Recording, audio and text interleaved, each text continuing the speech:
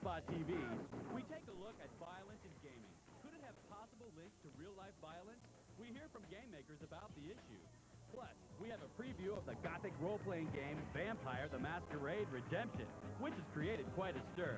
And everyone loves the long ball. Earn the admiration of others with our Triple Play 2000 strategy guide. So stick around. It's game time.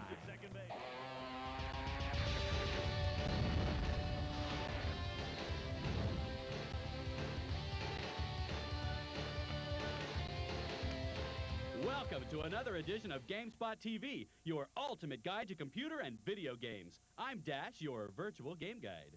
Violence in games, especially in first-person shooters, has always been a controversial topic. And in the wake of the recent high school shootings, the game industry has received its harshest criticisms yet. So, should violent games be held partly responsible for the tragedies, or are they being used as another scapegoat? We examine both sides of the debate in this week's Spotlight.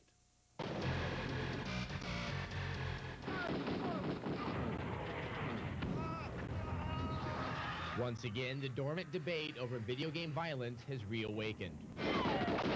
The issue revolves around the concept that violence in games translates to violence in the real world. Last April's massacre at the Littleton, Colorado high school fueled an anti-game violence campaign. Some politicians believe that killers Harris and Klebold got the training they needed to commit the massacre from playing the computer game Doom. In another school shooting in Kentucky, first-person shooters like Quake and Redneck Rampage were blamed as to have allegedly trained a freshman to be, quote, an extraordinarily effective killer. Of course, these allegations did not sit well in the gaming community. It's very easy to attack the video game business. We're a new business. We're rapidly growing. We don't have the kind of political connections of the NRA or the movie business. Some TV shows have used Sega's arcade game House of the Dead as an example to show how violent video games have become easily accessible to young children. Sega's president recalls one such show. During that show also, if I recall, one of the reporters said that, you know, a 5-year-old child can come in here and play this game. I don't think so. A 5-year-old child can only get in there with the parent. And so where is the parent? So in some deeply troubling cases... And the debate has reached the top. Recently, President Clinton addressed an organization's concerns about the effects of video game advertisements on young children. So we ought to think twice about the impact of ads for so-called first-person shooter video games, like the recent ad for a game that invites players to, and I quote, get in touch with your gun-toting, cold-blooded murdering side. We think we can probably do a little bit better job in some of the kind of print ads that we see.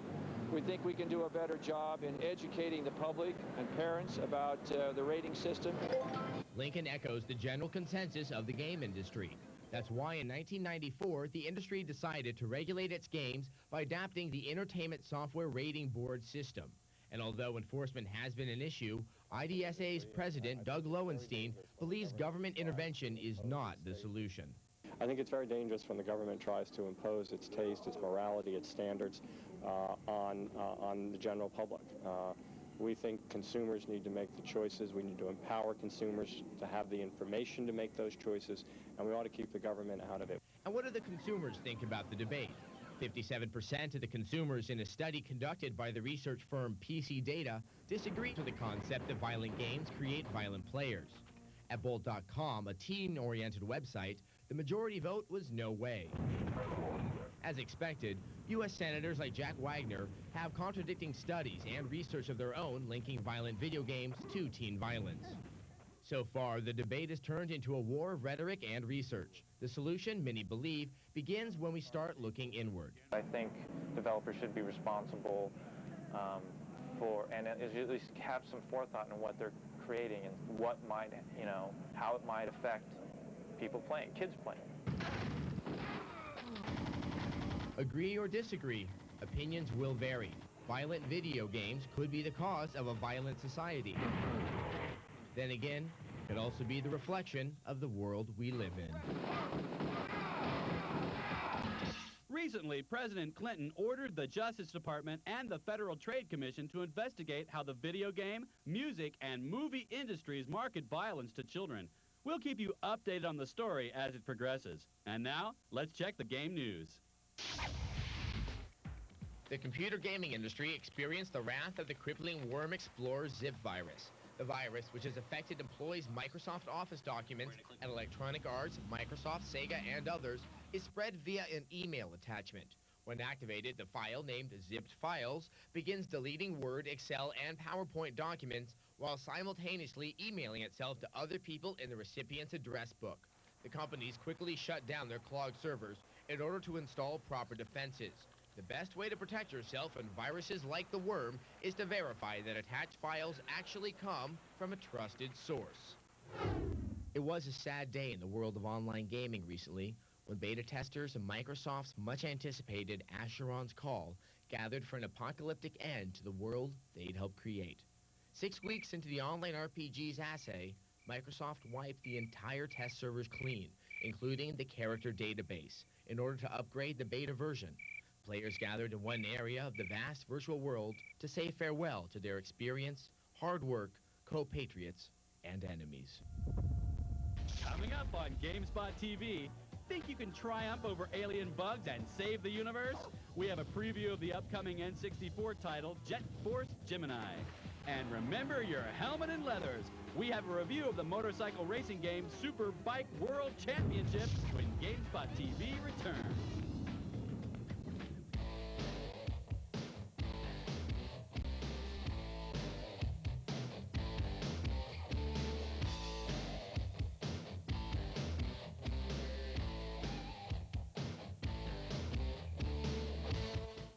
Put a nickel in a pickle, buckle in for a tickle. Clap your hands, stomp your feet, and shout hooray! Hooray! Play-Doh presents Treehouse TV's Tansy and Roosevelt, and they're coming to play. Treehouse TV's lovable hosts are traveling across the country, and they're coming to a city near you with their live interactive show, Playing Under the Sun. Photo proceeds in support of Parents Helpline.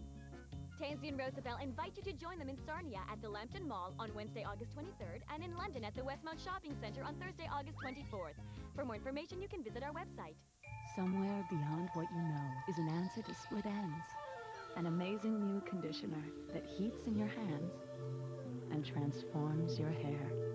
Self-warming split end repair from Thermosilk.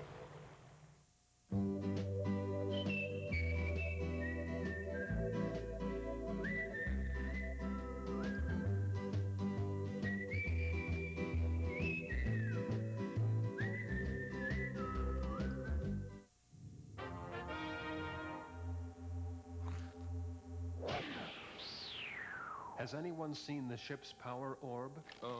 We'll go look for it. Captain, I found it. There's no time for that. Look at this.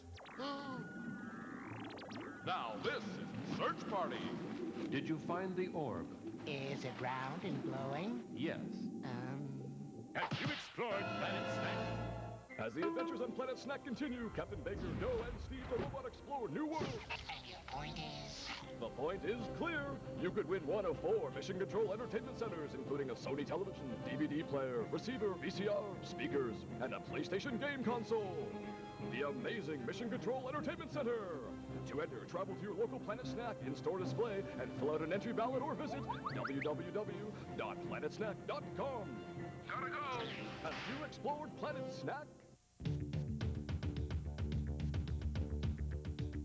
Welcome back. When it comes to consistency of quality, Rare sits atop a rather small heap.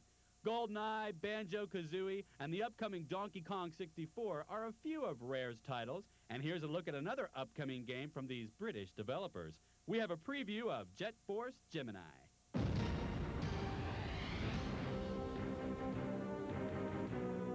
You may recall those days when 8 and 16-bit games focused more on blasting a lot of enemies. Well, Jet Force Gemini from Rare and Nintendo may bring back the magic for the N64. The game comes from the same development team that made Diddy Kong Racing and Blast Corps. You're a member of a team of operatives known as Jet Force, and you're set to stop some unpleasant invading alien bugs. The game plays in areas where a certain number of enemies must be obliterated before exits open that allow you entry into a stage. The game itself is made up of 120 stages. Early on in Jet Force Gemini, one of your tasks is to find parts of Floyd the robot, who will allow you access to a two-player co-op mode where the intensity of the action and a number of enemies will increase accordingly. Look for Jet Force Gemini late this summer. Blowing up alien bugs and saving the world sure can be fun. And where else can you find a robot named Floyd? Our next game may not have alien bugs, but I guess you don't need that in a motorcycle racing game. All you really need is speed! You'll definitely find that in our Superbike World Championship. We have Virgin Interactive's Superbike World Championship on the grill. You might expect Superbike World Championship to be just another arcade-style racer, a fun, flashy game with nothing in common with the sport it simulates. Fortunately for motorcycle enthusiasts, this game is a winner. There are 5 bikes to choose from, and each is evenly matched, but offers a slight variation in instrumentation, engine noise, and color scheme. Players can also modify their bike chassis, transmission, suspension, and tires for optimal performance.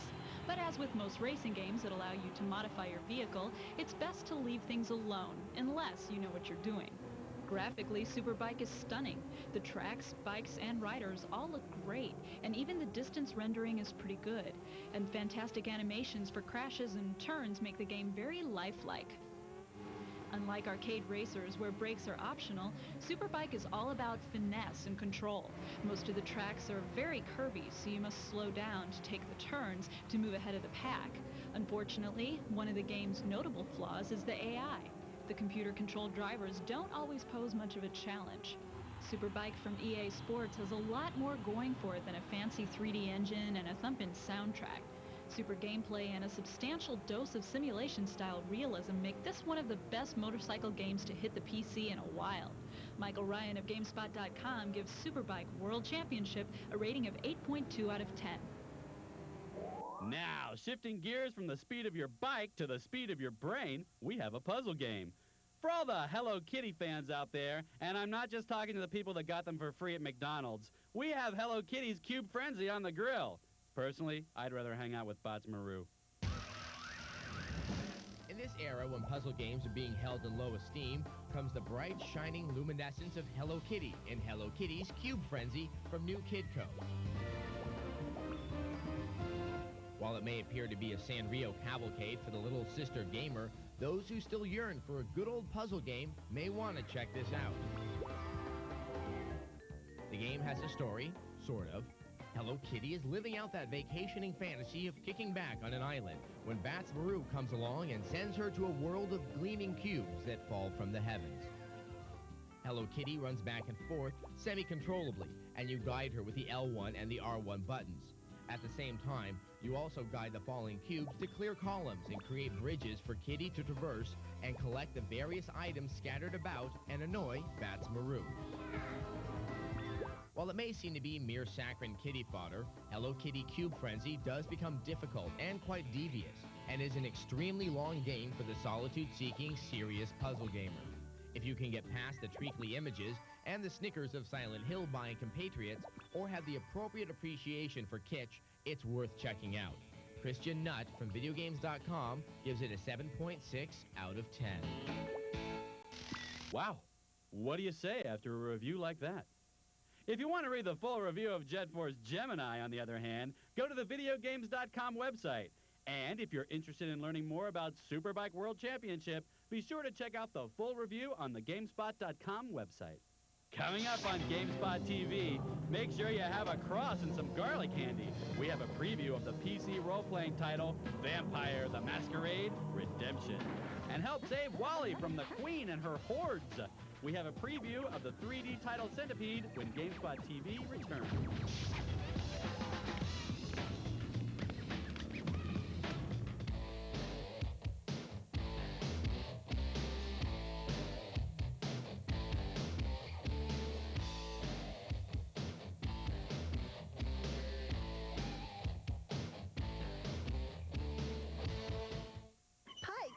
Trikes should watch for tykes.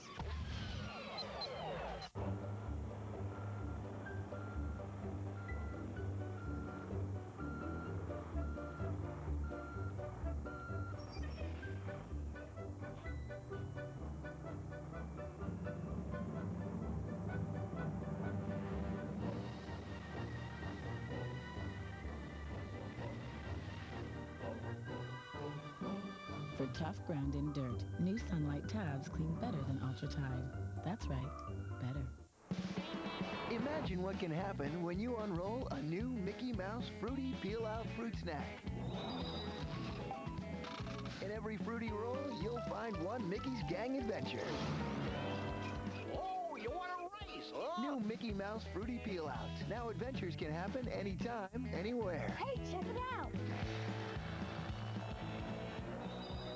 For even more fun and adventures, there's new Winnie the Pooh Fruit Snacks and Princess Rolls, too.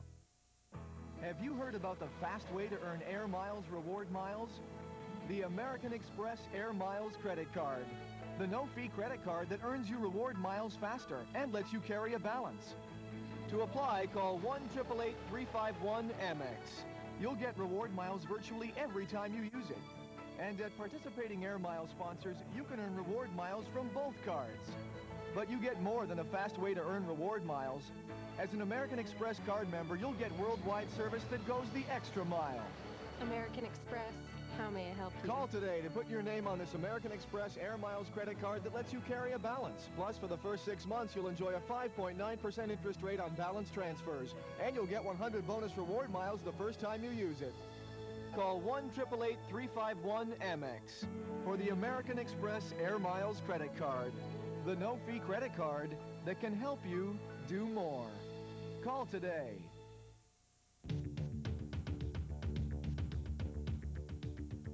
Welcome back. From Bram Stoker's Dracula to Anne Rice's Lestat, vampires have intrigued people with their immortality and lust for blood, not to mention their rugged good looks.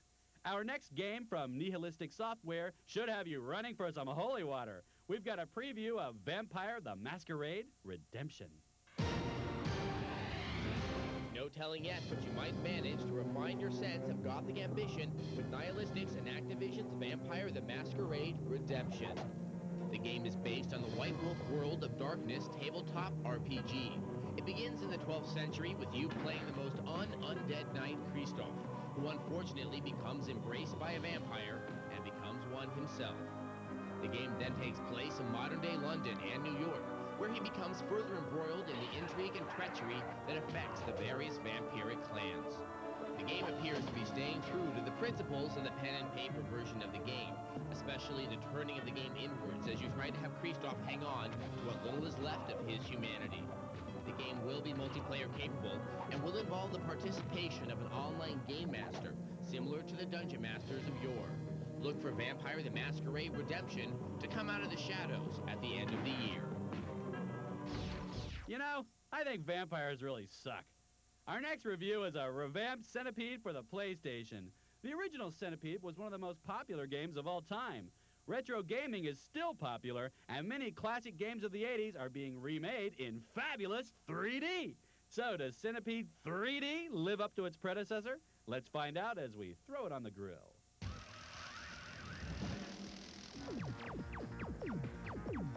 When it comes to gaming nostalgia, Centipede ranks up there at the top of the memory heap, so it should come as little surprise that a 3D update of the game has arrived on the shelves. It should also come as no surprise that it just doesn't have the magic of the original, although it can stand on its own. This time around, Centipede comes with a story. You play Wally, who must pilot the shooter to save you and your fellow wee people from the Queen Pede and her vile hordes. And also in this updated version, you have better tricks at your disposal. You're able to upgrade your main cannon, fire secondary weapons, and use shields. At its heart, though, this is still the same game as before. You turn centipedes into mushrooms, blast spiders, and try not to touch anything dangerous. The game's controls are a little different. You're now able to roam around the entire 3D environment, and the game engine makes strafing very easy. The graphics in the game are adequate and only really come into their own when you play in the close-up view. The music is nothing to scream about, yet the sound effects are carried over from the original game. Centipede also includes a port of the original game, but it suffers by comparison. The graphics are worse and the frame rate is low. What Centipede teaches us is that nostalgia gaming is about vector graphics and a simple control scheme. It feels as if Centipede has latched itself onto extinct gameplay that has taken what could have been a great shooter into the hollow of mediocrity. Ben Stahl from VideoGames.com gives it a 5.3 out of 10. Those centipedes really make my skin crawl. Is anybody else in here itchy? Well, anyway, here's a trivia question for you. The celebrity spokesperson for the Intellivision system was... Who is George Plimpton, of course? I'll take whoopee for 1,000. This next review is for all those classic gamers out there. We have Intellivision Lives on the grill. I bet it's great doing all those Intellivision commercials. Do you have warm, fuzzy memories of the Intellivision and its 16-directional disc pad controller? Intellivision Lives from Intellivision Productions is a travel back to the days before the Atari collapse and 3D cards. Back to the days of pure gameplay and the Blue Sky Rangers. Included on the CD is all the information you would ever want or need on the Intellivision, its hardware, its developers, and Mattel Electronics. Intellivision Lives features 75 different playable games, all of which are completely stable and work equally well on low-end PCs or P3 450. The sounds, while not ultra-modern 3D audio, exhibit the same clean-cut quality as the graphics. They're loud and clear. The games have held up quite nicely over the last couple of decades, and the blocky graphics have aged well and maintain a certain charm. Introducing Burger Time, the home video game where you're a chef. Overall, Intellivision Lives is a well-balanced package that contains a great deal of history, personality, and classic games.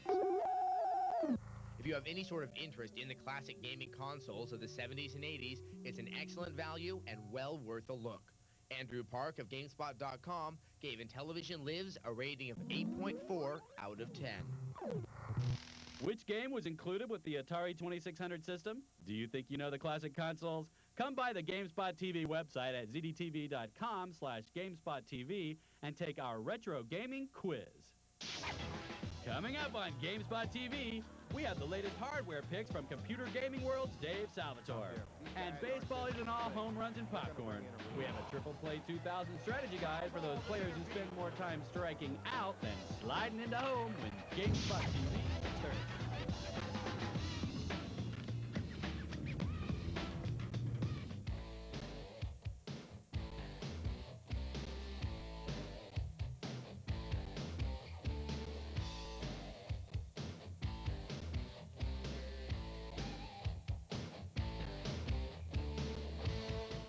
The knee of Lydia McGee is shaped like a bonsai tree. Change photo finishers. What's the point? Oh, who's hungry? For truer colors, look for a Kodak Image Check store. Give me one good reason I should change photo finishers.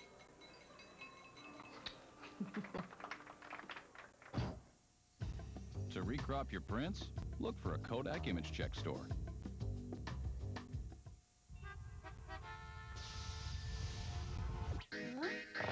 Oh, yeah. Come on. Let's go. Feeling the heat? Let Kool-Aid take you back to cool.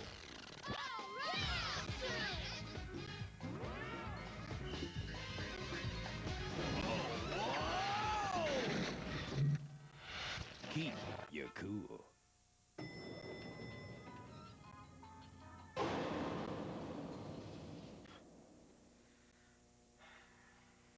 Whoa, this is really bringing me down. And what's gonna happen now, right? It was in this little box, man, this little box. They're gonna gas us. That's what they're gonna do. The gas will be pumped in, and that's it for us. It's the man. He knows. I can't breathe. My eyes are burning. Oh, I can't see. This is it.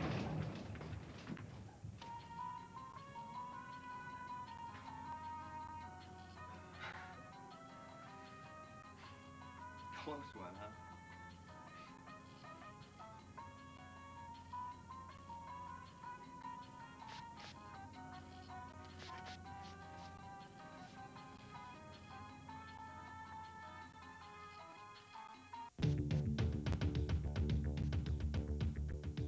Welcome back. Hey, have you ever played with magnetic planar technology? You haven't? Well, Dave Salvatore has. I'm hinting, of course, about what's in today's Game Gear.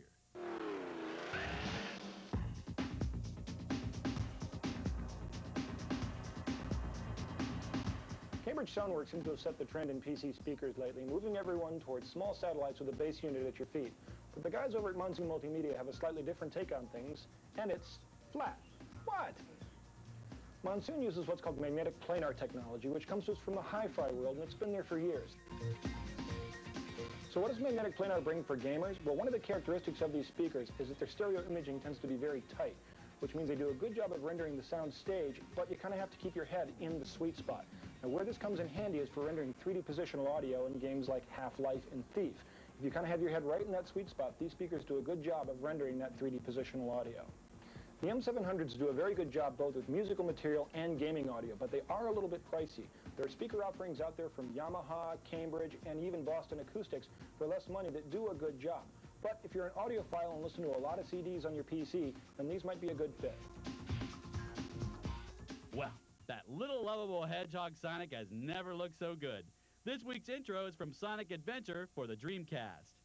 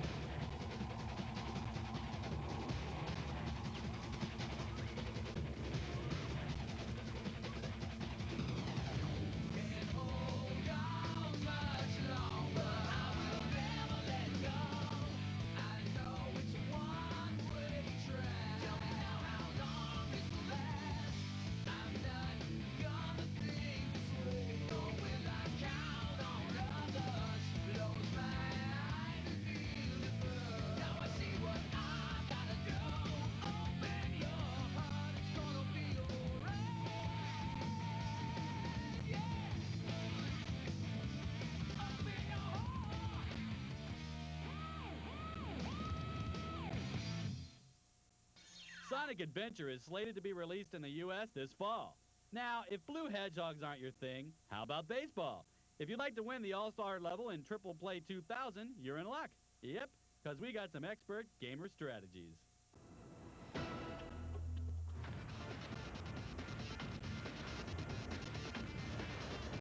So, you think you're the man? The big kahuna of video game baseball, huh?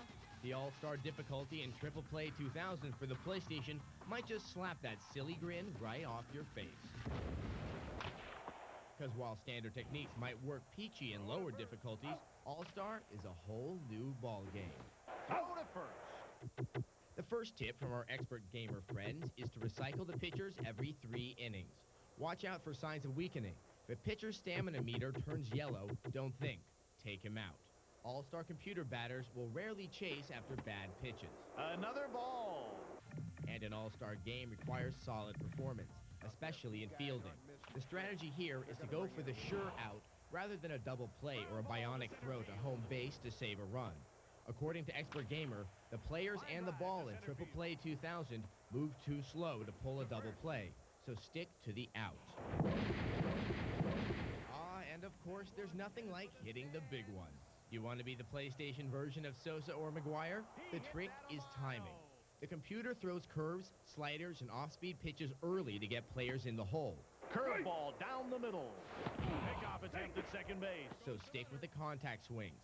Once it gets behind, the computer tends to pitch the fastball. This is the time to pull out the power swing.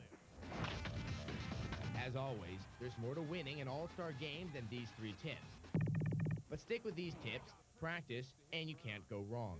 You won't get a shoe or a hamburger deal in the process, but what the heck, you can pretend. It's going, home run! With that strategy guide, you will definitely see some improvement in your game. Do you have a gaming question or a cheat to share? Visit our GameSpot TV website and post your comments on our message board at www.zdtv.com/GameSpotTV. That's it for today, folks. But remember, when you think you're playing too much, play more. See ya.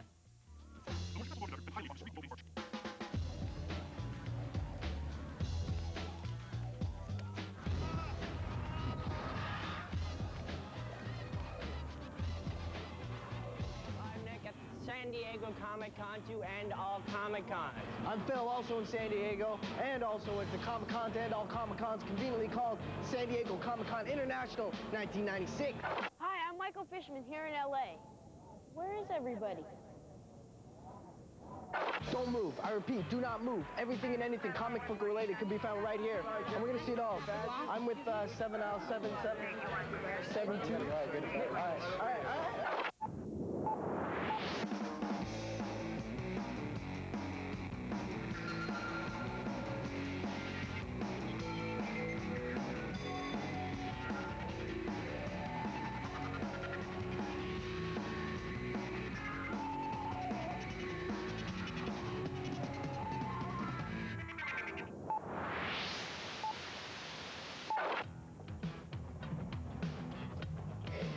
Even if you've never been to a comic convention, you've probably driven past one. And even if you're not particularly interested in weaving through crowds of thousands of people, you gotta appreciate something that brings this many people together. Speaking of this many people, what's the maximum weight capacity in this room anyway? What does it take to get all this together? Lots of planning. I'm David Glanzer, and this is the 27th Comic-Con International in San Diego. Comic-Con is a non-profit organization. We have a mission statement that includes trying to advance the popular arts as far as comic books and comic art is concerned. It is a lot of work, and it's also a tremendous amount of fun.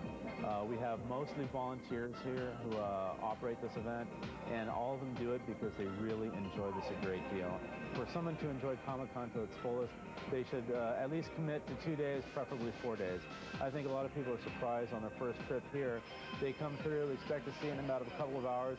They look at their watch and realize 8 hours have passed, and they still haven't seen but, you know, maybe a fifth of it. And you can see, I think, by all the activities that go on here over the 4 days, that everybody seems to have fun, too, that comes through the door. So it's really worth it. Now, you can't have a convention without a legend. Will Eisner has been helping define the comic book world for over 50 years. The comic artist today deserves recognition in the literary marketplace of a society.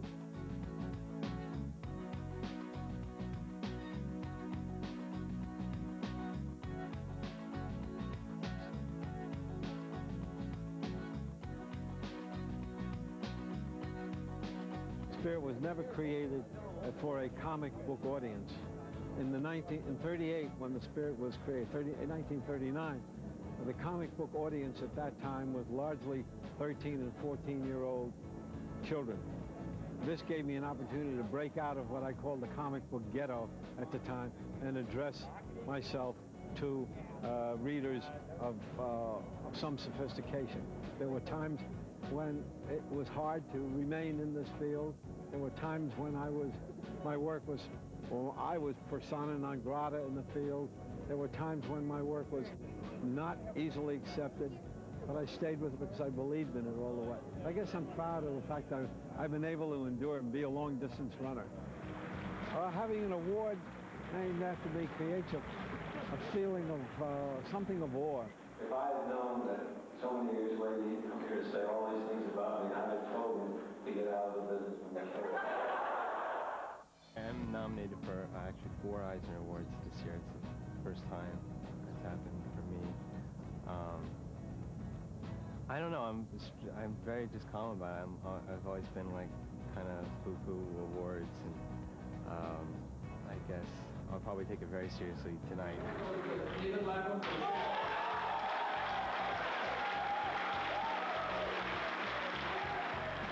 Because I've always associated awards with having been named after somebody who is dead. So I'm a little surprised by it. Now you've seen one of the faces behind this great event, but people don't just show up to the convention looking at comic books. No, they show up also to meet and greet their favorite artists and writers. For example, Garth Ennis, creative Preacher and Bloody Mary. X-Men. San Diego's different, I suppose just because it is the biggest convention. It's beyond anything that I've seen in Britain. I'll be back at 4 o'clock. Well, Preacher is the story of the Reverend Jesse Custer and a search for God. God's missing from heaven on earth. Jesse found this out when he was possessed by Genesis, which is a curious spiritual entity, the offspring of an angel and a demon. And it's given Jesse the power of the Word of God, which is the power to be obeyed as if he was in fact speaking the Word of God. A lot of people think it's strange that there's like a Brit and an Irishman working on such an American story for an American comic book. But we've had a lot of American movies over the water over the past 50 years, and it's been a big influence on the process that led to the development of Preacher really began when Steve and I were working on Hellblazer for Vertigo. We had a pretty successful run on that, and Vertigo wanted us to do something else. So we had a bit of a think about it, and I eventually came up with the idea for a kind of a contemporary Western, a very gritty, extreme kind of book, but also a very funny one too. Preacher is certainly, I think, influenced a lot more by a lot of contemporary novels and movies rather than what's been seen before in comics, which is maybe why a lot of people have sort of seized on it as being kind of fresh. I know that Steve is going to do the best job he can interpreting the script, and in return he knows that I'm not going to ask him to draw anything too ludicrous or ask the impossible. which is handy. I don't like drawing the impossible. It is impossible. Indeed. You know what's really weird?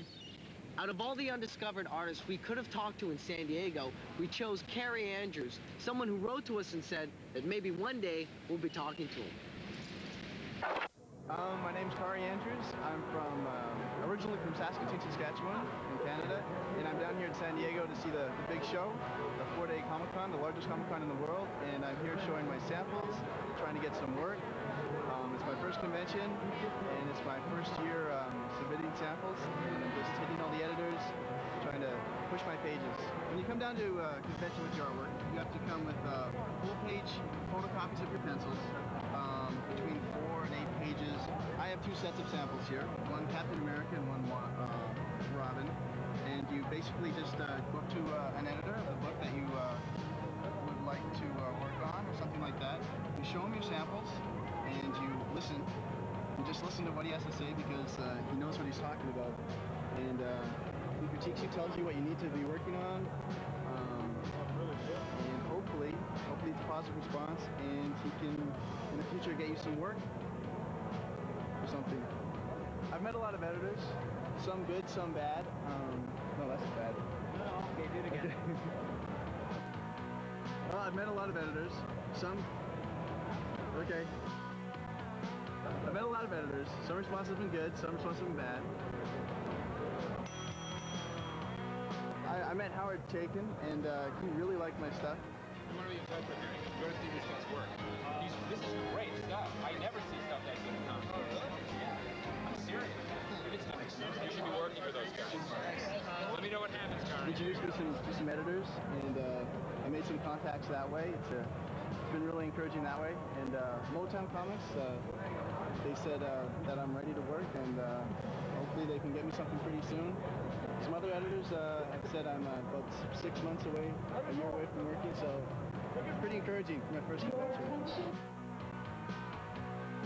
My ultimate dream job is just to have fun doing what I want to do, and that's drawing comics. Okay, on this week's anti-gravitational poll, the most profound question we've ever heard in our lives, and it sounds like this. What are you doing here? Buying comic books. I'm here in San Diego because there's this huge comic convention on. It's about the 5th or 6th time I've been, and it's the place to go if you want to go to a comic convention. Basically, to meet the people that, talk to the media. Yeah, talk to you. Otherwise, how would I get to meet you, It's not like we hang out at Stop and Go or something, Well, I wish I was on the beach, but I'm at the convention. There are 30,000 people that show up each year. We're losing our voices, actually, Yeah. I think, but we're promoting our work. We're selling the books. We can't eat them, so we got to sell them. Oh, it's a great place to come to. biggest convention in America. I'm here trying to like sell myself, and that's not like the most fun part. I'm here to buy comics. I'm here to meet with people who read the book and maybe like it. Shopping, walking around, having fun, getting pictures taken with the Beetleborgs, you know, so hooking up with the big Voodoo. We're gonna go see Voodoo in a little bit. My best advertisement is word of mouth, so you got to rock and roll with the, you know, with the kids. Well, how about that question? What a research team.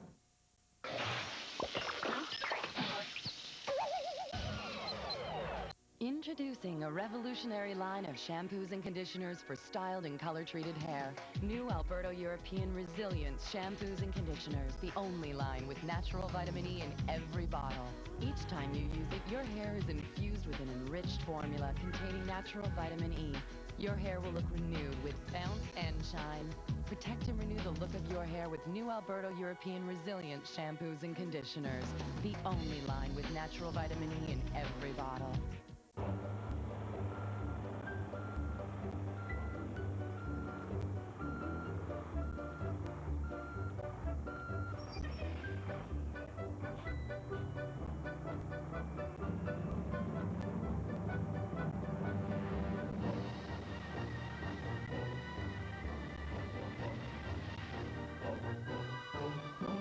For tough ground and dirt, new Sunlight tabs clean better than Ultra Tide.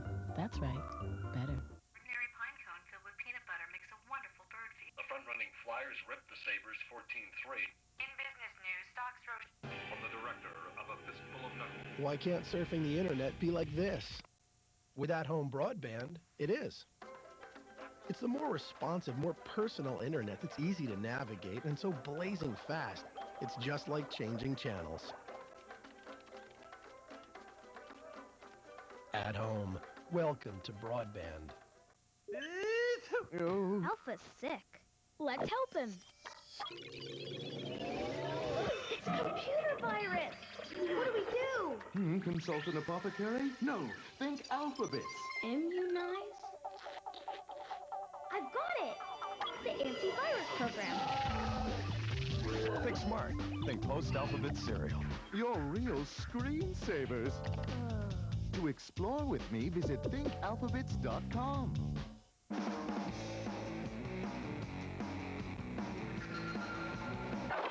No, you listen to me, Harry. All right? You gotta get me back on Roseanne. You got me out here in the middle of nowhere. No, I'm not at the convention. Look, are you happy being my agent? Hi, guys. Yeah, like I told you, you have to get me back on the show real soon. Do you ever wonder how comics get from the artist to the store? Well, so do we. Nick got talking to the people at Diamond Distribution, and this is what they had to say. Okay, folks, I'm here with Dan Manser. Now, he works with Diamond comic book distributors. Now, Dan, what's the main reason for Diamond being at this comic show? Well, we're basically here to promote comics in general.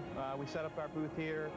We work with a number of publishers, and when a fan or retailer comes into their store, the place they're getting comics is from Diamond. We pick them up with the printer and we get them to the store so people can get them every week. What is Diamond? Well, basically, we're a company. We distribute comic books to retailers, and that's the comic books that get into the customer's hands. We work with a number of publishers and vendors, and we were established in 1982 by Steve Jeppy, who's a big comic collector. We distribute like things like Wizard, Acclaim, Dark Horse, DC, and Image, and we distribute them exclusively to the comic shops. We're working on a 188 comic shop locator service number, which any customer can call. The number is 888-266-4226, and they can call and they can basically find a comic shop in the area. Now, what was that number? That's 188-266-4226 for you at home. Basically, you got to wear comfortable shoes, especially here in San Diego, because it's huge. You want to come with a want list, because you're going to be searching for a million things. You're going to see a million back issues back here. And you better come with a plan as far as the writers and artists you're going to meet, because there's tons of them here. That number again is? 188-266-4226.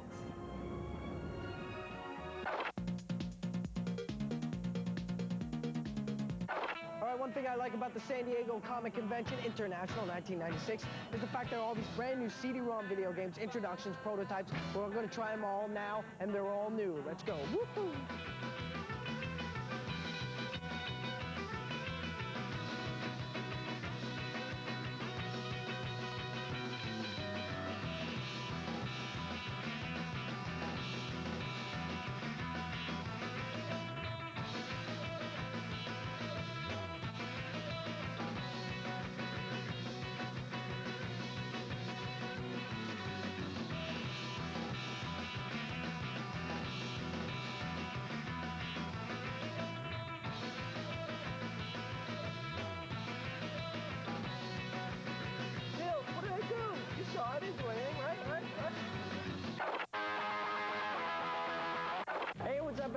welcome to Comicopia, my weekly review of comic books. This week I have a very special guest with me, Kevin Smith, director of Clerks, Mallrats, and as I know him, Silent Bob. Now, the first book we're reviewing is Captain America, drawn by Rob Liefeld. Kevin, what do you have to say about this? To kick Mark Waid off, to put Liefeld on, they wanted to make Cap the superhero. They've turned him into a super zero. This is Cap with a bigger chest than most of the girls in the Chrono Comics booth. This is just not happening. There's zero backgrounds. There's zero story. We should be fair. It's an uncompleted issue. It's not ready yet. There's no dialogue balloons or anything, but you can pretty much gauge what's there, and what's there is not much. Totally. Rob Liefeld, you're a nice guy, but this kind of bites. So I have to give this like 1.5 out of 5 Gs on the anti-gravity scale. Next up, we have Batman Grendel, crossover book. It's very cool, by Matt Wagner of Grendel. Kevin, what did you think of this? This is a tremendous book. This is what comics is all about. It's exciting, it's educational, it's well written, and God is it beautifully drawn. Beautiful, man. It's Batman meets one of the most immortal characters of independent comics the last 10 years, Grendel. This time the Grendel Prime. Fantastic book. Now I understand you particularly liked it. You bought a lot of the artwork of this? I bought a lot of original artwork, you know. It's like Matt draws really well. He draws a real cut Batman. He's got a huge chin. It's fantastic. It's a great book. I gotta give it like 4.5 out of 5 Gs on the anti-gravity scale because it's just so good. I give it the 5 Gs all the way. Oh, man. This book is a hit on a stick. All right, well, thanks a lot, Kevin. Thank you. See you around, Enjoy man. the con. So far, the San Diego Comic-Con is everything I expected it to be. I haven't seen Phil in a while, though. Hope he's all right.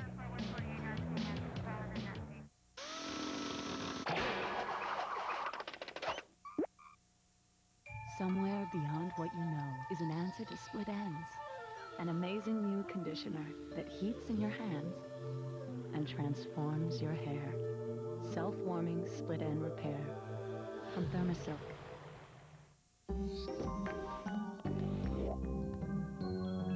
With its perfect blend of amazing tastes, Reese is so much more than peanut butter and chocolate.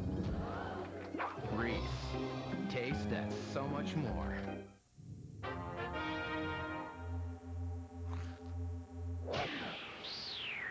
Has anyone seen the ship's power orb? We'll go look for it. Captain, I found it. There's no time for that. Look at this. Now this is the search party. Did you find the orb? Is it round and glowing? Yes. Have you explored Planet Snack? As the adventures on Planet Snack continue, Captain Baker, Joe, and Steve the robot explore new worlds. And your point is? The point is clear. You could win one of 4 Mission Control entertainment centers, including a Sony television, DVD player, receiver, VCR, speakers, and a PlayStation game console. The amazing Mission Control Entertainment Center. To enter, travel to your local Planet Snack in-store display and fill out an entry ballot or visit www.planetsnack.com. Gotta go. Have you explored Planet Snack?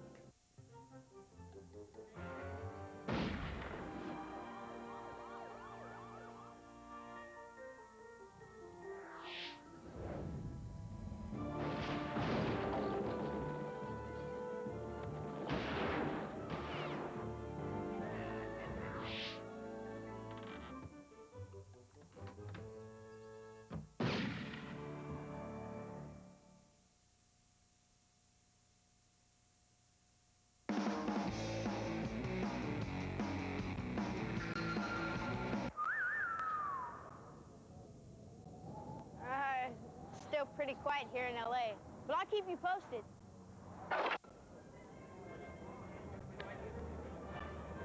All right, I'm here to sign some autographs. Hey, I'm Phil. How you doing? Where is everybody? Where's Nick? Ladies and gentlemen, we have an interviewee who has been lost in the convention center for 90 minutes. Set up a perimeter. The average walking speed is 2 feet per minute. Your interviewee's name is Mark Silvestri. He's associated with Top Cow and Image Comics, medium-build comic companies not as big as Marvel or DC. Go get him. You're Mark. Silvestri. Hey, you're good. You're a little too good. Obviously, you've been to a couple. I've seen of these enough, things. yeah. Talk about coming to the convention. How important is it for a company this size to get here? Well, it is very important. Obviously, San Diego is the biggest convention of the year. San Diego and Chicago are probably two most important shows that we go to. San Diego is obviously the place to go. You know, it's fun to meet the people that buy your books. You know, it really is. It's fun to get the feedback from them. It's fun to talk to them. I mean, these guys are great. All the fans are great. They come in, they want to know what you're thinking, and I want to know what they're thinking. And believe it or not, we actually take their word and we bring it into the comics and their advice. A lot of these guys have great opinions of the characters. They love the characters. We want to hear what they want to see the characters doing. We have a massive crossover between Top Cow and Marvel coming out for December. Watch out. Big news right there. And it's going to be beautiful. It's 8 issues. It has one story snaking through all 8 issues. It's not just one of those deals where, oh, gee, okay, Wolverine happens to be running down the street and he gets a bruise on his toe and one of our characters goes and helps him out. It's not like that. It's a real story that affects the continuity of both Marvel and Top Cow from that point on to the whole future. So any advice for, say, first-time conventioneers? Just come in and have a good time. Spend some cash. That's part of the fun. You come in here and you buy comics, you buy original artwork, you meet with professionals. Come out and see these guys. Yeah, it's fun. All right, well, thanks for talking to us. Enjoy the show. Okay. Yeah, you can go now. And now, the artists. Hey, hello to the Anti-Gravity Room from the Block Party, Harris Comics, Event Comics, and Crusade Entertainment. So what's going on with Harris Comics? Harris Comics, we're publishing Vampirella. We've got a big Vampirella miniseries that's on its way right now called Vampirella Death and Destruction. Brilliant artwork by the one and only Amanda Connor. Amanda!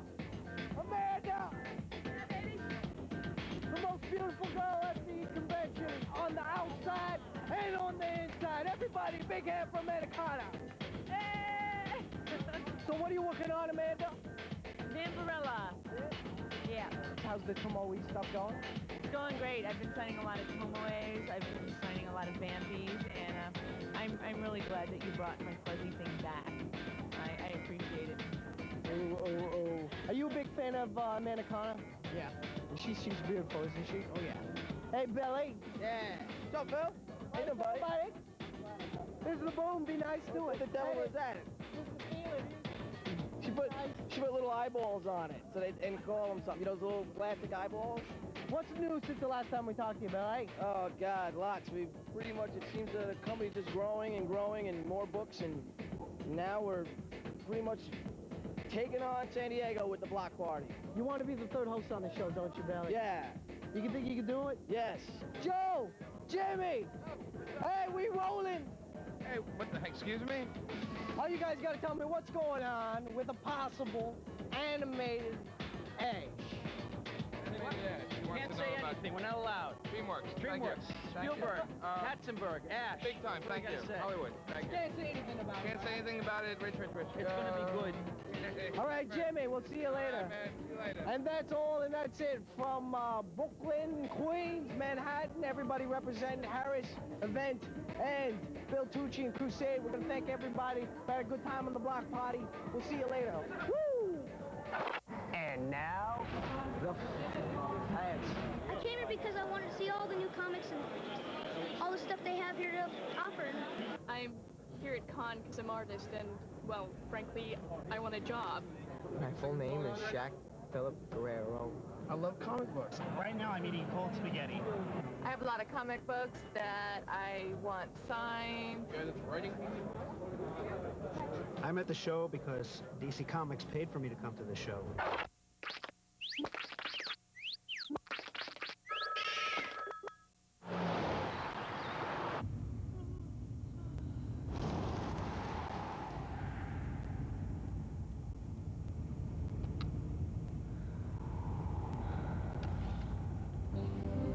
When you wake up, you will believe the following. I like football. I like watching football on television. I can't get enough football. The comfortable Accord sedan from Honda. It's one powerful car.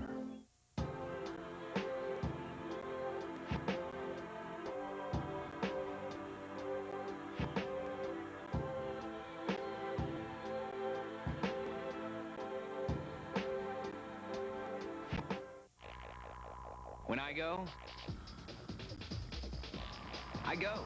I get in the zone and everything gets left behind. So I want an antiperspirant like this one. High Endurance Red Zone. It's new. The strongest wetness protection Old Spice has ever made, just for guys who sweat big. High Endurance Red Zone absorbs in the skin to help stop odor and sweat where it starts. Satisfaction guaranteed. Or call 1-800-PROVE-IT for a full refund. Come on, take a dry run in the Red Zone. Antiperspirant for intense people. If I could see my clients every day, not only could I keep track of their love lives, This girl, Nancy, she's beautiful. She's smart. I'd promise they'd never see another flake of dandruff. But since I can't see them every day, I tell them, use Head & Shoulders every time they shampoo to help stop flakes before they even start. And Head & Shoulders leaves hair beautiful. Looks great. Nancy's gonna love it. It's daily dandruff care for beautiful hair. I think I can. I think I can. I think I can. I think I can. I think I can. I think I can. I think I can. I think I can. I think I can. I think I can. Never eat a Jolly Rancher near the little engine that could. Big fruit flavor!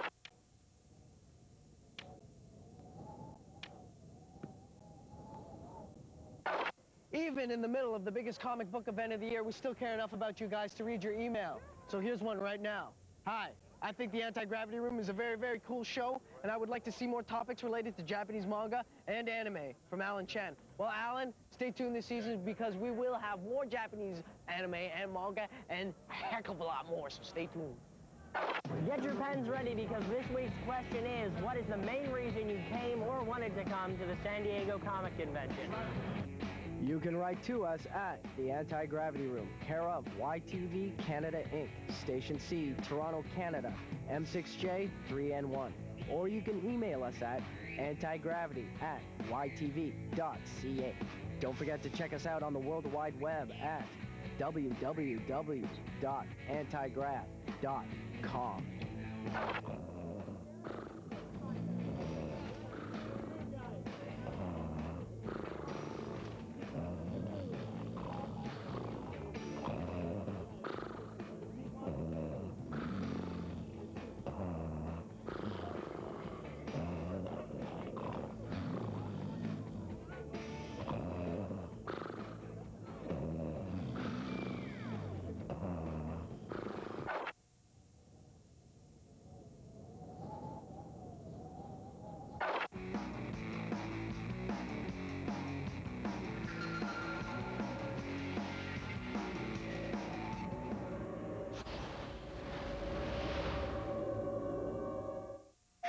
Welcome everybody to this show, Who Wants to Be a Millionaire? Who wants to be a millionaire? I can't. Is that your final answer? Who wants to be a millionaire? Selling series in the history of the PlayStation.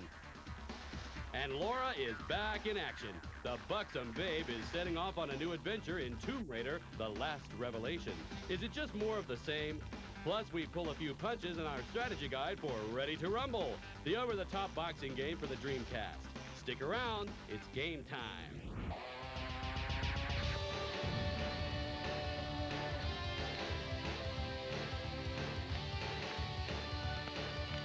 Hi, I'm Dash, and this week on GameSpot TV, we turn our spotlight on the third-person action genre. From Lara Croft to Oni and Indiana Jones, this genre has attracted a huge audience. So why are these games so popular?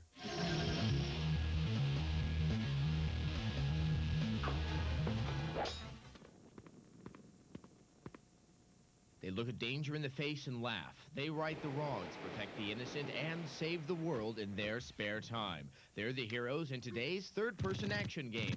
There are many, and it seems that the genre is growing thanks to a spunky British lady. Yep, you guessed it.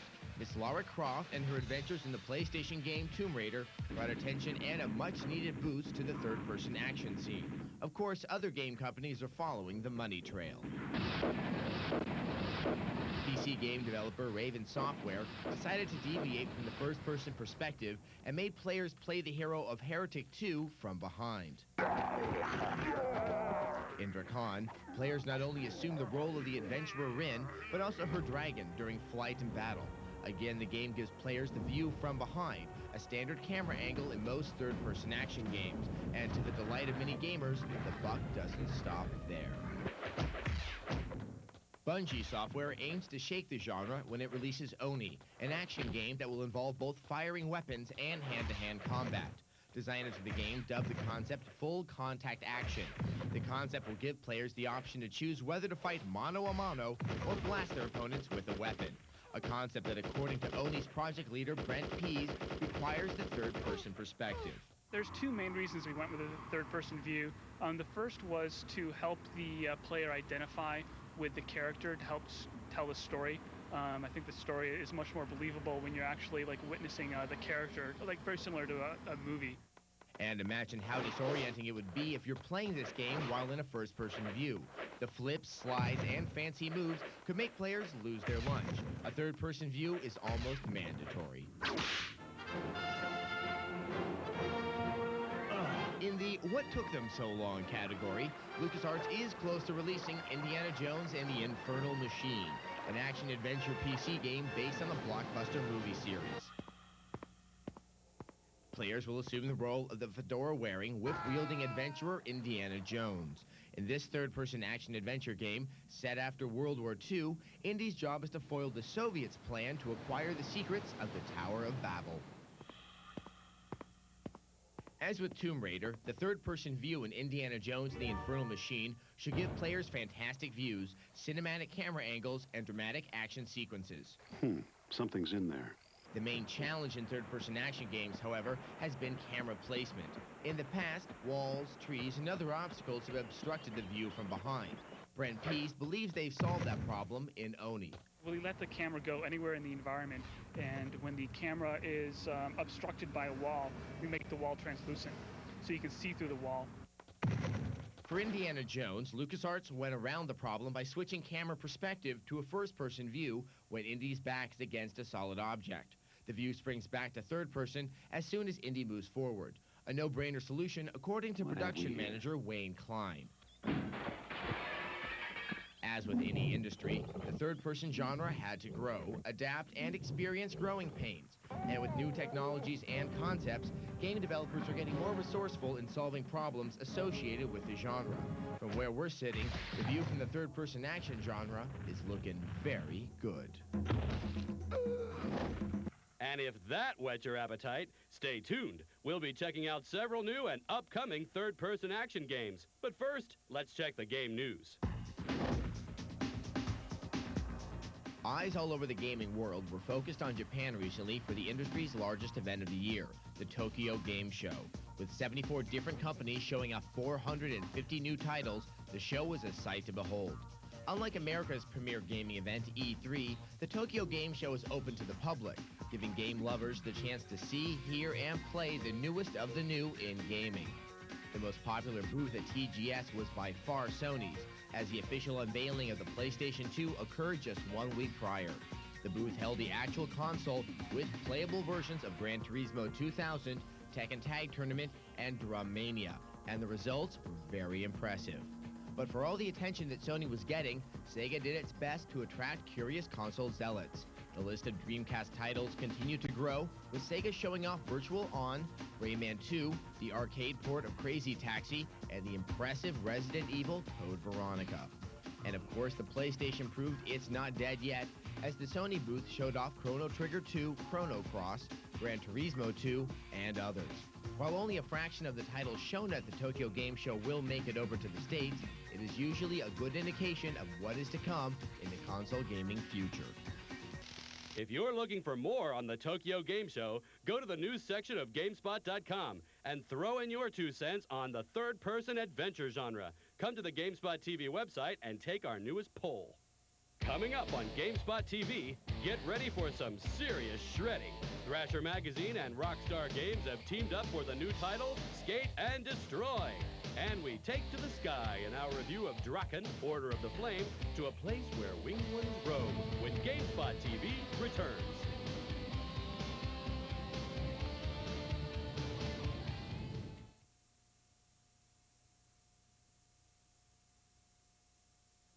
Number 7A, the cure for homework.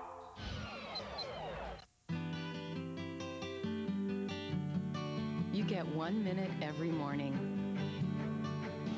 1 minute when your goals are all within your reach. You push forward, knowing nothing will hold you back. Introducing new Minute Maid Premium Low-Acid Orange Juice from Concentrate. With less citric acid, you can enjoy as much as you like. Minute Maid. Squeeze every minute. Congratulations! You finally made it. Thanks. So, you got your whole life ahead of you. What are you gonna do now? Well, thought about working. Looked into retirement. Looks good. Gonna play a little canasta, shuffleboard, golf, eat a little shellfish, salsa Saturdays, bingo Mondays. I'm retiring. Want a step you can really skip? New Cascade Complete helps you skip scrubbing and rinsing. Finally, skip the sink, because food's dissolved away. Where'd you get that sweater vest? New from Cascade. Cascade Complete. Skip the sink. They say the secret to success is to pick one thing and give it your all. But the more things I do, the better I get at everything. Introducing new Olay Complete Radiance, a foundation that does as much as you do. With lightweight coverage, Olay Moisture, UV protection, and oil-absorbing powder, all in one, for a radiant finish. A mom, a wife, an editor. Who says you can't have it all? Also try Complete Radiance Compact Foundation. Ready? Let's do this.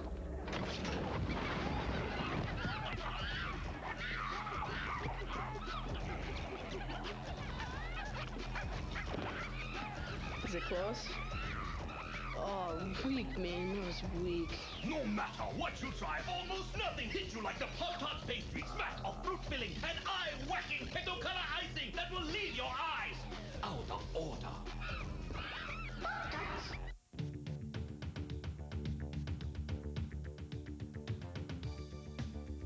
Even as I extol the virtues of gaming, I must admit I still have fond memories of the simpler days of play, like making my Hot Wheels fly off stairways and inspecting the damage.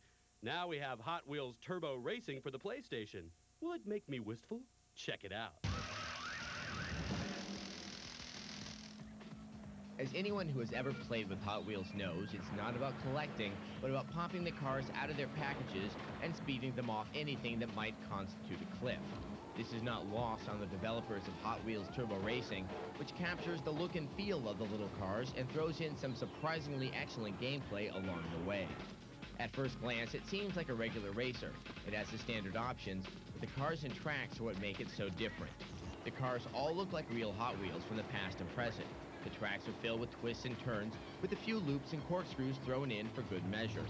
Many of the tracks look like actual Hot Wheels tracks and are kept interesting with shortcuts and big jumps. The big jumps aren't just for show. Once you catch air and you can pull off crazy stunts, and the better the stunt, the more turbo boost you earn. The physics of the game make pulling off the stunts a real blast. Graphically, the game does a good enough job. It could have been faster and cleaner, but it gets the point across and doesn't detract from the gameplay. Sound effects are filled with all types of tire squeals, engines, and explosions, and the choices of music is a nice touch. Hot Wheels Turbo Racing is almost destined to be dismissed due to its license, but the driving is great, and the stunt aspect gives it a skateboard-like feel. This is poised to be a sleeper hit. Jeff Gertzman from VideoGames.com gives it an 8 out of 10. If you're a skateboarder, then you know what Thrasher is. It's an old-school skate magazine that's been around since, well, forever. Now Thrasher is teamed up with Rockstar Games for Skate and Destroy.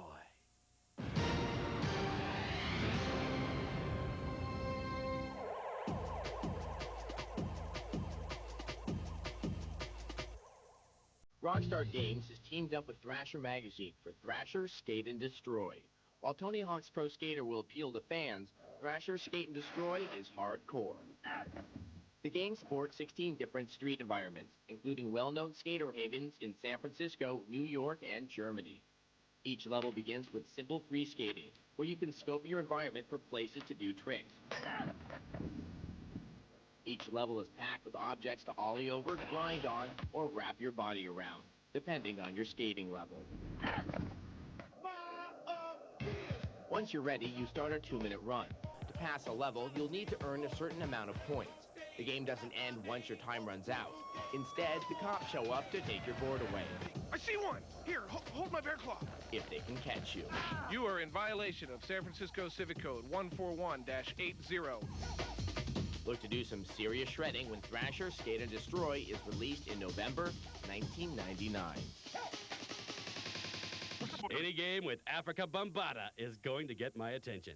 Now, while it doesn't have the avatars of Electro Draken, Order of the Flame, it does have a dragon that you get to fly around and burn troll things with. But is that enough to make it stand out from other fantasy fare? You awaken me, Herok, Bonded Dragon of Heron? Draken, Order of the Flame, is another fantasy game with dragons. But this time round, they aren't something to slay, but a companion to do your bidding.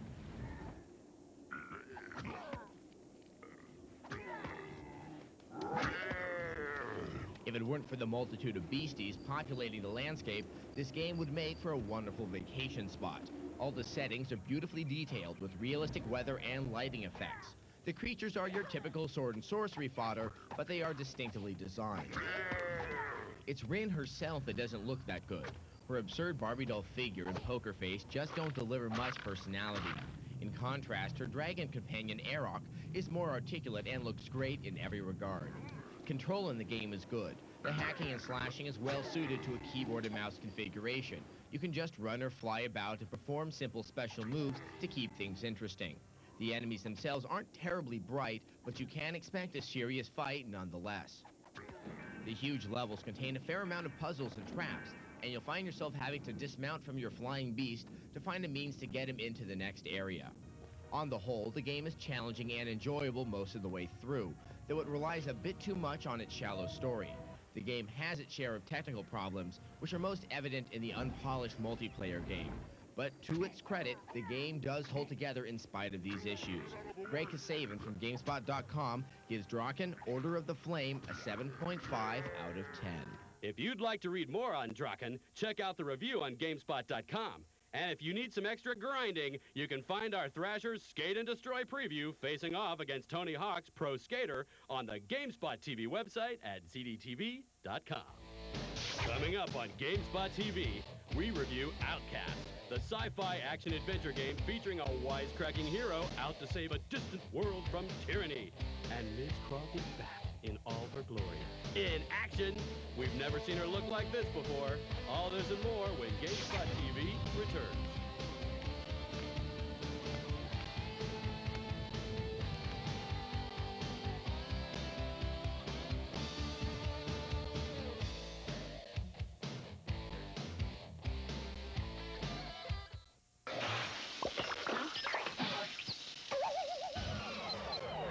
Clap your hands, stomp your feet, and shout hooray! Hooray! Play-Doh presents Treehouse TV's Tansy and Roosevelt, and they're coming to play. Treehouse TV's lovable hosts are traveling across the country, and they're coming to a city near you with their live interactive show, Playing Under the Sun. Photo proceeds in support of Parents Helpline. Tansy and Roosevelt invite you to join them in Etobicoke at Showway Gardens on Friday, August 25th, and in St. Catharines at Penn Center on Saturday, August 26th. For more information, you can visit our website.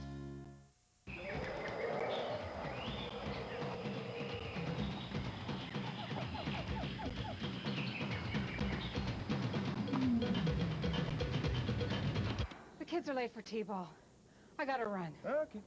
Could you do something about the yard? If you're not too busy. No matter what your idea of adventure is, there's a vehicle for you at Honda's Summer Adventure Event, like Canada's best sellers, the superbly equipped Civic Special Editions. Woo.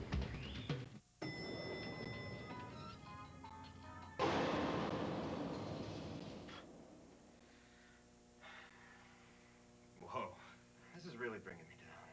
And what's gonna happen now, right? It was in this little box, man, this little box. They're gonna gas us. That's what they're gonna do. The gas will be pumped in, and that's it for us. It's the man. He knows. I can't breathe. My eyes are burning. Oh, I can't see.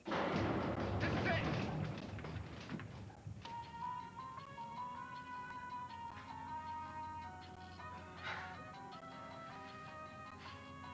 Close one, huh?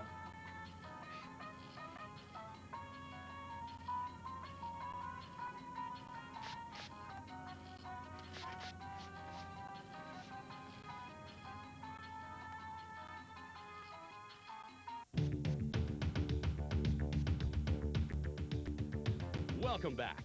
In keeping with the third-person theme in the show, Outcast, the new PC action-adventure from Infro Games, is sure to have players wishing they lived in parallel worlds. Outcast, the new action-adventure game from Infogram, may not do anything new, but what it does do, it does extremely well. And the result is a unique, interesting, and fun experience. You play Wisecracker Cutter Slade. You control Cutter with the arrow keys, and you control the camera view with the mouse. The control scheme takes some getting used to, but it works quite well. Well, let's count. I lost my crew, can't find the probe. My equipment is being used by the natives as rosary beads. And Cutter has been commanded to lead a group of scientists on a rescue mission to a parallel world, a la Stargate. Things go wrong, and Slade finds himself alone and defenseless in the strange new world of Adelpha. The natives offer to help, but only if Cutter agrees to save them from the tyrannical Pharaon. I would suggest that you stay here in Shamazar until you feel you are ready to travel into the other regions. The 6 regions of Adelpha are all very diverse, and the inhabitants are an interesting group. The majority have distinct personalities, and at first, players may find it difficult keeping up with all the alien terminology. Fortunately, the game keeps extensive notes for you. Many soldiers have been seen now that you are known to be alive. The use of sound in Outcast is great. Every character speaks, and the voice acting is quite good. In addition, the game's dynamic soundtrack is excellent. The bottom line is, while Outcast can be frustrating at times, it is just plain fun. With the spirit more in line with Adeline's Twin Sun games, Outcast presents you with a huge and interesting world to explore, which results in a very enjoyable time. Ron Doolin of GameSpot.com gave Outcast a rating of 8.6 out of 10. If you like fishing, or you don't like fishing, or you like playing fishing games anyway, pay close attention, because it's all in the casting.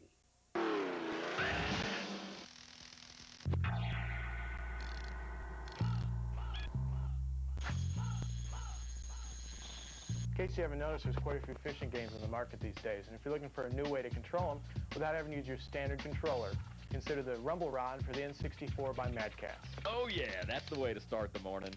As you can see, the Rumble Rod's pretty much a standard N64 controller. It has all the buttons you've come to expect on one, as well as an analog stick and a digital pad. The difference is how it reacts to games it supported. Games like Bass Hunter 64 and Bassmasters 2000, for instance. When you see a fish on the screen and it starts to tug on your line, you feel it in the controller. And when you add a rumble pack to the bottom, it really does complete the whole fishing experience. He slammed it. Oh yeah. The Rumble Rod will work with any fishing game, although you will not get the force feedback with some of them. For you fishing fanatics out there, for 30 bucks, it's a controller to look into. Ah, there's nothing like catching a virtual trout. If only I had a virtual grill. Now, if you want to contact any of us at GameSpot TV, perhaps you have a question, or you want to tell us how big the fish you caught was. I caught a 17.12-pound bass on my Dreamcast. Just email us at GameSpot@ZDTV.com. Coming up on GameSpot TV, Laura is back. We have a preview of her latest adventure, Tomb Raider: The Last Revelation. What will Laura's polygon count be in her 4th incarnation? And we review the epic role-playing masterpiece, Final Fantasy VIII. Stunning animation, developed storyline, and seamless motion set this title apart from the rest when GameSpot TV returns.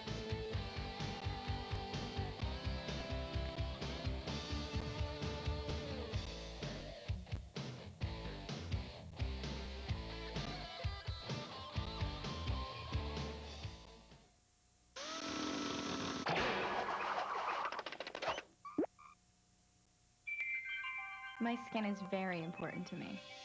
Dove knows you care about your skin, even the skin under your arms. I entertain at children's birthday parties wearing a hot polyester princess costume. And I sweat. It's high energy because it's a birthday party. And then I tried this new antiperspirant from Dove, and it kept up with me. New Dove Antiperspirant. Effective protection with 1/4 moisturizer that cares for your skin.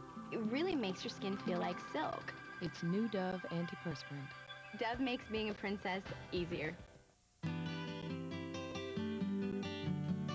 You get 1 minute every morning.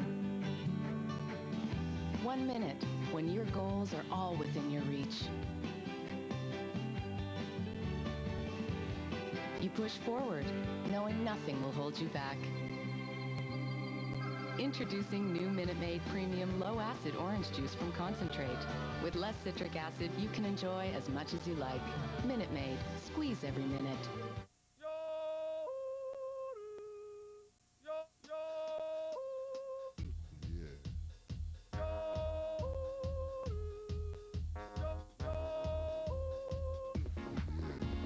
Introducing Kraft Light Done Right dressings.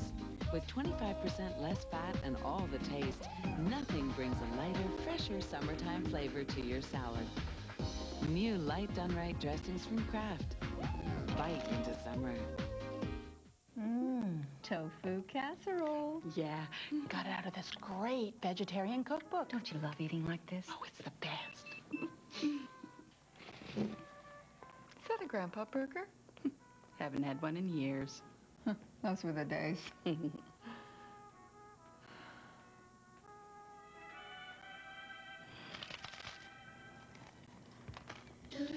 Burger family's back at A&W, just like you remember.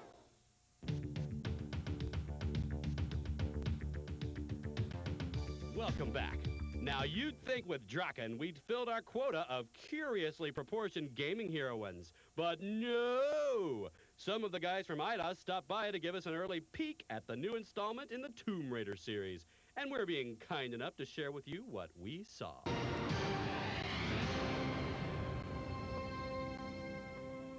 Like hurricanes in the fall, the return of Lara Croft is one of the things you can always rely on.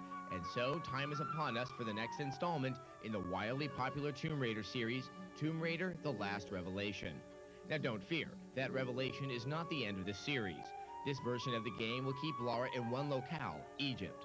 The one exception will be a training level where you get to play a young 16-year-old Lara in Cambodia. IDOS is aiming for the game to be the definitive Tomb Raider, combining elements of 1 through 3. The game will be more focused on puzzle solving, where you solve puzzles to move on to the next room, rather than collecting keys and backtracking for miles. Also, you'll never have to worry about pushing or pulling blocks anymore. The game will also use a new targeting system, so you won't be automatically aiming in the direction of an enemy. Enemies themselves will be fewer, but with more advanced intelligence, and will share the same abilities as Lara. Now, while you're watching footage from the early PC version of the game, Tomb Raider: The Last Revelation will also be available for the PlayStation, and will reveal the quality of the game when it's released in November. $99.99 may have been D-Day for Sega, but for Final Fantasy fans, $99.99 is the day Final Fantasy VIII was released. At a recent pre-launch event in San Francisco, Final Fantasy fanatics waited for more than 2 hours just to get their hands on a copy of a game that is sure to monopolize their time into next month. And what do you do after standing in line for 3 hours and plopping down money for the game, a strategy guide, and maybe an action figure or two? I gotta go home and play my game. What is it about Final Fantasy VIII that has everyone drooling? Find out in this review. The Final Fantasy series is considered the most successful console role-playing series of all time. Known for its epic stories and dramatic themes, it has also led the way in the quality of gameplay and graphics.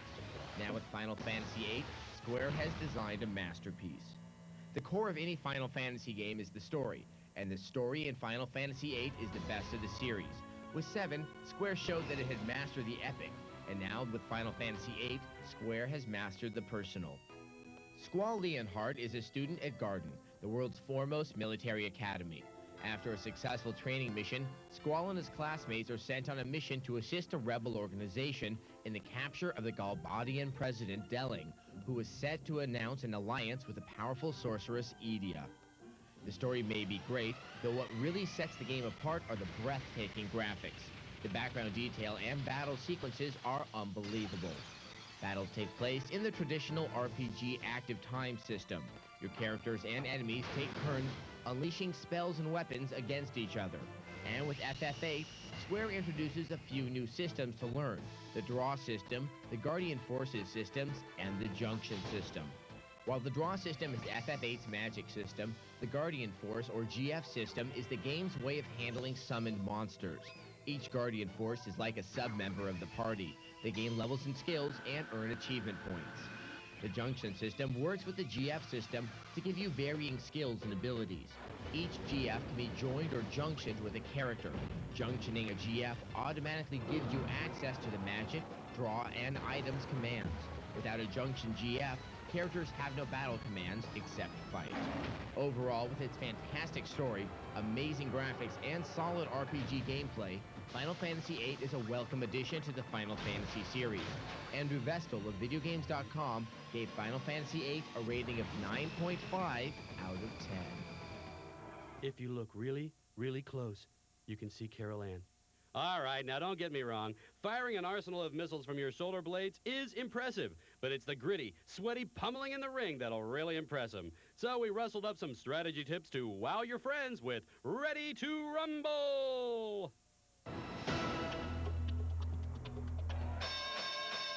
It doesn't get any tougher than this. Face to face, fist to fist, and a bell to start the trip to La La Land. If you're brave enough to step inside the ring, bite your mouthpiece hard, and pray that one of these tips work. You want to go the distance and win your rounds? Then stick your moves. Learn how to get in, throw your shots, and get out. It's a rhythm thing. As the boxing great Muhammad Ali said, fly like a butterfly, sting like a bee. This technique is especially helpful in the solo games. Try to adopt a less predictable technique when you're playing a human player. Let's rumble, Holmes! And before you start singing the theme to Rocky, learn the combos. Each character has his and her own special combo moves. The combos can be executed by pressing the correct directional pad and button sequence. Applying them at the right moment can demoralize your pathetic opponent. A little self-confidence helps too. Better stay down. No Ready to Rumble bout is finished without using the mighty Rumble Flurry. Seeing R-U-M-B-L-E spelled out could make you lose all bodily function, but try to contain yourself. Watch the clock, your opponent's health, and manage the use of the Rumble Flurry. Use it when you think the Rumble Flurry will be most effective. I'm ready to conquer El Toro! So whether you plan to relive the thrill of Manila or reenact all of Raging Bull, remember the combos, stick your moves, and manage the Rumble Flurry. Oh, and watch out for the right hook. If you want to see more on Final Fantasy VIII or watch our Tomb Raider The Last Revelation preview, go to the GameSpot TV website. There you'll also find the latest column on the Dreamcast. And register to win a free USB Netcam during Netcam Week 3 by visiting our site at zdtv.com. So until next week, remember, if you think you're playing too much, play more. See ya.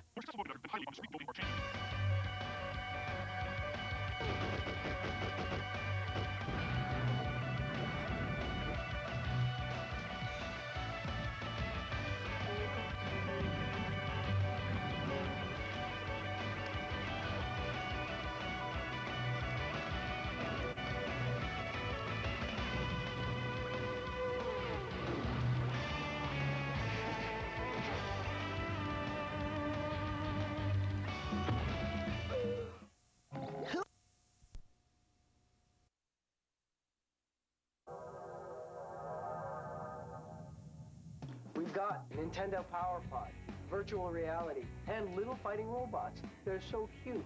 I'm Phil in Toronto. Hi, I'm Jamie in LA at iWorks Entertainment. I'm Nick in New York. We've got theme parks, roller coaster rides, and more cotton candy than even Matter Eater Lad could handle this time on the anti-gravity room.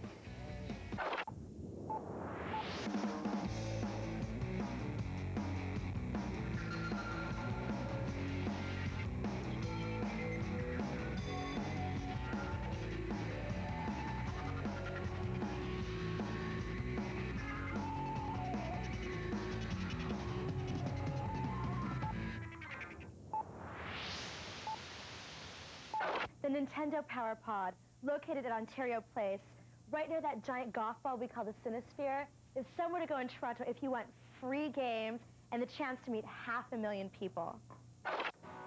Okay, Ron, for our audience, could you introduce yourself? I'm Ron Bertram, the Director of Communications for Nintendo of Canada. And where are we right now? We're at Ontario Place, Nintendo Power Pod, one of our 3 exhibits across the country. Now, exactly what is the Power Pod? Power Pod's where you can play the latest, the greatest, the most awesome games. You gotta come in and see it. Okay. Woo-hoo-hoo. Now, how many games are there around here? I mean, I know you were starting to tell me, but exactly how many?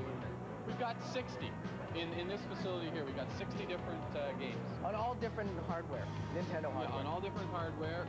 What we're seeing right now is all the Super NES games. Right. And this is our sports area that you see. And over here we have some adventure games. And back over there we have Game Boy games. And then we have Virtual Boy. So we've got it all. Now, what do you find is the most popular game that all these guys are playing when they come around? Well, the most popular game right now is Nintendo 64. Okay, who came up with the idea for the Power Pod here? Well, actually I did. We were looking. Yeah, you're talking to the creator. You're the man? I'm the guy. Because I know there's a Power Pod here as well as in Quebec and Vancouver. That's right. Yeah, that's right. The idea was we wanted a place that kids could play in the summer that'd be really fun. What factors did you want to take into consideration when you built this place? Like, what did you want to have? We wanted to make it fun. Okay. We wanted to make it cool. Right. We wanted to make it not like an arcade, completely different. Because the difference between this place and an arcade is you can own everything you see in here. Everything you see is what you could have at your home. Now, do you get actually like advanced games here, like before anyone else? Do you get to test new games? Yes, we do. Really? Yeah, we get games about 30 days before they're released. So they're in final form, but they're before they go to the stores. Wow. Okay, you're in New York. You got friends over. Where do you take them to have fun? To Coney Island, of course, because everyone loves a two-headed baby. Now, leaving the topic of genetic mutation aside, we checked out the biggest gaming con in North America, the Gen Con. Gen Con's been around for 28 years now. It gets bigger every single year. It started out in a man's house with 10 friends, and now it's grown to a 30,000 people extravaganza.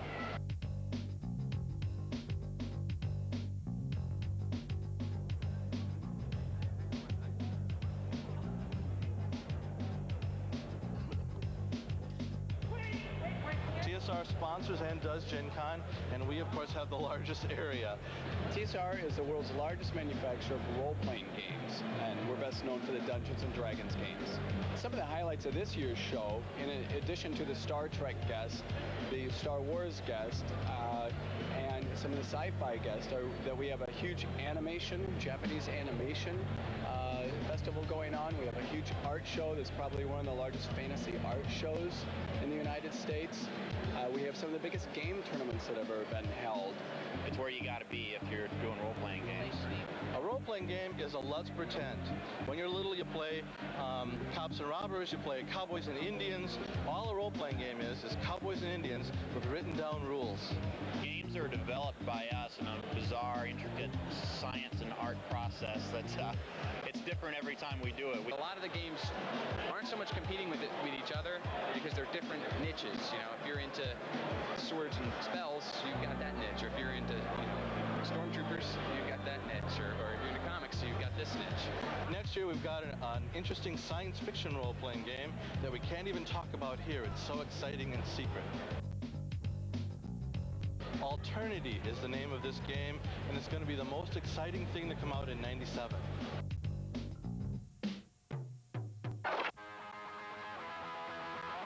Hey, what's up, fellow tech addicts?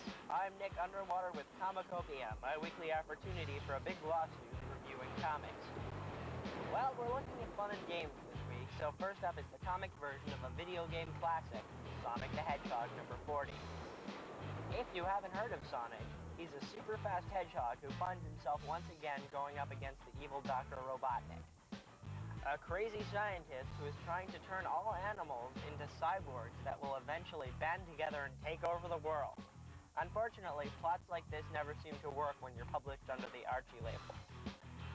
All in all, Sonic is a cool comic, and if you've spent as many hours on your Genesis with Sonic as I have, it really lets you follow the story of the characters. The art has a very Archie feel to it, which is cool, but it would be really great to see Sonic done in an anime style, since that's how he was created.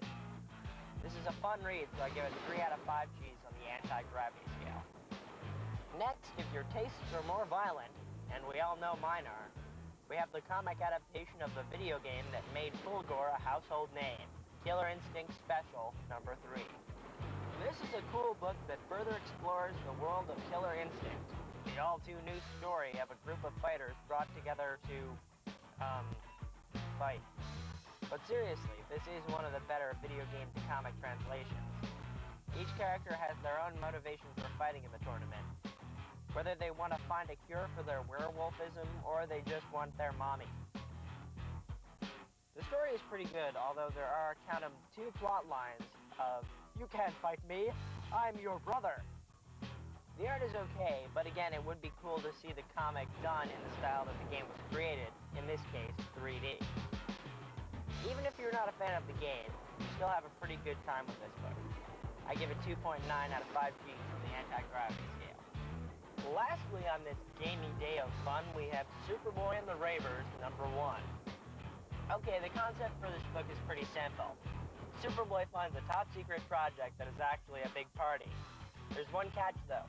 He can't seem to understand anything they say until a mystery man comes along and tags his hand with a special translator.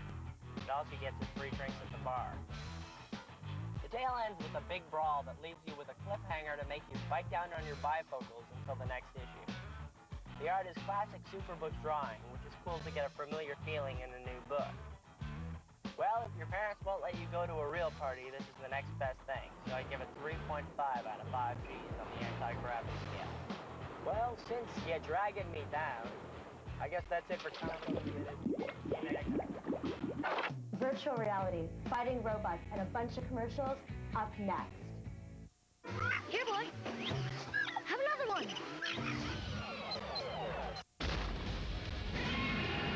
Prepare yourself for the ultimate showdown. It's an alien. On August 18th. Get ready to crumble!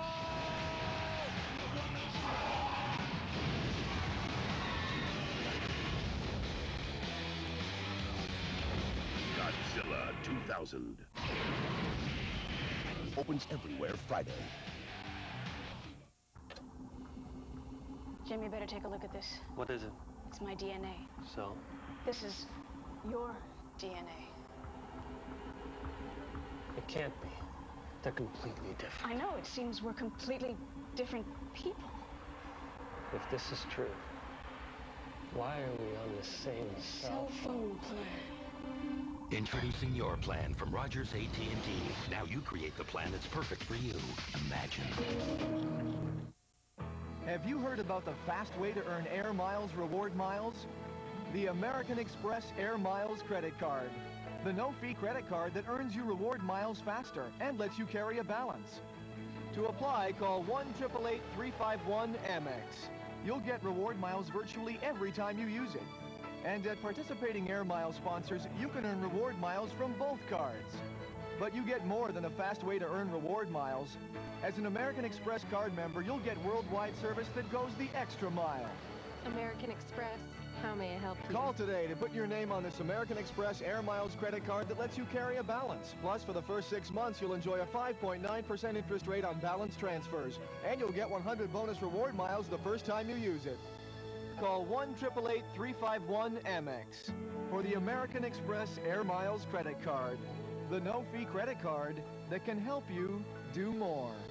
Call today.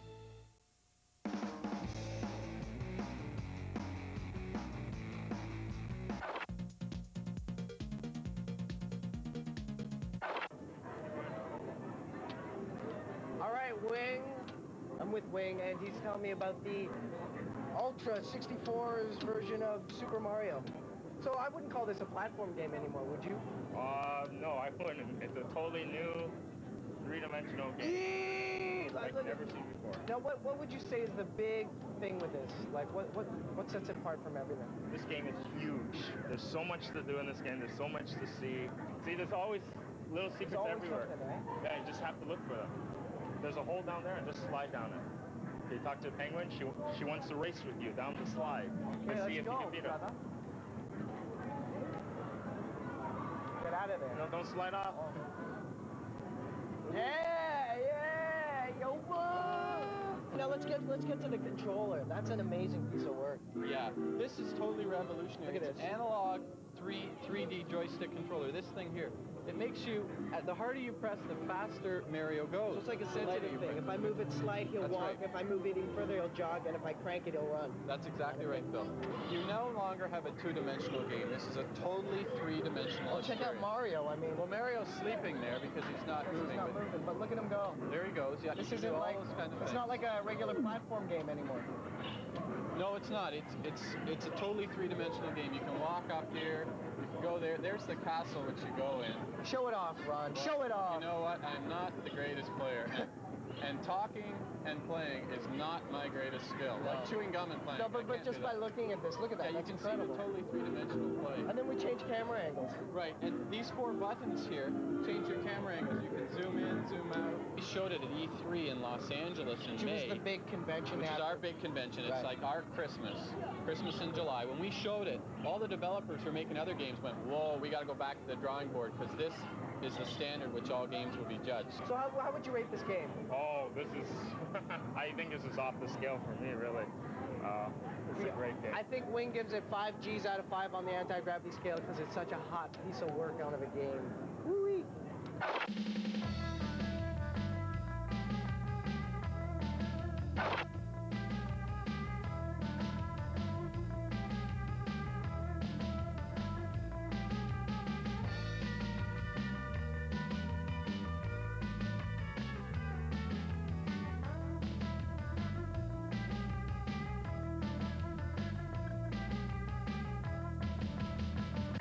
Reality is subjective. Virtual reality is therefore the topic of our next segment. My name is Daniel Kaplan. I'm an international sales representative for Vivid Group. Virtual reality is really taking off in a number of countries, and our applications are coming along incredibly quickly to keep up with the demand that's been put on the entertainment industry. We feel the future of VR is moving away from head mounts and other peripherals and moving towards unencumbered VR, where by using your body or by using the motion of your body, you can maneuver yourself through the worlds. The game being played right now is Turbo Courier. Your video image is taken and put directly into the game.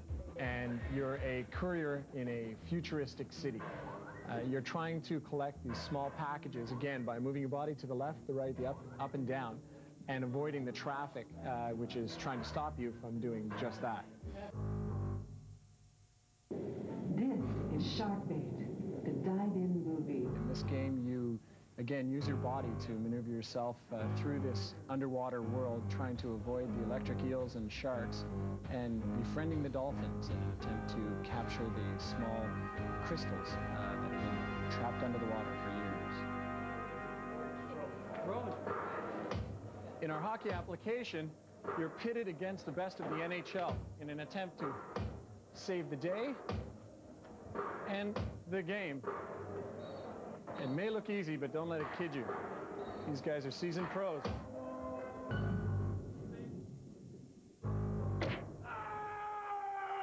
What show about theme parks and computer games would be complete without a segment about low-fat dairy goods? Don't move, because we got fighting robots and all the low-fat frozen yogurt you can eat.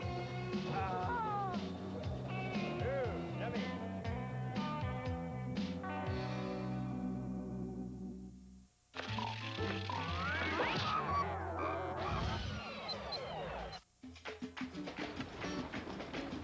How beautiful could that be? How beautiful could that be? How beautiful could that be? How beautiful could that be? How?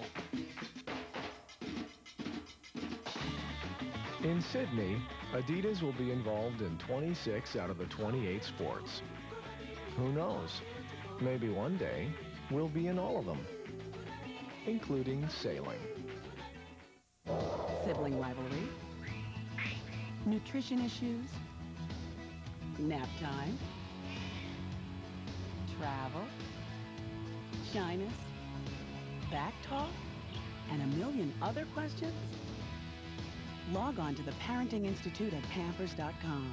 Anytime, anywhere. For advice on all your parenting challenges. Pampers.com. Every step of the way.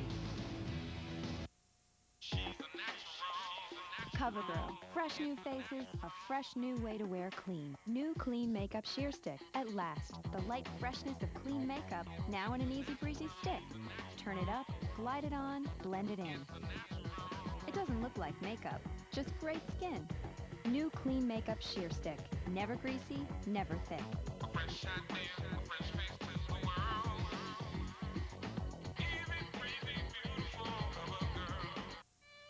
Check it out.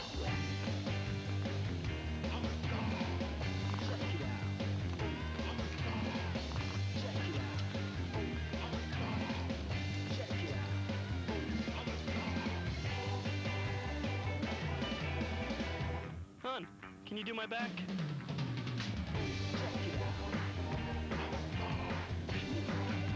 Eat sensibly. Be happy with who you are.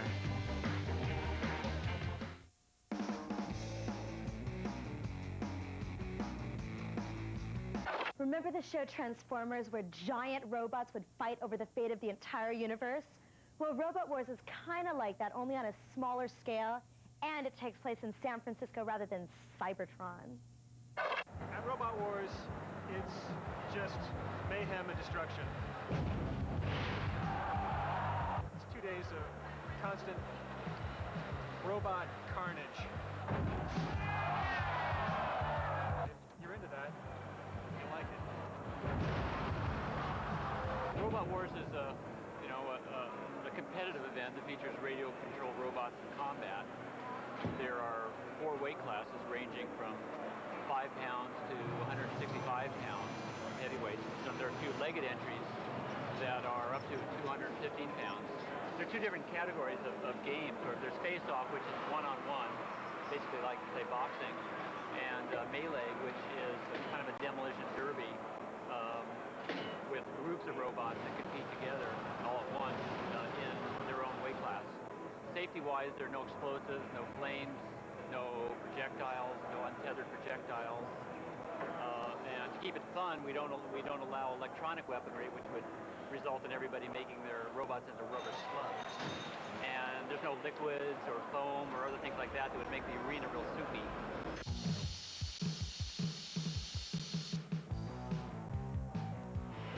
It's like show and tell. Everyone brings a little creation that they made. The idea is to immobilize your opponent, either by sawing him up or puncturing him or somehow disabling him. What I'm doing here is flipping him over, a little bit less violent, but I'm hoping more effective. This is our most salient feature. That's why we're called Dragon Wagon. This is our other most important feature, fighting jaws. An old harpoon theory. Nothing high-tech, just see if you can poke the heck out of them. The idea here is to get underneath the other robot with my blades here and flip them over. Mickey will be driving. He'll be the captain. You'll probably get wiped out the first round, but heck, that's what it's all about. People spend months or years building these fabulous creations so that other people can try to destroy them. There's a number of obstacles that the robots have to overcome. The tennis traps, these devices that you see here on the floor, spring out from the wall to try to capture the robots. We also have big flippers that come out from the wall and sweep back and forth to try to knock over or disable the other robots. You also have to overcome the pendulum that swings back and forth through the melee, so to speak. And the battle, that's when your adrenaline really starts pumping.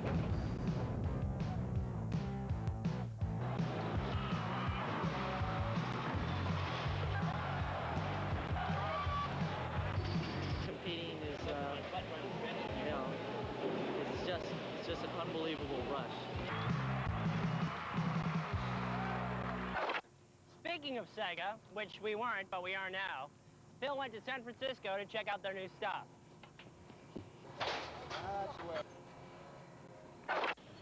Oh yes, I'm in San Francisco, home of the famous San Francisco cable car.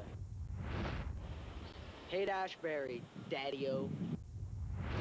The Rock, Alcatraz. And Sega of America, where they invited us down to check out all the new fall games. I'm supposed to look for this cool chick by the name of Angela. Sega of America, please hold. Sega of America, please hold. Sega of America, please hold. Okay, Angela from Sega America, how are you? Good, how are you? Welcome. Thank you very much. Thanks for bringing me out. No problem. Now, what's with the Army fatigues? Well, it's Operation Revolution, full-fledged Sega warfare.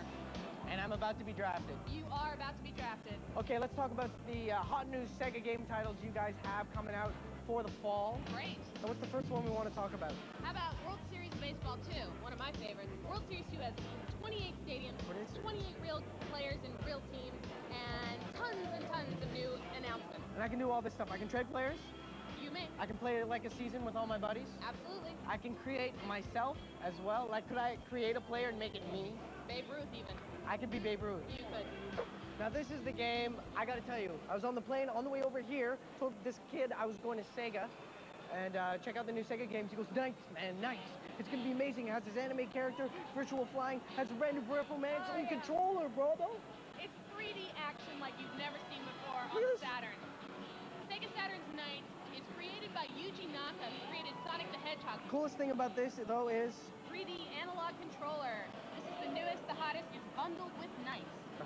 And you can use this controller with just this game? You can use this controller with the game, as well as utilize the D-pad through the digital mode and play any game that you formally have in your library. Really, eh? Yeah. Now, Three Dirty Dwarves. Now, I know we're looking at a Sega Saturn game, but I've also heard that it's available on PC, personal computer. Yep, it'll be available on the PC due to SegaSoft. SegaSoft is a new software company we created to do PC, online, console, pretty much anything. You're going all out. They can create all original content for anything. You're covering everything. Absolutely. Sega, slow down, data wild. You're moving too fast. Now this isn't a game, is it, Angela? No, it's not. Netlink is a $199 internet solution for the Sega Saturn. It's like a peripheral. Exactly. It's a 28 Bps speed modem that connects to the Saturn and gets you surfing on the net for under $400. Really? So it's a really easy, it's easy to use the computer set. Absolutely easy to use. It has email, chat capabilities, and then you'll be able to play network games as well once it's launched. The developers will create games specifically designed for Netlink. So let's say a Baku Baku, which is a great puzzle game. You'll be able to add in your friends from around the country or even around the world and play together. Worldwide Baku Baku. I can't believe it. All right, now Sonic's back, but with the Saturn, and it's called Sonic Extreme. This is the blue dude with the attitude going 3D this year. Really? Sonic hasn't had a game for 2 years, and this year he's on all 6 platforms. Now Sonic is full 3D. You see all sides of him like nothing you've ever seen before. You know, it's killing me. Look at this. Woo! I know, look at the reflections. Look at that character. That boss character is amazing. They really did a good job with this one. This is going to be hot for the holidays. It's a must-have. So it's the first Sonic to make it on the Saturn, actually, isn't it? Absolutely. It's the first Sonic for the Saturn. It's the first time he's 3D. They ain't gonna leave you alone. Some red-eyed devil's gonna make his bones snap. I don't like it. I don't like it. Are you scared? No, I'm just kidding. I love it. It looks amazing. What is that? Oh, this is an amazing title we have coming out for the Saturn this fall. I mean, probably in time for Halloween. What do you think? I can't believe what happened to Ralph Macchio. Hey, that's Ronnie Montrose, live guitar, interactive music all over the place. Wow. So this title's due out for when exactly? Around Halloween in September or October. What a great launch that'll be. Absolutely. Mr. Bones, interactive music, live action acting. You gotta check it out. Mailbag, up next.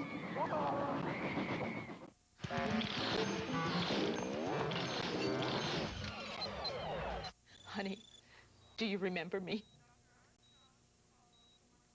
No. The twins? I have children. Frank, you have a whole family that loves you. Mama? That's his sister. They brought back the Mama Burger? The Burger family's back at A&W, just like you remember. My skin is very important to me. Dove knows you care about your skin, even the skin under your arms. I grew up using Dove. So I tried the new antiperspirant. I was outside gardening, and I said, hey, honey, come here. I want to see if this works. He's like, not bad. It works. New Dove Antiperspirant. Effective protection with 1/4 moisturizer that cares for your skin. It made my skin feel soft. The moisturizer is a big plus. It's New Dove Antiperspirant. I loved it. Now that's a dog.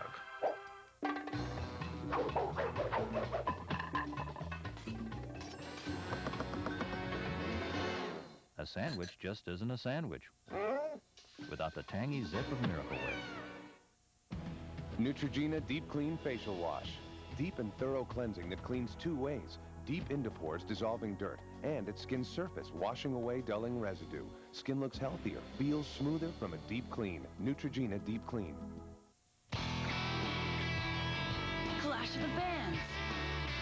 Last band of the night. Second day of her period. No problem. Stay Free Prima locks fluid in, away from the sides and away from the ends for all-around protection from leaks.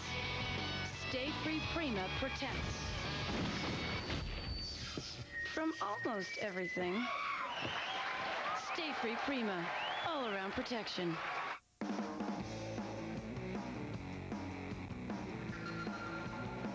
Daniel Hubert writes, are you ever going to have a segment on the advancement of robots? Well, we saw robots smashing each other to pieces today. And you're telling me that they can serve a better purpose? You probably want them doing jobs that are too dangerous for humans, like mining, space travel, and watching Three's Company reruns. Dan asked, what's your opinion on the whole Onslaught thing? Well, I think the Onslaught crossover is pretty cool. It's not as involved as the other Marvel crossover, so it's easier to follow. What I think would be really cool is if we found out Onslaught was a clone, and that the real Onslaught was the Scarlet Onslaught. You can write to us at the Anti-Gravity Room, care of YTV Canada Inc., Station C, Toronto, Canada, M6J 3N1. Or you can email us at antigravity@ytv.ca. Don't forget to check us out on the World Wide Web at www.antigrav.com. Well, it was a fun day, but we really didn't talk about comics too much, huh, Phil? Phil?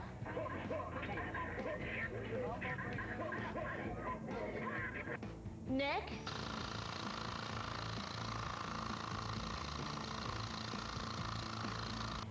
Well, see you next time on the Anti-Gravity Room. Okay, one side now.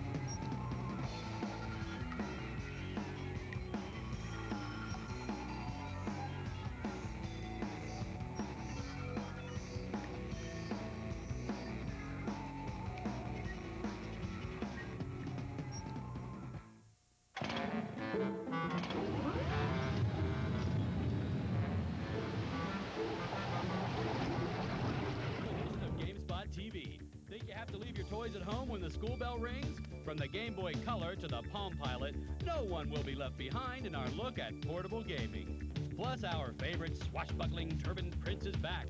We have a preview of Prince of Persia 3D. And hold on to your souls and lock your doors. We have a Legacy of Kain Soul Reaver preview. So stick around. It's game time.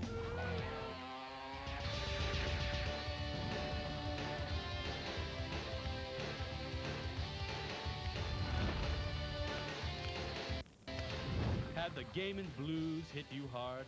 Don't worry. School days don't have to mean the end of your gaming days. Hello and welcome to this special back-to-school edition of GameSpot TV. I'm Dash.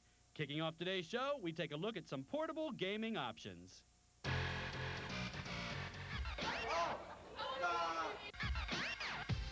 mindless gaming comes to a screeching halt once the familiar yellow school bus arrives. It means the beginning of homeworks, mysterious lunch meats, and wedgies. Painful as it may sound, it's not the end of the world for mini gamers, thanks to several portable gaming options. Game Boy Color. Of course, the big daddy of portable gaming is Nintendo's Game Boy and the Game Boy Color. For a measly $80, tax not included, gaming withdrawals can be easily soothed in a matter of seconds with the Game Boy Color. Currently, there are 70 games available for the Game Boy Color, according to Nintendo. That doesn't include the over 450 Game Boy titles that can be played on the GB Color. This might be a little better than lobbing spitballs at each other, and less messy, too. Hello? Yes, you are on TV. Rather than looking at the camera lens like a deer seeing headlights, SNK is offering a more entertaining diversion called the Neo Geo Pocket. Going for $70, tax not included, the Neo Geo Pocket uses a joystick rather than a directional pad for controls. Last time we counted, there were 19 games available for the system, ranging from fighting to gambling. In addition, the system will also have a built-in calendar, world clock, alarm, and horoscope. If you're a gamer that has too many friends and are missing too many meetings, Tiger wants you to check out their GameCom Pocket Pro system. There are about 15 games available for the GameCom Pocket Pro and 15 more slated to arrive. The GameCom Pocket Pro is selling for $30, making it the cheapest of the portables. Okay. For the college-bound gamer agonizing over the open book test on biothermonuclear theories, several websites are offering games for the Palm Pilot and the WinCE devices. Yep, believe it, those pocket organizers are not just for mundane tasks like organizing your life. You can actually play tons of games on them. Visiting various websites, Windows CE users and Palm Pilot tiers can download anything from board games to sports to action games. The selection is a mixture of freeware, shareware, and demos that can be played for a limited time. So whether you're just learning that A squared plus B squared is indeed C squared, or that DNA stands for deoxyribonucleic acid, it's nice to know that wherever you are, you'll always have a chance to PLAY. Now a word to you younger viewers. Don't play video games during class time. Try playing during those long, dull recesses. All right, now that I have your attention, let's check the game news. Psygnosis is set to release the DVD game Lander. Though other games such as Wing Commander 4 have used DVD features, Lander is the first game built specifically for DVD technology. The DVD offers full Dolby 5.1 surround sound as well as MPEG-2 cutscenes. Lander will also feature multiplayer modes for up to 8 players over a LAN or internet connection. For those who don't have DVD drives, Psygnosis will offer both the DVD and CD-ROM versions in one package. In other game news, IDOS has officially canceled the release of Omicron for the PlayStation. The game features the talented music icon David Bowie. You're not the first video game player to get your soul trapped in this dimension. Developers at IDOS found the current PlayStation hardware insufficient in handling the substantial amount of art and detail within the game. However, IDOS says the PC version is on track for a November release. If you're looking for more gaming news, you can find it at the GameSpot.com and VideoGames.com websites. And if you stop by the GameSpot TV website, you can take our portable gaming poll as well as watch our portable gaming feature in real video. Coming up on GameSpot TV, watch out for those velociraptors in our blood-curdling preview of Dino Crisis, the dinosaur horror game that will make you think twice about hugging Barney. And Douglas Fairbanks Jr. has nothing on the Prince of Persia. Watch our swashbuckling preview of Prince of Persia 3D when GameSpot TV returns.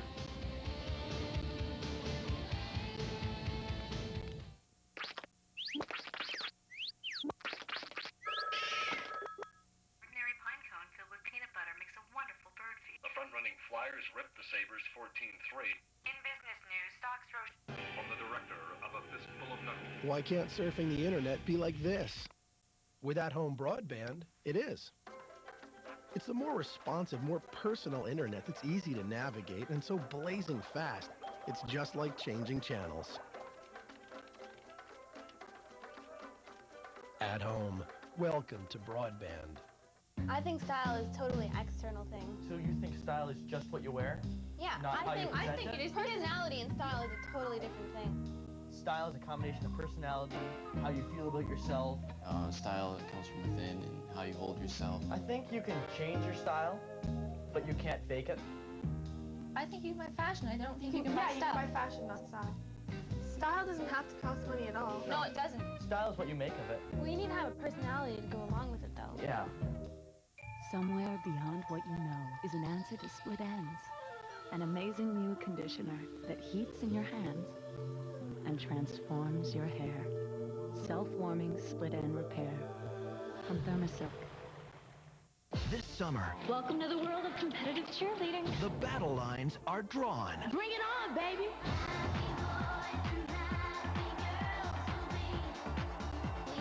Bring it on! At theaters Friday. You gotta know the difference between wet and dry. If you're dry, you'll be more comfortable. Look, here's how it works. If the training pants get wet, the stars go away. Don't get them wet. Why? Because that means you're not dry. Introducing a new way to help kids learn to potty train. New pull-ups training pants with magic stars that fade when they get wet. So be consistent and stick with pull-ups. Cool. Still got your stars. Give your big kid a reason to stay dry. I'm a big kid now. Could you pay attention to me, please? Welcome back. In light of the recent Japanese release of Soul Calibur, fighting games are very popular, and there's never a shortage of them. And another Dreamcast title is Power Stone, which will be available for the launch. It has a uniquely cartoonish take on the fighting genre. Here's our preview. When it comes to fighting games, Capcom is old hat, though most of their games have been in the 2D format. Power Stone for the Dreamcast, while not being the first three-dimensional game from Capcom, is most definitely unlike anything they've done before. The single-minded emphasis on abuse displayed here in the import version of Power Stone clearly shows that it is a fighting game, although with some rather crucial differences. Firstly, there are no blocking moves. All of your defensive maneuverings consist of the very intuitive running away style of self-preservation. The game also lacks true special attacks, and most of your interactive combat involves the hurling of objects at one another. The game's control makes these moves very simple. There's the 3 jump, punch, and kick buttons, which leaves the remaining 3 buttons to execute combinations of the first 3 buttons. The game is really about the 3 Power Stones, which when all collected by the same fighter, generates both a costume change and increased strength. Fortunately, if you beat down your animated nemesis enough, they will drop what stones they have collected, so the balance of power can be in a fair state of flux. The graphics are clearly quite impressive. Polygonal fighters never looked this good or this cartoony. Look for Power Stone to come out as a launch game with the Dreamcast September 9th release. What happens when you cross the makers of Resident Evil with dinosaurs? Why, you have a Dino Crisis, a game that's sure to have gamers sleeping at night with their lights on. Even as we await a Resident Evil frenzy with Resident Evil Code Veronica and Resident Evil 3 Nemesis, one of the more interesting of Capcom's entries into the world of survival horror is Dino Crisis. Conceived and directed by Shinji Mikami, the mastermind behind the Resident Evil games, Dino Crisis will be very familiar to those trained in the art of zombie bashing from the Resident Evil titles. This time around, though, there are some differences, such as fully polygonal backgrounds and shifting camera angles rendered on the fly. But the real difference is found in the dinosaurs. These aren't the lumbering drunks that characterize the zombies in Resident Evil. These are fast and cunning velociraptors and like-minded counterparts. And although the controls are more or less the same, there have been some changes made to help you respond to the lightning-fast lizards. The R2 button will allow you to do a 180 to confront your pursuer, and you will also be allowed to walk with your gun drawn. So while the game will certainly appeal to fans of Resident Evil, Dino Crisis looks like it could be a winner on its own. We'll find out when it's released this September. You might outrun a zombie, but a velociraptor is another matter altogether. And you can reason with a zombie! Prince of Persia 3D takes place in a world of swordplay, dangerous traps, and lots of bullies. That sounds like my grade school. Well, you enjoy this preview, and try not to remember getting crammed into that locker. First released for the Apple II in 1989, the innovative action-adventure game Prince of Persia is considered one of the best games of all time. And now, everybody's favorite swashbuckling, sword-fighting prince is back, eluding dangerous traps and solving tricky puzzles in the action-adventure game Prince of Persia 3D. Blending Middle Eastern mythology with an Arabian Nights feel, the stunning environments of Prince of Persia 3D includes gorgeous Arabic architecture and beautifully detailed textures. And this time around, there is more combat and the Prince has a wider variety of weapons. In Prince 3D, gamers will fight 30 different types of opponents over 15 levels. With its 3D environment and gameplay with a Tomb Raider feel, Prince 3D is sure to please a new generation of PC gamers. Players can look forward to our turbaned hero when Prince of Persia 3D is released this fall. That trap's good enough to keep people out of my room. The Final Fantasy series is one of the most popular role-playing series in gaming. In the first weekend alone, Final Fantasy VIII sold over 2 million copies in Japan. And while the story is always a deep, rich one, the graphics in this game are reason enough to check it out. Here's a preview. For those who've just emerged from under a rock, take note, Final Fantasy VIII is coming. The game from Squaresoft that sold over 3 million copies in Japan will soon be hitting U.S. shores. Final Fantasy VIII's storyline involves students at a military academy who are brought into an elite combat unit set to capture the Galbadian President Daring, who has aligned himself with a powerful sorceress. While the teen beat elements may seem off-putting to some, the story does take on epic qualities.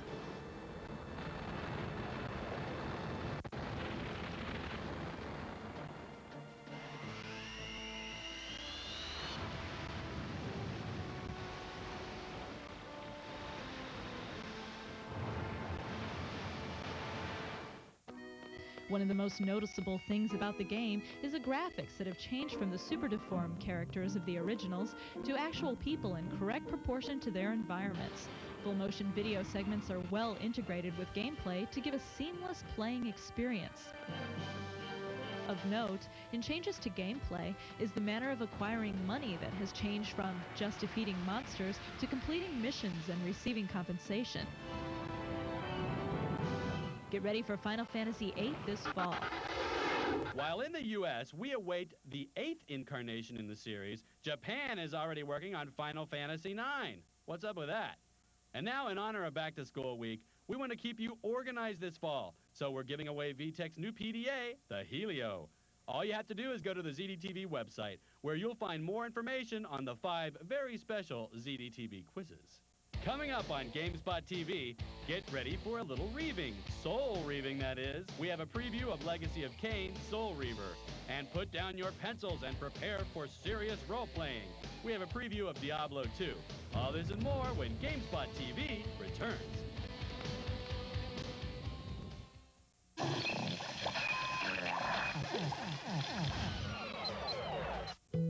More kissing up to the boss. More contract negotiations. More dressing for success. For her to get more out of life, feed her nutrition that makes a difference, like Iams Puppy Formula. It has concentrated nutrition for her smaller stomach, for healthy growth and development. Not to mention, more casual Fridays. Nutrition that makes a difference. Iams, good for life. They're not your clothes. They're where you live. And sometimes life leaves odors there. The good news is you can clean those odors away with new Febreze Clean Wash. Use it with your usual detergent, and in one wash, odors are gone.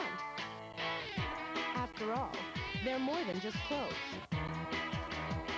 Make them more than just clean. Clean away odors with new Febreze Clean Wash. The cleaner clean for where you live. This restaurant's my passion. It's also my small business. It's called Gio's. Some people call it the nose. And this is my card. The American Express corporate card for small business. I'm fussy. I only buy the best. calamari, Italian tomatoes, basil. That's why I chose this card. I think it's the best. I even save money with suppliers I use every day with this new small business savings program. And with Amex, there's no preset spending limit, so my cash flow flows. I get points, too. Now, if I could only find time to take a vacation. I have access to a management report that tells me how much I've spent and where. He needs help with this boy. Thanks, Rose. This is great. Call today to put your name and your business's name on the American Express corporate card for small business. Business is booming. Touch plastic. Call 1-888-986-AMEX to apply for the American Express corporate card for small business and do more.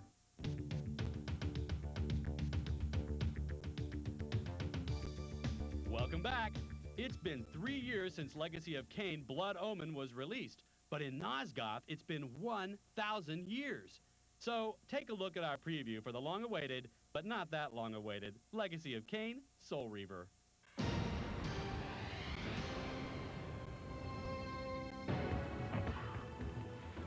Some games taunt gamers with missed release dates that could raise the dead, but one of the titles to demonstrate the benefit of taking the time to perfect the game is Legacy of Kain Soul Reaper. This game from IDOS and developer Crystal Dynamics continues the story from Blood Omen with some significant changes. Most notably in this game, you do not play Kain, but one of his lieutenants, Raziel, who becomes something of an undead maverick and develops the ability to fly, which angers his leader. As a result, he is banished to the bottomless vortex, where he is approached by the disembodied voice of the Elder, who is equally annoyed that Kain and his vampiric empire are using up all the souls that the Elder subsisted on. So now Raziel returns to Nosgoth and sends the souls he finds to the Elders. The game, while having many of the trappings of an action title, is really trying to be an RPG in the tradition of Zelda and Metroid. The 3D world improves upon the dated look of Blood Omen and also attempts to deal with the notorious load times that prevented many players from finishing the first game. With advertisements for the game finally running on television, it might be safe to say that Legacy of Kain Soul Reaver might very well be released soon. Released in late 1996, Blizzard Entertainment's Diablo went on to become one of the most popular games of 1997. With its hack-and-slash role-playing, this popular game was a hit with critics and fans alike. So let's take a look at the long-awaited Diablo 2. Blizzard Entertainment's role-playing game Diablo was one of the most popular games of 1997. And with Diablo 2, the Blizzard team hopes to keep Diablo's fun hack-and-slash experience while expanding and improving the game. This time around, players are questing to save not just a town, but an entire world. Diablo is now free from his entrapment below Tristram, and has assumed his original appearance, but with much greater power. As the game begins, he is somewhere in the east, raising an army to conquer the whole world. And what can we expect? Bill Roper, executive producer at Blizzard, has this to say. So the game is very much more driven by the players than the original was. The world's a lot bigger. We're supporting 8 players multiplayer, a lot more quests. The quests are all integral to the storyline, so it really increased the role-playing abilities in the game. Gamers can look forward to Diablo 2 this fall. If you're looking for a good multiplayer game to play over your school LAN, there are quite a few out there. Okay now, pay attention to our next preview. It's Unreal Tournament, that is. In the ever-increasing array of online exclusive gaming, the great counterweight to Quake 3 is getting ready to take its place in cyberspace, and that's GT Interactive's and developer Epic Mega Games' Unreal Tournament. This game involves the playing of various multiplayer games in levels here called arenas. The modes of play include Deathmatch, Capture the Flag as seen here, and Last Man Standing. The game also offers Assault Mode, which is reminiscent of a sci-fi D-Day invasion with 2 teams, one attacking and one defending, and both having a time limit to achieve their objectives. Domination Mode has 2 to 4 teams vying over control points, where certain areas must be occupied for a period of time to be possessed, and the winner is the team with the most control points. And for the lonely and internet-phobic, don't despair. Single-player modes are available to compete against computer-controlled bots that have been touted as being most impressive. With the addition of an interface designed to ease the anxieties of newcomers to internet play, Unreal Tournament will have much to offer the masses upon its late summer release. With school time once again upon us, like a dark, looming cloud, it's time for that lightning rod of academic fanaticism, college football. And who wouldn't want to help out their alma mater in order to make their taunting all the more satisfying? Here are some cheats for NCAA 2000. For that added edge to your college football experience, try out these following cheats for NCAA Football 2000. Enter picks galore to have the defense always intercept and cause uncontrollable outbursts of school spirit. To prevent declarations of incompetence, enter in gimme the ball to have receivers always catch the ball. And enter bad call to knock down the referee for 1 point and further do away with good sportsmanship. If you're looking for more cheat codes, you can find them on the GameSpot TV website in the Game Help section. And if you want more games to play after school, check out Computer Gaming World's September issue and their feature on 100 hot new games for fall. Coming up on GameSpot TV, we have the latest console peripherals from Electronic Gaming Monthly's Sean Smith. And get out your clubs and hope for an eagle. We have a strategy guide for Mario Golf when GameSpot TV returns.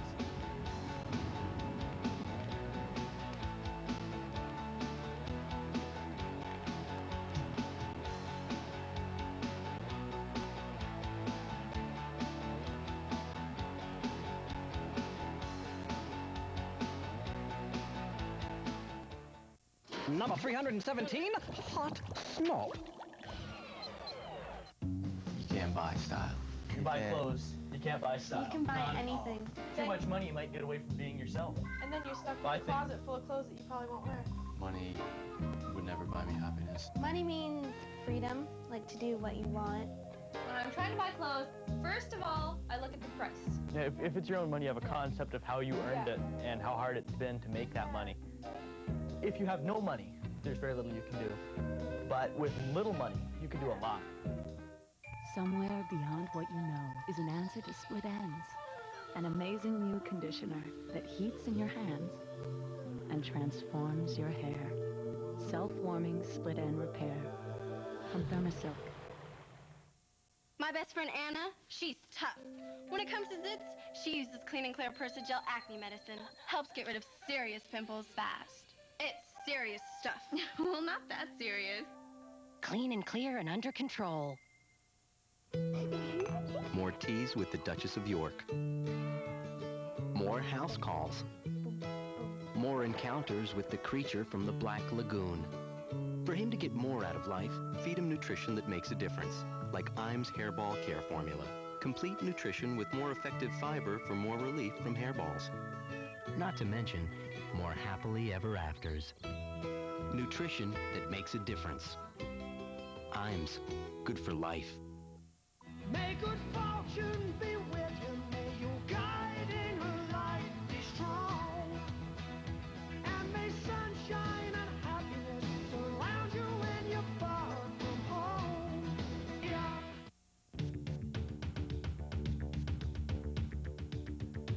Welcome back. Electronic Gaming Monthly, Sean Smith is back. You know what that means, right? Console gears! This time, Sean has a device for PlayStation gamers hungry for more space to save their games. If you like the unlimited save capabilities devices like the Data Deck and Dex Drive give you, but you don't have a PC, then consider the VMem Virtual Memory System by Interact. The VMem is roughly the equivalent of 60 PlayStation memory cards. It's easy to install. Just plug into the back of the PlayStation right here. Once it's in, the PlayStation automatically detects it when it boots up, and the VMem interface comes on. The VMem interface is kind of clunky. The VMem's interface is pretty clunky, and the way the manual's written doesn't help much. But once you get the hang of it, it does work like a charm. So for 40 bucks, it's worth looking into. One of the coolest games to play with your friends is Parappa the Rapper. Its sequel, Jammerlammy, is set to be released in the U.S. this fall. And here's its wacky intro.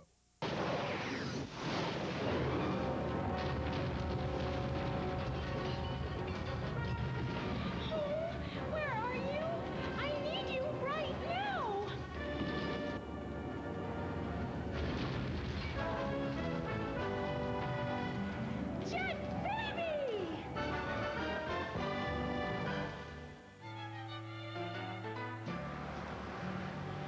sure was fun. Part 1 was good too, but this one had more juice. What's wrong, Lammy? You seem down. Oh, I wish I was that strong. Lammy, you're already strong as is. You should be more confident. Nobody beats Lammy when she's on the guitar.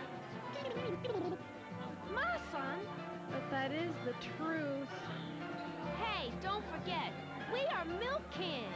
With my son's beats, Lammy's guitar, and my almighty bass combined with that distinguished voice, there's nothing to be afraid of. Squirrel! Yeah! Well, what do we have here? Plenty of munchies for everyone, right? Yeah! Not only munchies, but a little babe, all dressed up for us. Ain't that right? Right! Lammy, here!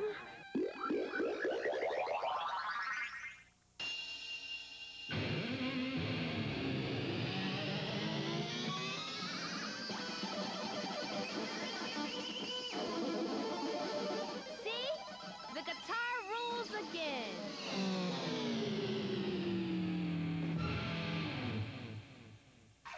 Golf is a popular sport in the U.S., and even Nintendo's mascot Mario is getting into it. So if you have the new Mario golf game for the N64, we have some strategies to cut strokes off your game.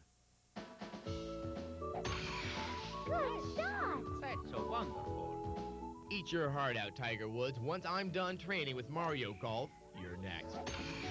It might sound like a wimpy way to start my training regimen, but mark my word, you're going down. Stuffed it. Okay, that was ugly. But the golfing gurus at Expert Gamer magazine are on my side, and I have the beginner strategies to prove it. Before whacking the ball to Kingdom Come, learn about the golf clubs. Woods are usually used for hitting the ball long distances. The irons differ in trajectory and distance. Winning will depend on your skill and knowledge of the club.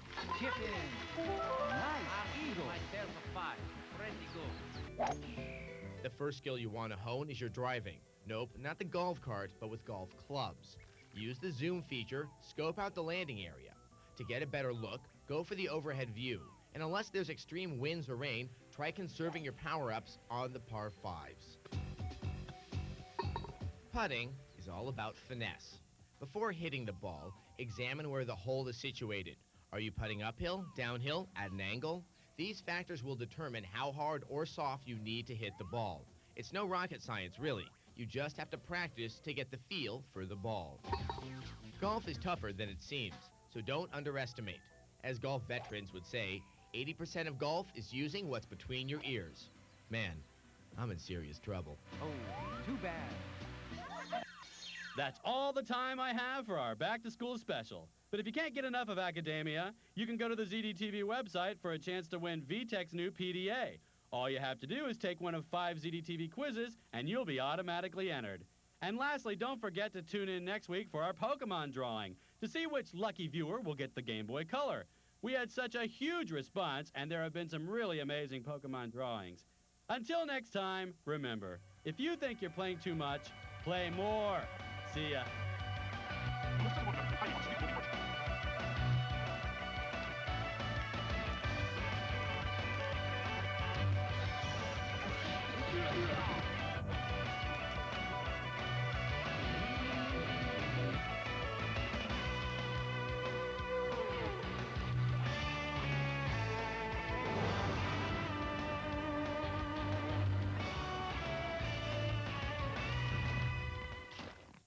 Who made the world's largest straw? Why, it was Seth Weinberg III. He shared a shake with a girl in Moose Jaw, and now he's no... 128-bit system, the Dreamcast. We put it through the test. Will the new console live up to the hype? We go to the experts to find out. We look at the hardware, the machine's new online capability, and the games being released at the system's launch.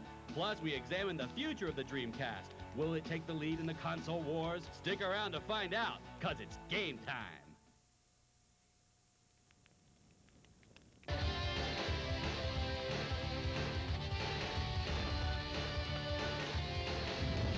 Is the Dreamcast Sega's ticket to a comeback, or is it Sega hype?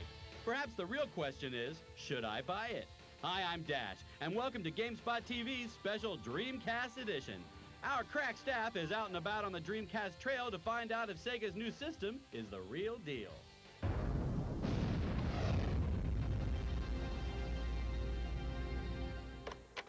The Dreamcast, Sega's new game system, is only about 2.5 inches high and 7.5 inches wide. But this little gray box holds the faith of a company and the future of an industry. For the next few months, it will be difficult to miss the hype surrounding the new game system. Sega reportedly poured $100 million on marketing and advertising. With cash and flash, the company hopes to allay any doubts of success and erase memories of its sordid past. Don't make me hurt you. So, after the experience of the Saturn, what have you applied now to the launch of the Dreamcast? I think the primary lessons we learned were retail distribution, making sure that the right partners got the right amount of product at the right time, as well as marketing. Skeptics and critics had a field day after the Dreamcast's disappointing launch in Japan last November. The unimpressive game lineup led to speculations and seemed to spell the end for the video game giant.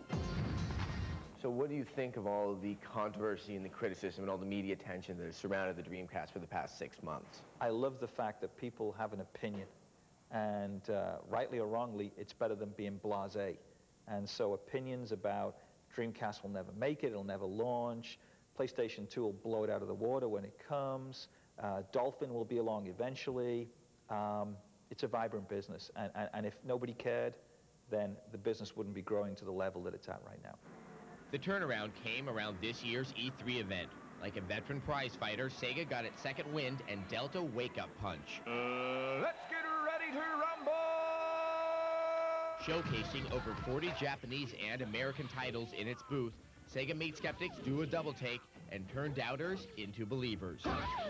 Videogames.com editor Jeff Gertzman was one of them.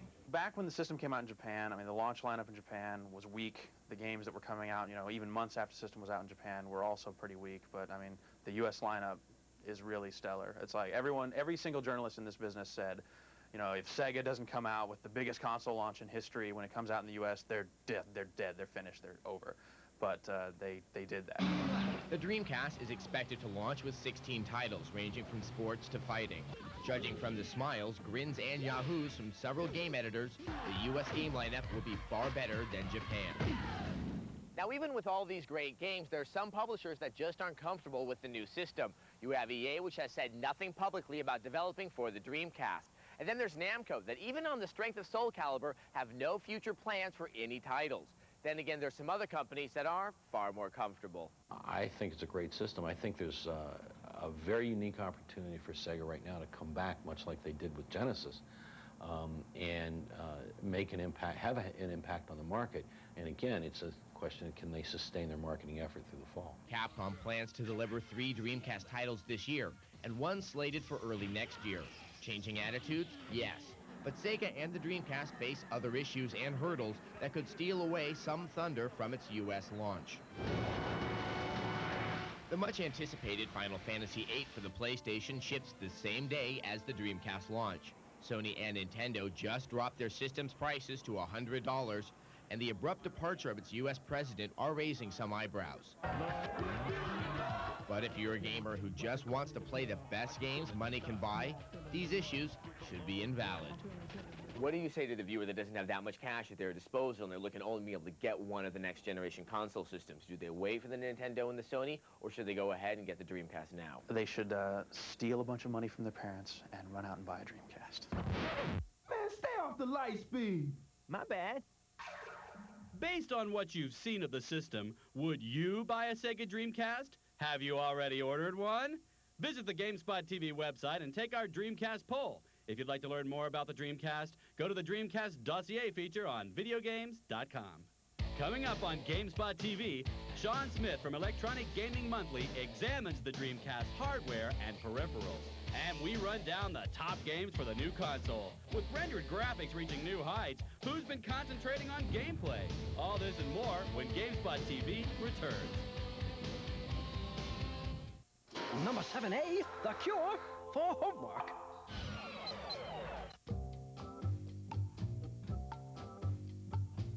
Now your shower has the power to transform your skin. With Olay Daily Renewal Body Wash, it actually reduces the look of aging.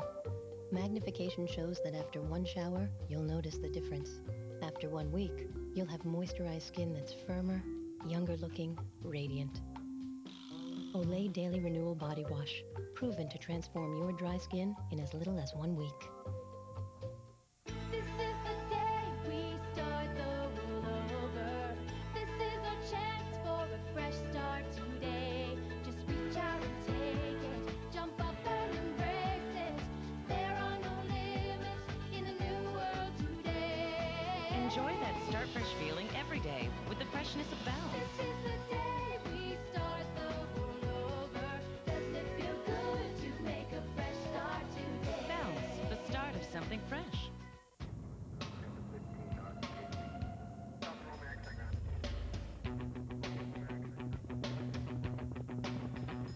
There's a new chill in the air. New Excel Polar Ice sugar-free gum. The icy Polar Blast freshens your breath with our most intense cooling sensation ever. Accelerate your breath. With new Excel Polar Ice. Somewhere beyond what you know is an answer to split ends. An amazing new conditioner that heats in your hands and transforms your hair. Self-warming split end repair from Thermosilk. It's a great time to learn to swim. Who's gonna teach me? Big Brother Ken. Swim buddies, Ken and Tommy. Grab your kick board, Tommy, go. Tommy, you swim great. Thanks, Ken. Swim Buddies Ken and Tommy. Barbie and Kelly dolls sold separately. Welcome back. Time to check out just what makes the Dreamcast tick. Can the system withstand the test of time, not to mention long hours of gaming? GameSpot TV's Adam Sessler and Electronic Gaming Monthly's Sean Smith dissect the game system and give us the lowdown.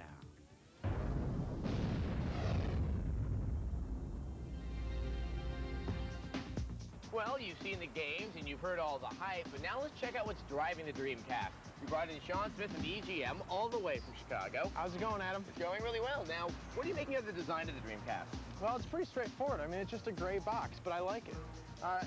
We've got the 4 controller ports in the front for multiplayer games, a couple buttons on top. There's nothing really cluttering the system. One thing I'm concerned about is the fan. The system tends to get pretty hot, so I think there may be some heat issues in the future. But overall, I think it'll get the job done.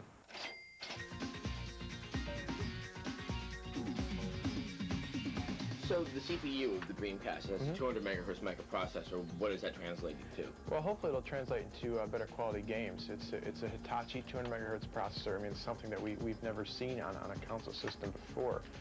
So I mean, you're going to find that's 2 or 3 times faster than the PlayStation of the N64. Now, the Dreamcast is using a GD-ROM drive, which is a CD-ROM and it's not DVD-ROM. Why did they choose that, and what does that mean? Well, it's basically a disk that holds 1 gigabyte, which is 1,000 megs of data, opposed to 650 megabytes that's on a standard CD. The other reason is that it's a proprietary format for Sega, so pirates are going to have a harder time copying these discs.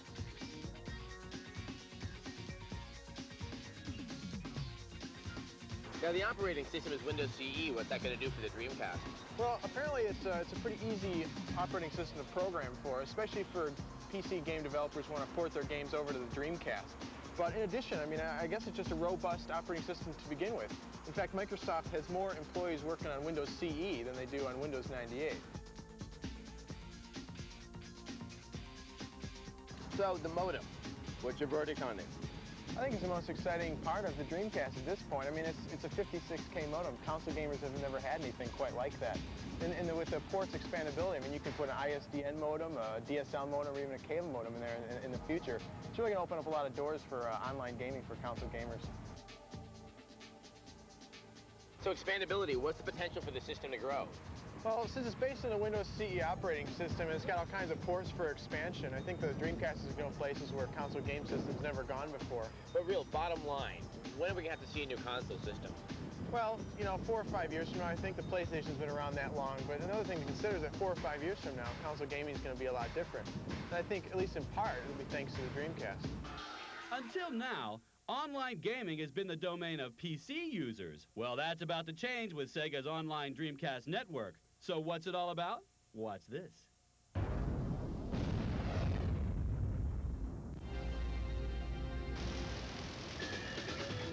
We believe in the power of the internet and the power of social gaming via the internet.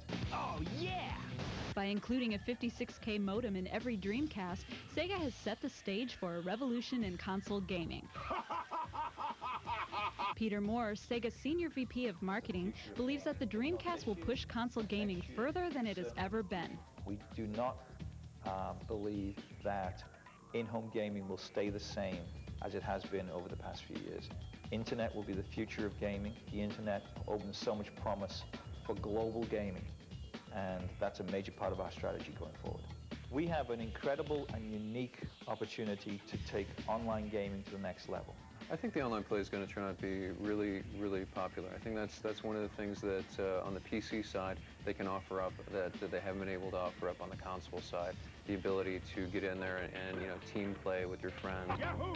Well, I think a lot of consolers are really hyped up about the internet features. Initially, Dreamcast owners will only be able to use the Dreamcast network for chatting, message boards, and previews. But next year, Sega will open up the multiplayer aspect of the Dreamcast network.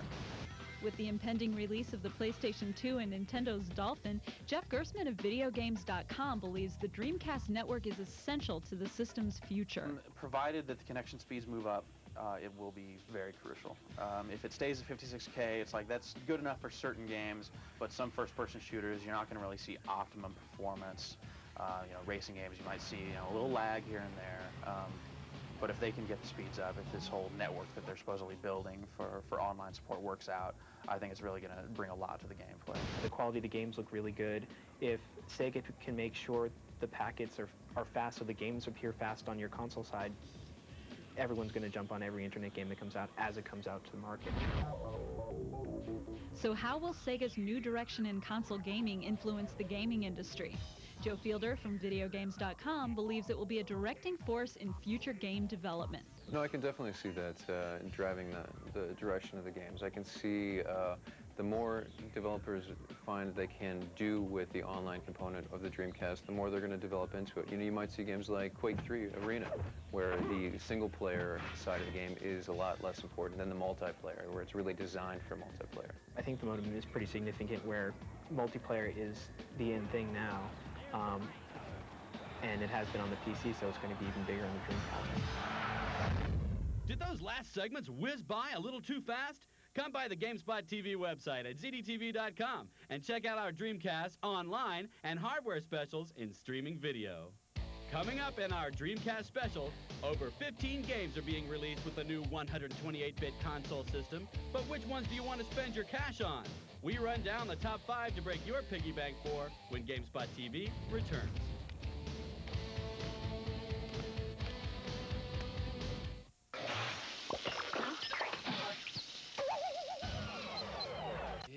Can you hear our footsteps? Can you hear us approaching at cyber speed? Because we are the coming attraction. Version 2K. And we're going to take it to the next level. Maybe you've got all the hype and headlines now. But we've got moms, and they know that Sunny D has vitamins B1 and C that help build strong bones and help us grow. You may be riding the records now, but we have the strength to shine. Are you ready for what's coming? When we asked some denture wearers why they don't use an adhesive, they didn't have a whole lot to say. I don't need it. My dentures fit fine, thanks. I've not had a problem in 15 years. But then they tried Fix-It-It, and they couldn't say enough. Makes them feel a lot more natural. I just plain forget I have them. They actually fit better. That's because Fix-It-It gives even well-fitting dentures a better fit. It just proves you never know until you try. Fix-It-It and forget it. Ever been to a cheerleading competition? This summer, It's us or them? may the best moves win. Let's do this. Bring it on. At theaters Friday. I write fiction, I write horror, I edit Northern Fusion magazine. I think AOL Canada makes that very exciting and very easy for me to do without having to have a lot of expertise. I can focus on my craft. With all new pricing, including unlimited use, you can stay online as long as you want.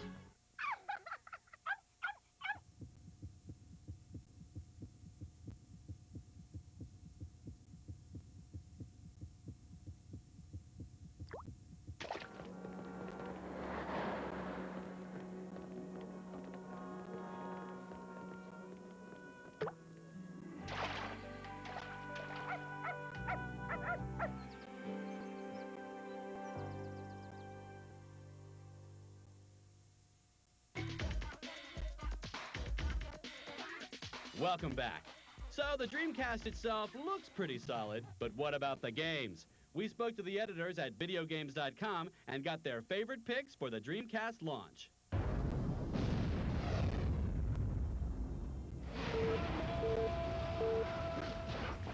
In 5th place is House of the Dead 2, the follow-up to the less than spectacular arcade port of House of the Dead on the Saturn. Once again, it's an on-rails shooter where you waste the various zombies and beasties that the game throws at you. And what it throws looks very, very good. This is a Japanese version of the game, but the only differences you can expect are the addition to unlock the option to show red blood instead of green. But really, what ooze do you think zombies bleed? The game will offer several modes, such as Arcade and Original, which is the arcade game, but with the option to customize some elements, like clip size and damage. The game also comes with a training mode, which is made up of puzzle training levels that are almost as much fun as the game itself. The game is intended to be played with the light gun, though Sega has chosen not to release its peripheral in the US. Third-party guns, however, will be available at the launch. There are some who have found the game to suffer from its unnecessary difficulty, yet there is little question that House of the Dead 2 will become the premier console gun game. NFL 2K could mark the return of Sega Sports. The game includes such an unprecedented amount of detail that you can actually see individual people in the crowd and on the sidelines. The game's physics engine is sophisticated enough to mimic how players would act in the real world. The game has more than 1,500 motion-captured animations and uses AI that learns how to play and then responds. Collision detection is actually on the body rather than in the form of a cylinder around the player. The playbook for the game was designed by the Raiders defensive coach, and the game is definitely one of the first-party titles that Sega has very high hopes for. While there will be more than enough pigskin options for the Dreamcast, NFL 2K is definitely one to check out.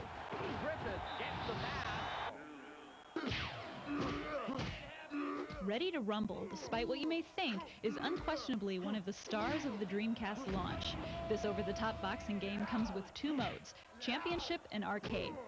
Championship mode is a single-player mode that lets you take a boxer from the bottom of the ranks to the top of the list. Arcade mode is what you'd expect, straight boxing. The game's controls are exceptional and simple. The analog stick moves you about the ring. The triggers block high and low, but when used with the analog stick let you weave and bob. And the buttons on the face of the controller execute high and low punches. These controls let you jump right into the game and start landing slightly realistic combos. The visuals also look great. There are more than 120 facial expressions, so you'll know when you're on top and when you're really hurt. Blood and sweat fly off the bodies, and the crowd actually looks like people rather than a bad impressionist painting. Even if you've played boxing games in the past, there hasn't been anything like Ready to Rumble in a long, long time, and it sets a welcome and brand new standard for the sweet science. It makes complete sense that along with the new Sega system will be a new incarnation of the great Sega mascot, Sonic the Hedgehog. And as most know by this point, the little blue speedster is returning in Sonic Adventure. The game takes the linearity and structure of a 2D game and brings real speed to a 3D platformer. You play 5 characters, including Sonic, Knuckles, and Tails, who, when played through, will clarify the entire story of the struggle against Dr. Robotnik and the water monster Chaos. The game will consist of standard Sonic gameplay tied together with some adventuring areas that offer exploration, help advance the story, and provide bosses to fight. The levels vary from character to character, with Sonic levels being similar to the 2D Sonic, and other levels offering comparisons to Jumping Flash. The Japanese version of the game suffered from camera problems, but Sega of America brought in a developer to tweak the viewpoint issues. There's no denying, though, that a platform game never looked like this. It won't take much to convince you that Sonic Adventure is a 3D experience above the rest. We'll have our #1 pick after the break, and you probably already have a good idea. But if those Dreamcast games whet your appetite, check out some more eye-melting Dreamcast footage at the GameSpot TV website. Simply go to our main page and then click through to our Dreamcast preview page. Next in our Dreamcast special, if you only buy one game for the console, what's it gonna be? We have our top pick, and we've examined the system inside and out. But what will be its future? And what games can we look forward to? Find out when GameSpot TV returns.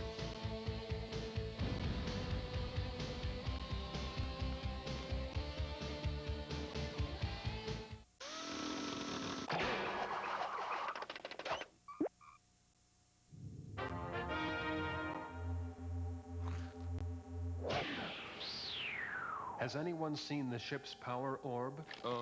We'll go look for it.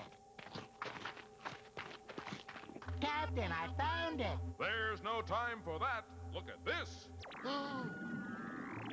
Now this is the search party. Did you find the orb?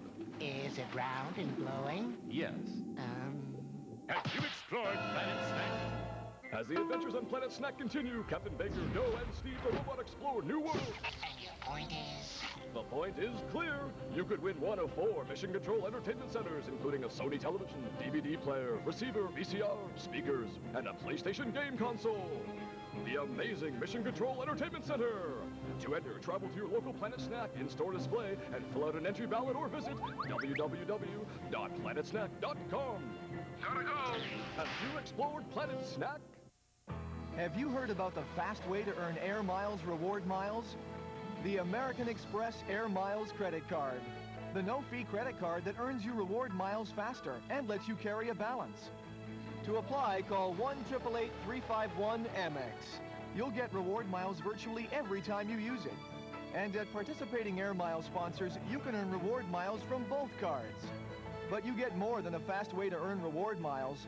As an American Express card member, you'll get worldwide service that goes the extra mile.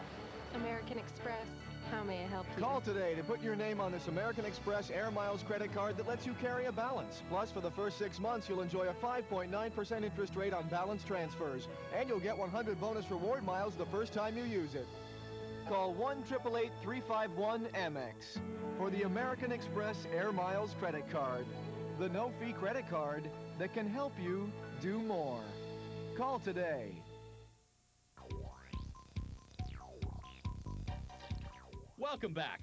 All right, it's time to fill you in on what looks to be the top game launching with the Dreamcast, and it should come as little surprise.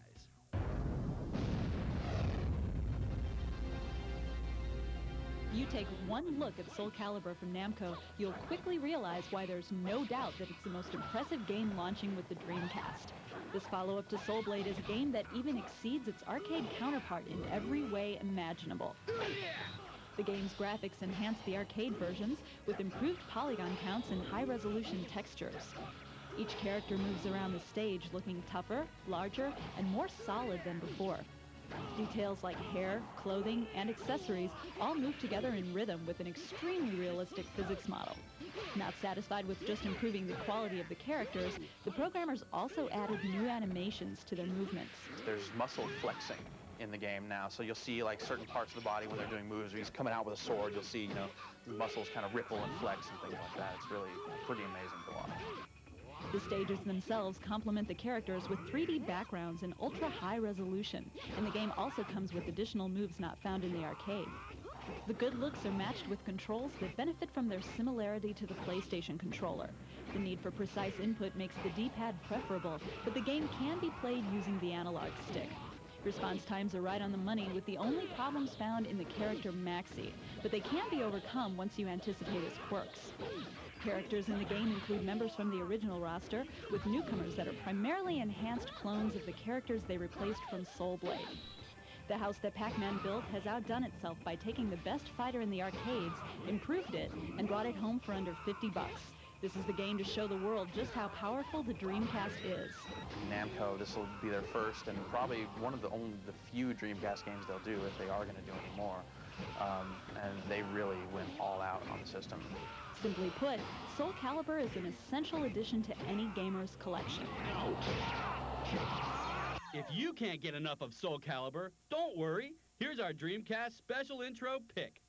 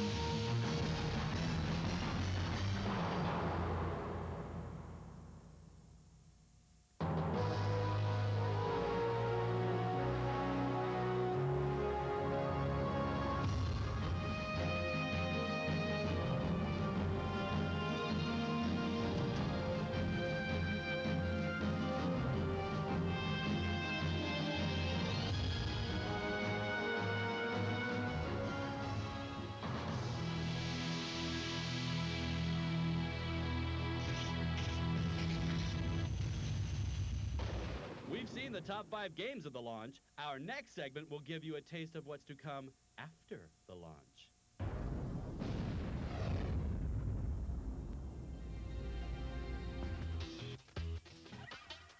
With Sega's Dreamcast network and more than 15 titles on launch, it looks to be an interesting fall.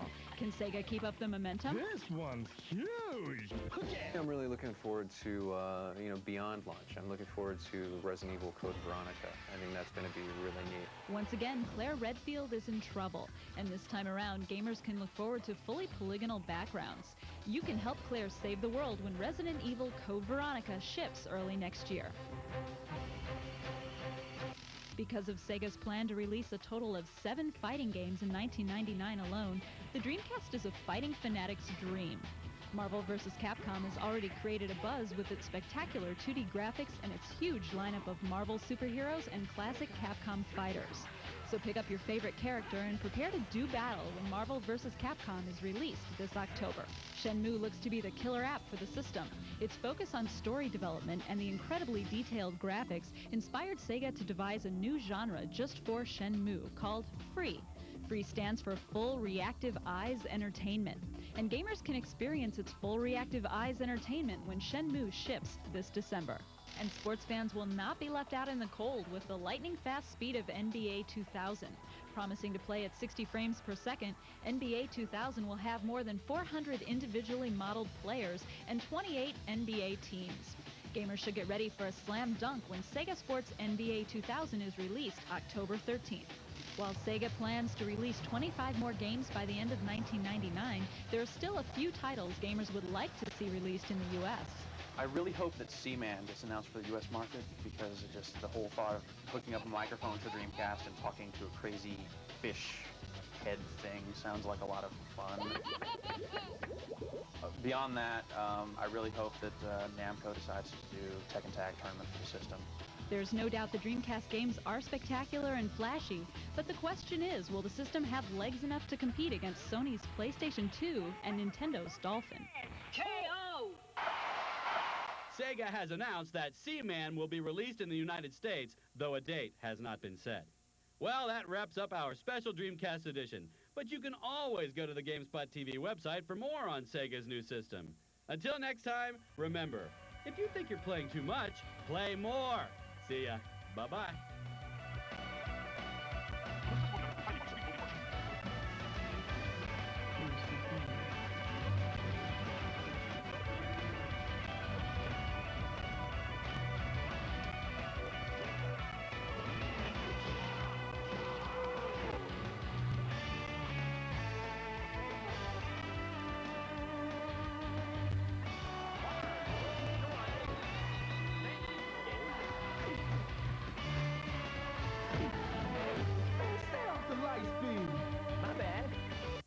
all the lights in town have gone out, Sam Sullivan wanders about. But sure to be racy, Heavy Metal game. Most film game tie-ins are just afterthoughts, but not this one. Heavy Metal Fact 2 begins where the movie ends. And dinosaurs run amok in the spooky Resident Evil-style thriller, Dino Crisis. Plus, Goldberg and Sting get frisky in the ring. It's our review of WCW Mayhem. Stick around. It's game time.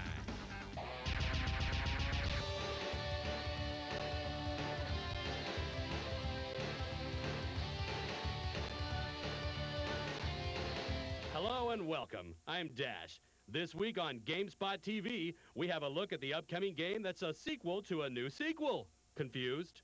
Well, you may remember the Heavy Metal movie from '81, or perhaps you know the magazine, or maybe you weren't even born yet. Well, now Kevin Eastman of Teenage Mutant Ninja Turtles fame and B-movie star Julie Strange are hard at work on Heavy Metal Fact 2.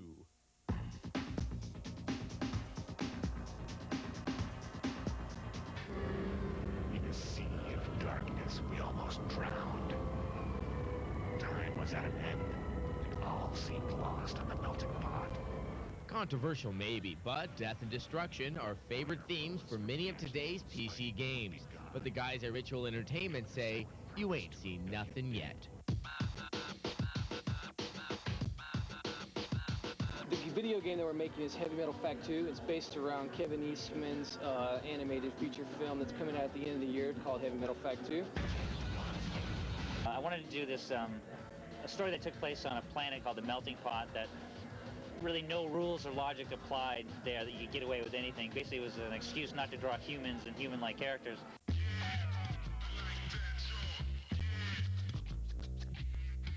But Kevin manages to squeeze in one human, Fact 2, the hero who must protect her planet from the invading GIF industries.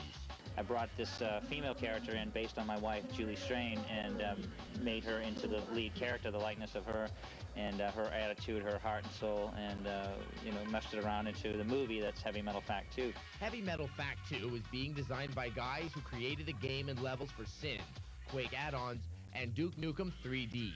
Given a lot of creative freedom and the Quake 3 technology to work with, level designer Tom Mustaine says the challenges were easily solved. Not many hurdles initially. It's just been a real flow for us since the beginning. That's one of the reasons why we jumped on this license. It's a definite, we love it. Besides making the game look great, the team's main goal is to stay true to the heavy metal world that Eastman created. Essence, when you open that magazine up, transfer it into our media, it's gonna be kick-ass. I mean, if we can accomplish that, then we're gonna do a damn good job with this property. But the same devotion could also be the game's Achilles heel. Staying true means nudity and violence, and lots of it. The attention could be detrimental or not. We make games for ourselves. We make games for people in our age group who love action films, who love animated violence on games. It's a way of getting out our aggression in a safe and somewhat positive way. We're going to try and get away with as much as possible, but a lot of it is like the statue of David is not a naked guy standing there, it's art. As a game veteran, Richard Gray believes video games, violent or not, are nothing but harmless forms of entertainment. We figure with all the retribution from all this violence to head back to me being 41, growing up in the 70s, sex, drugs, and rock and roll. We grew up, we didn't kill people, we just sat in our bedrooms and drew pictures, and so that's where we're heading, back to soft porn, just like the Heavy Metal magazine. As adults, we're saying, hey, this is what we like, and this is what we're going to do. Although Kevin Eastman has set some guidelines on the game.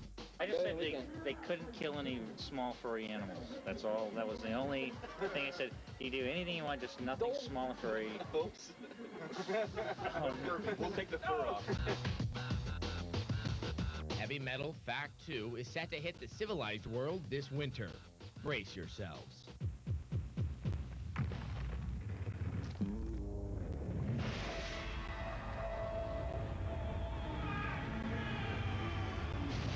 The $15 million animated movie Heavy Metal Fact 2 will hopefully open by the end of the year. Check out Ritual's website for more info. It's time now for some game news. In this week's game news, Square has announced that the first Final Fantasy title for the PlayStation 2 will be playable online. EA and Origin Systems have announced a third sequel to Ultima Online with beefed up graphics and animation. Pac-Man turns 20 this year, and to celebrate that event, Namco will be releasing a 3D version of the game for the PlayStation October 14th.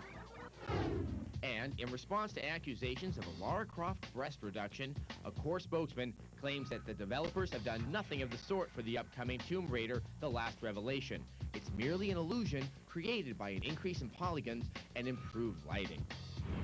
If you're looking for up-to-the-minute news from the gaming world, go to the news section of the GameSpot.com website. And if you're interested in more about Kevin Eastman or heavy metal and Teenage Mutant Ninja Turtle fame, go to the GameSpot TV website to see our in-depth coverage on heavy metal Fact 2. Coming up on GameSpot TV, we lose a few teeth in our raucous review of NHL 2000 and talk smack in our review of WCW Mayhem when GameSpot TV returns.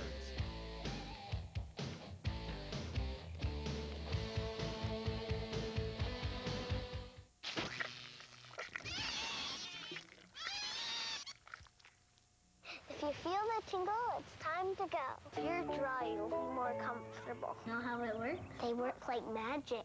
The training pants get wet. The flowers go away. Abracadabra, boom. Introducing a new way to help kids learn to potty train. New pull-ups training pants with magic flowers that fade when they get wet. So be consistent and stick with pull-ups. Great, they're still there. Give your big kid a reason to stay dry. I'm a big kid now. Come back here, I'm not done. Oh, yeah. Come on. Let's go. Feeling the heat? Let Kool-Aid take you back to cool.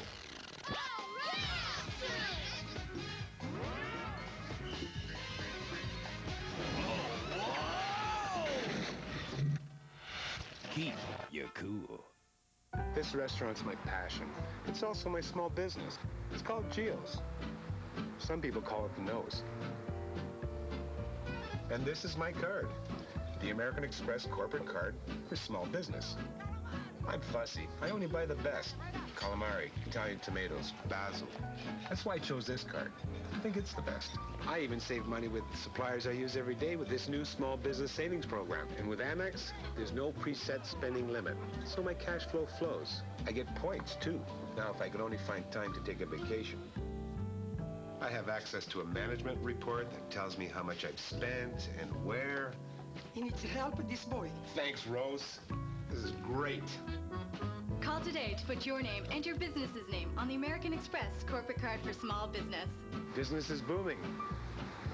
Touch plastic. Call 1-888-986-AMEX to apply for the American Express corporate card for small business and do more. Peter Molyneux was one of the originators of the God game genre, but he hasn't been resting on his laurels. Let's see what he's been up to with his new company, Lionhead Studios. Here's an early sneak peek at Black and White.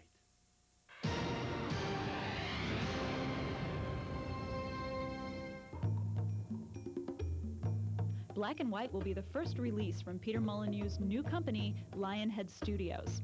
Known for his interesting and quirky game designs, from Populous to Theme Park, Peter Molyneux is making the God game to end all God games. But how did the idea of Black and White come about?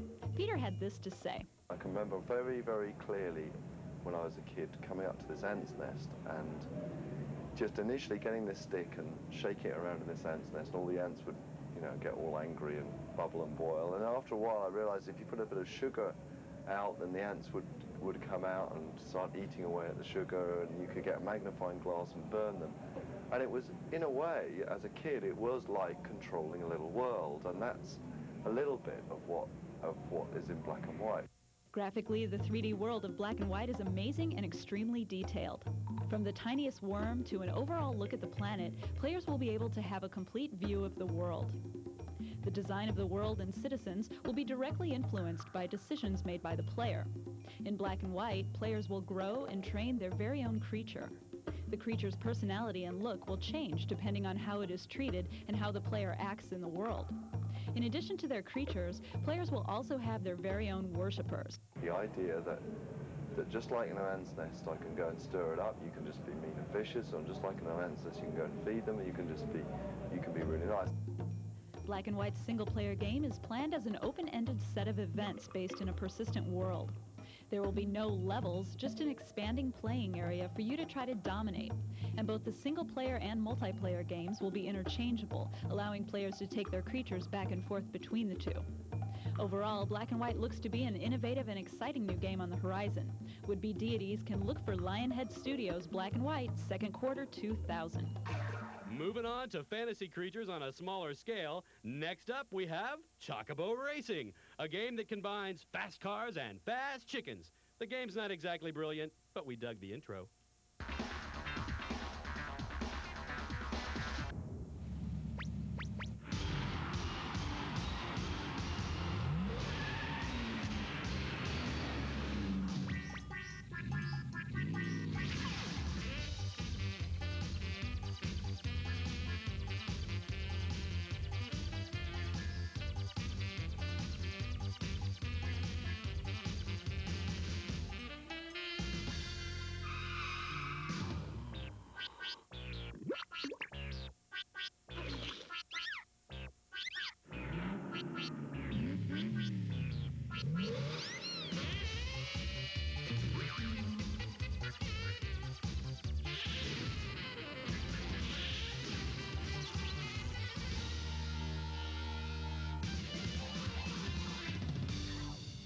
Now, if racing along with cute little animals just isn't your cup of tea, and you thirst for hard ice and cold blood, take a look at this review of NHL 2000 for the PC. On goal, and the game has been played pretty evenly so far. At first glance, NHL 2000 looks a lot like NHL 99, but rest assured, this is definitely not the case. With NHL 2000, EA Sports comes closer than ever to achieving a perfect balance between realistic gameplay and graphic appeal. Adam gets possession. Compared to previous versions, the computer opponents in NHL 2000 are craftier, quicker, and more skilled. Watch out for those hip checks, because this time around, computer opponents forecheck more aggressively and get back into a defensive position after a turnover. Graphically, NHL 2000 is beautiful. New animations for shots and checks are augmented by a new face mapping system that makes every player look like his real-life counterpart. And better yet, you can import a picture of yourself and have it mapped onto a custom player of your own creation. One new significant feature is the internet multiplayer support, complete with an EA-maintained lobby system. The gameplay can be choppy, but it does work. Adam drills a shot from the left. He's stopped. The only thing NHL 2000 deserves to be criticized for is the high number of injuries that take place during an average game. Although it does force you to manage your roster by trading for new talent and juggling lines to bolster an injury-riddled squad. Overall, NHL 2000 is the best hockey game EA Sports has ever produced. For veterans and rookies, this game is worth the investment. Michael Ryan of GameSpot.com gave NHL 2000 a rating of 9 out of 10. Tonight's first star for Boston, number 15, Adam. If you'd like to read more on NHL 2000, check out the review on GameSpot.com. And if you fancy yourself a bit of a sports game expert, come to our message boards and share your tips and strategies with other gamers. You'll find the message boards in the Interact section of our website. Coming up on GameSpot TV, giant leftover lizards are living on a remote island. Can you survive the horror? The horror. We review Dino Crisis. And we visit the Velodrome in Trick Style, the futuristic hoverboard game for the Dreamcast.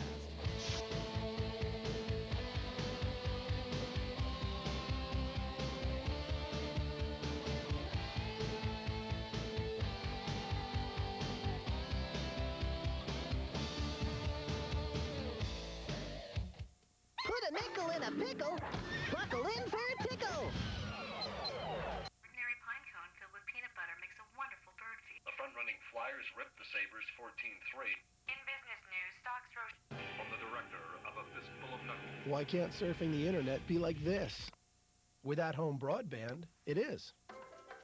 It's the more responsive, more personal internet that's easy to navigate and so blazing fast. It's just like changing channels. At home, welcome to broadband. Somewhere beyond what you know is an answer to split ends. An amazing new conditioner that heats in your hands and transforms your hair. Self-warming split end repair from Thermosilk. Guess who? Woody Woodpecker's back at Swiss Chalet, so kids can get a collectible Woody Spooner bowl or a Chili Willy Spooner bowl with any kids' meal.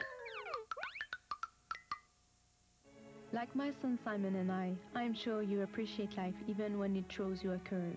While you're looking at these pictures, think of all those people who could lose everything just a few kilometers away from you. The Red Cross comes to their assistance, as it did to mine when my home went up in flames. The Red Cross helped us to get the food we needed. They also help people to find shelter. They give them clothing, because when you have to leave your home quickly, you don't have time to bring anything, any clothes. You just pick up the kid and you get out. The Red Cross is like a security blanket. You tell yourself, well, if something happens, the Red Cross will be there. Whether it's a house fire, a landslide, or a flood, we can count on the Red Cross. Without your support, the Red Cross cannot provide this kind of help. So think about yourself, think about us, think about making a donation to the Red Cross today, because tomorrow it may be too late.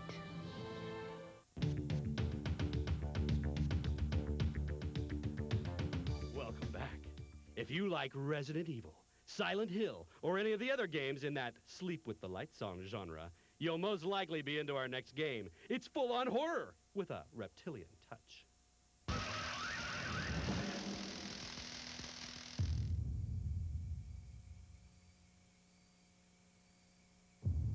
Dino Crisis is an excursion into the world of survival horror. Conceived and directed by Shinji Mikami, the mastermind behind the Resident Evil games, Dino Crisis has a similar feel to Resident Evil, though the shuffling zombies have been replaced by velociraptors and other big lizards with lightning-fast reflexes and huge appetites. Dino Crisis is played through the eyes of the heroine Regina, a special forces agent sent to investigate an island which happens to be a paleontologist's playground. The game is quite cinematic, and the camera angles are designed to provide the maximum tension possible. The soundtrack provides chills and thrills. The simple act of walking down a hallway becomes a terrifying experience when the violins start playing. The backgrounds in Dino Crisis are fully polygonal, the character models are well done, and the excellent light sourcing effects give Regina and her posse a solid feel. The use of polygonal backgrounds also works to enhance a feeling of fear. Dino Crisis pays close attention to detail, including character damage. If Regina takes a beating, she'll hold her side and limp. If she takes a lot of damage, she'll stagger about and drip blood on the floor, which adds to the realism of the game. Fortunately, there are plenty of power-ups like health kits and weapons. Dino Crisis' storyline is sound, and the replay value is high, with 3 different endings to reveal and a multitude of secrets to find. James Melky gives the creepy dinosaur chiller an 8.5 out of 10. Going from creatures of the past to lifestyles of the future, we have Trick Style for the Dreamcast. This title combines young hipsters and hoverboarding, and it may trigger memories of Wipeout XL. Trick Style for the Dreamcast is a futuristic racing game that lets you roam around exploring various spaces on your hoverboard. You choose a racer and a board, and then go to the main staging area called the Velodrome. From there, you enter into different rooms to select the challenge you're going to tackle next. The game is divided into 2 different tasks, challenging the Velodrome trainer to unlock new tricks, and racing the tracks to unlock new areas and boards. The racing tracks are spread across 3 different countries, Japan, the USA, and the UK. Once you've raced the 5 races in each country, you'll unlock a boss race, which usually isn't a race at all, but a velodrome-like challenge. Beating these will unlock new hoverboards for you to race with. Trick Style has everything you would expect from a boarding game: rails, ramps, loops, impossible jumps, and 1080-degree spins. Unfortunately, the tricks in the game aren't really eyebrow-raising, and the game's biggest problem is that it's too easy to beat. Graphics are Trick Style's biggest asset. The tracks, backgrounds, and board effects all look great. The soundtrack is chock full of outstanding techno, though the sound effects are trite and unappealing.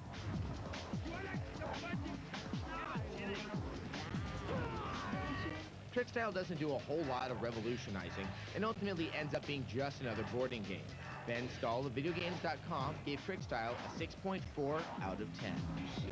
Inspired as we were with the way TrickStyle dolled up skateboarding with futuristic bells and whistles, we couldn't help scrounging up some cheats to soup up Madden 2000 for the N64. And the results were, well, just watch. To enter cheats, go to the secret code section of the menu and plug in the following letters. If you truly believe that the body is evil, type in guillotine and enjoy headless footballers from Minnesota or wherever. And if you're bozo for the pigskin, then type in scary clown for that big top game experience. Here's the kick. And if you think that size doesn't matter, then type in mice and men for the David and Goliath style of footballing. Check his medulla oblongata. His helmet flew right off. Look, it's rolling down the field. If you're looking for more cheat codes, go to the Game Help section of our website. There you'll find everything from Aliens vs. Predator to Zelda. And if you have cheats of your own, send them to us at GameSpot@ZDTV.com. Coming up on GameSpot TV, we visit the realm of Nosgoth in our review of the follow-up to Blood Omen, Legacy of Kain, Soul Reaver. And the boys of the WCW put in a ringside appearance in WCW Mayhem. You better recognize.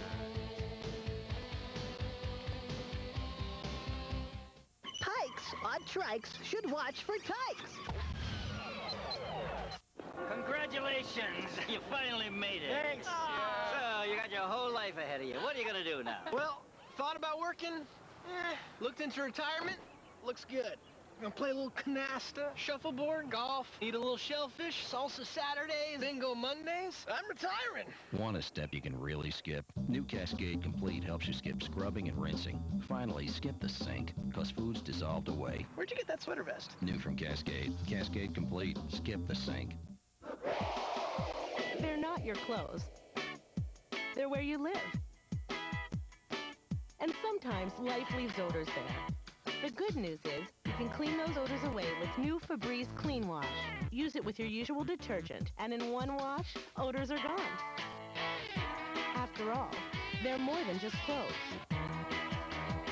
Make them more than just clean. Clean away odors with new Febreze Clean Wash. The cleaner clean for where you live.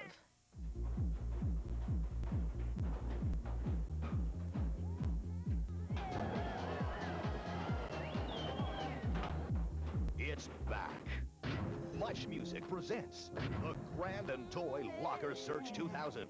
You could win an exclusive performance by Loving at your school. And you could buy $5,000 in your locker. Just visit Grand and Toy when it's time for back-to-school supplies and fill it about. It's the Grand and Toy Locker Search 2000. Brought to you by Much Music and Grand and Toy.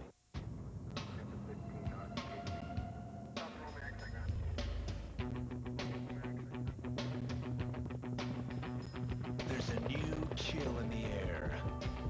New Excel Polar Ice sugar-free gum. The icy Polar Blast freshens your breath with our most intense cooling sensation ever. Accelerate your breath. With new Excel Polar Ice. Welcome back.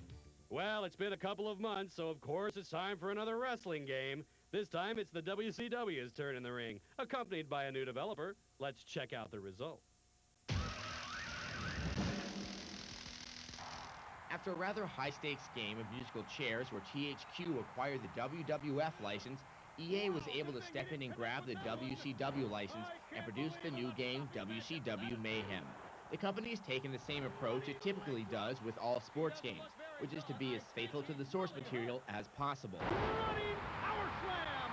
The result is a very good first effort, but still feels like a first-year title. Mayhem contains a load of rings, all based on WCW television and pay-per-view events, and there are a slew of wrestlers that get to battle it out. The main focus of the game is the ability to get out of the ring and fight your way to the backstage area, which is filled with chairs, tables, tasers, and other objects to bash your opponent's head in with. Mayhem is more arcade-like than other wrestling games, but there's still plenty of strategy involved. Reversals are easy to perform, but very hard to master. If your opponent hits a button to execute a move, and you hit the same one shortly thereafter, you'll reverse his attack. Reversals aside, the game really does boil down to who can execute a move first. While the arcade-style play does offer an alternative, it's not without its flaws, such as the introduction of a momentum meter that tells you how well you're doing in the match. The more momentum you get, the harder it is for your opponent to stop you, and when it's full, you can execute finishing moves. This really just makes it harder to come back from a deficit. The real problem with the game is computer AI. It's completely stupid. It may get off a few punches or kicks, or maybe even a reverse in the hardest difficulty setting, but it's possible to pull off a finisher in the first 30 seconds of the match. Graphically, the game looks good enough. There are collision problems, but the game has a pretty good camera.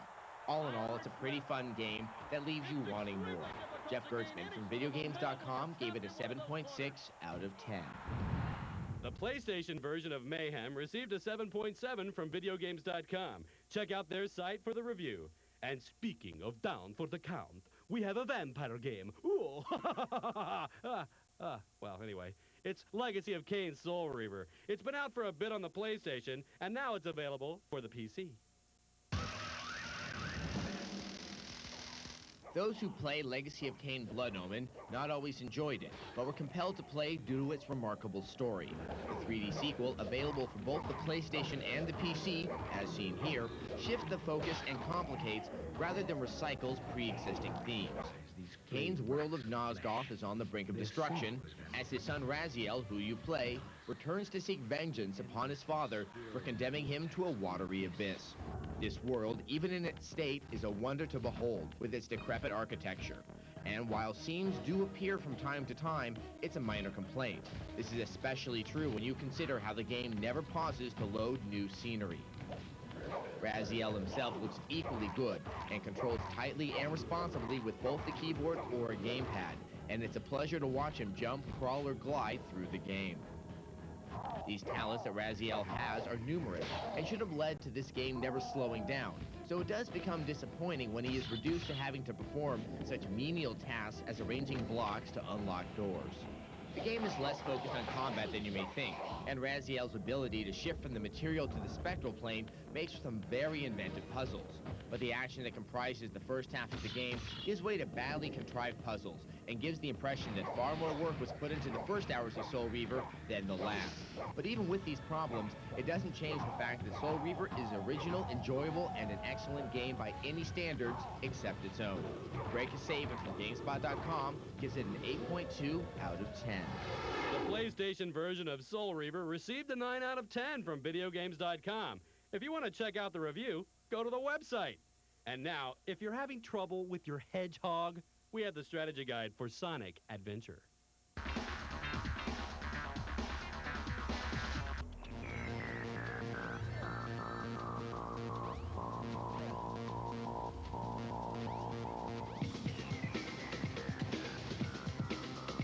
If you are one of the fortunate to have played Sonic Adventure for the Dreamcast, you know that acquiring and understanding all the items and information in the game can be a bit daunting.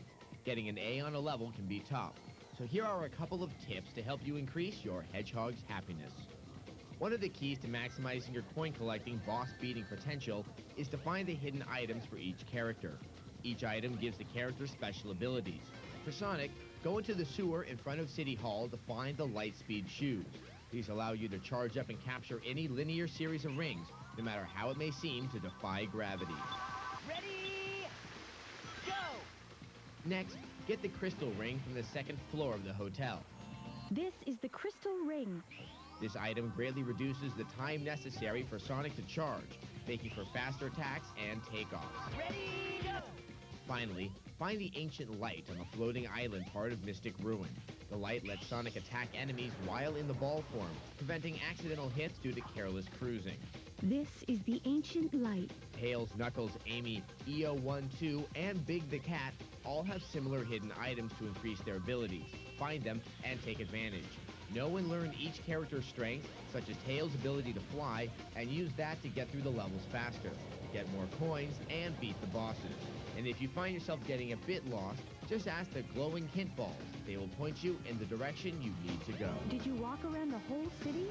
If you're in need of more cheats, tips, or strategies, go to the Game Help section of the GameSpot TV website. There you'll find out how you can win a free USB Netcam just by visiting ZDTV.com and registering for Netcam Week 3. So until next week, remember, if you think you're playing too much, play more! See ya.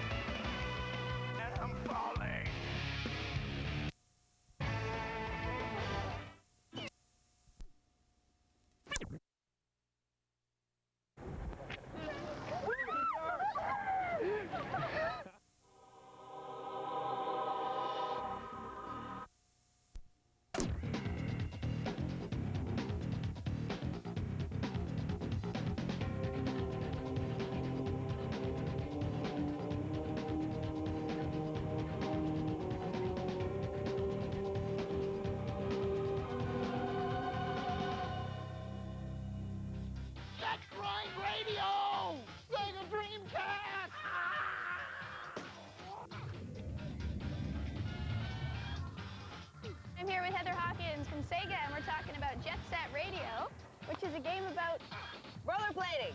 You rollerblade around in urban squalor, and you try and stay away from the police. The coolest thing about the game is the visuals, because even though it looks like a two-dimensional comic book, you still interact with the environment in full 3D. So you can also skate around, and you can graffiti stuff. You can upload and download your tags. Like you can actually, the murals and stuff that you create, Yeah, right? so you can show other people the stuff that you made. See, that's the cool thing about rollerblading in video games, and your feet don't cramp up. It takes place in a futuristic society where the youth is really oppressed.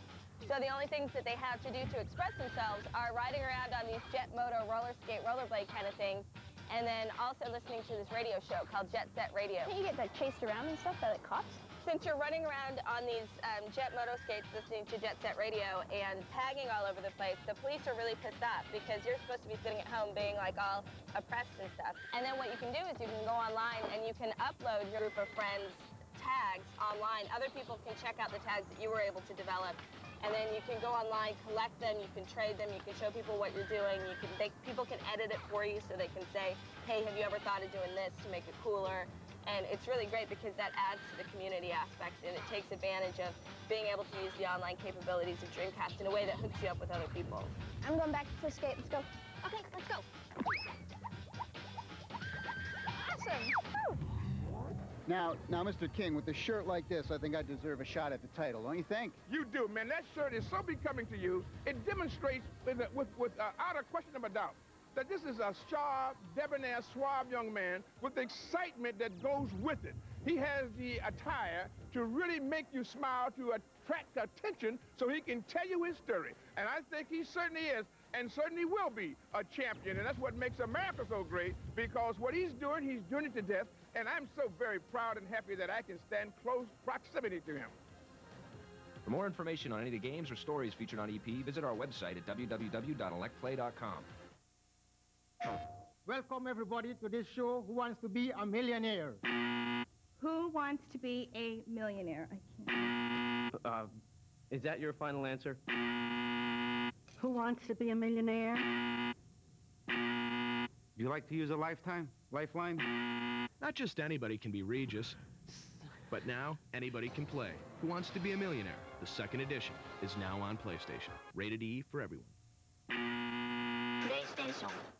PMCL, renowned since 1867 as a passenger transportation company, continues the tradition today with modern luxury motor coaches.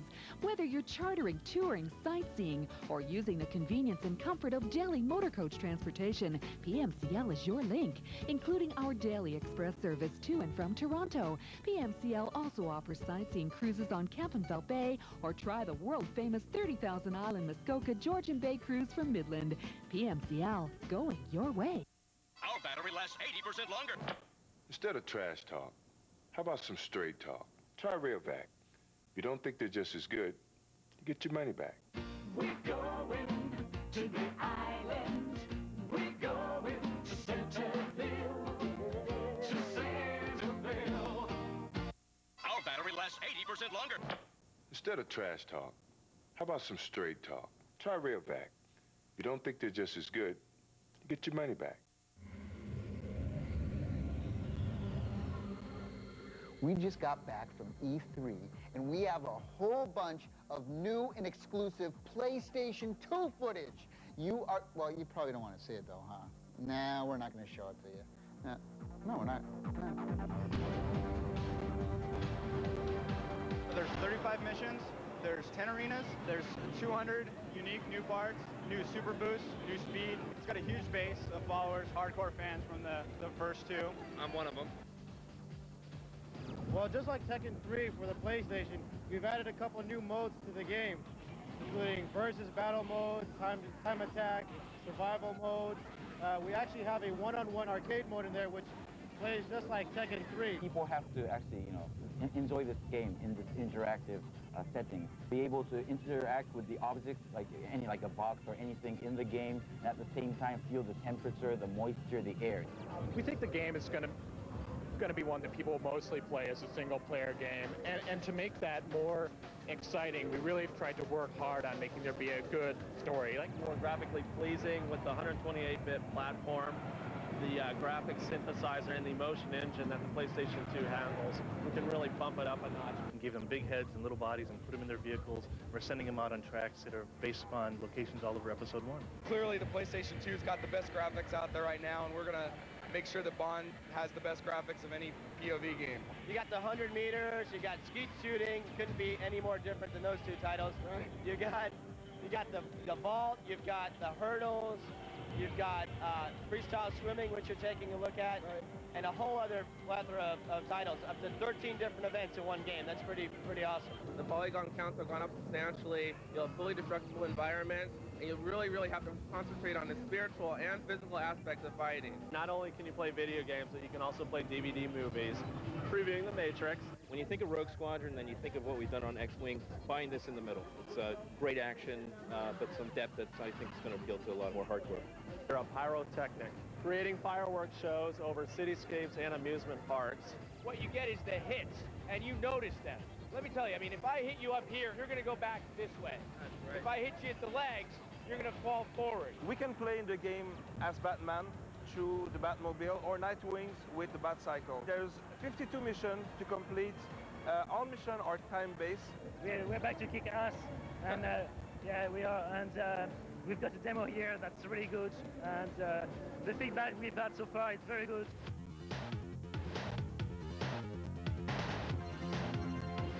What's really neat about this game is the actual characters talk to each other. Like in Diddy Kong, the characters talked. Yeah. But now, like Mickey will talk to Donald, Donald will talk to Pete, Piggy will talk to Daisy. They all talk together. When you pass them, they will say something directly to the person. They'll be like, "Watch out for that big tree stump there, Donald, look out!" Conker finds himself in all these bizarre situations, and you'll start out a level and you'll see some cool cinema, that sets up the storyline. As Conker's doing the actions that he has to do to finish the level, you get these little cutscenes that are all good jokes, very funny. Then at the end, you get the big payoff. So it's kind of like each time you do one of these missions, it's like you've seen a half-an-hour episode of your favorite sitcom. It's an expansion pack only game. There's bigger enemies, bigger bosses. The first boss of this game will come around, and he's got like a 30-foot long sword. Drops 5-6 guys down from the ceiling. Then he shakes out like 100 different bat butterfly-looking things. And then this wall of fire comes up. And he's attacking you while all these other things are attacking you, all at the same time with no slowdown. It's a little less sim-oriented, better for the casual fan who just wants to be able to hit, go up and hit, not worry about statistics too much. A lot of faster gameplay, so there aren't as many intervals between pitches and between innings.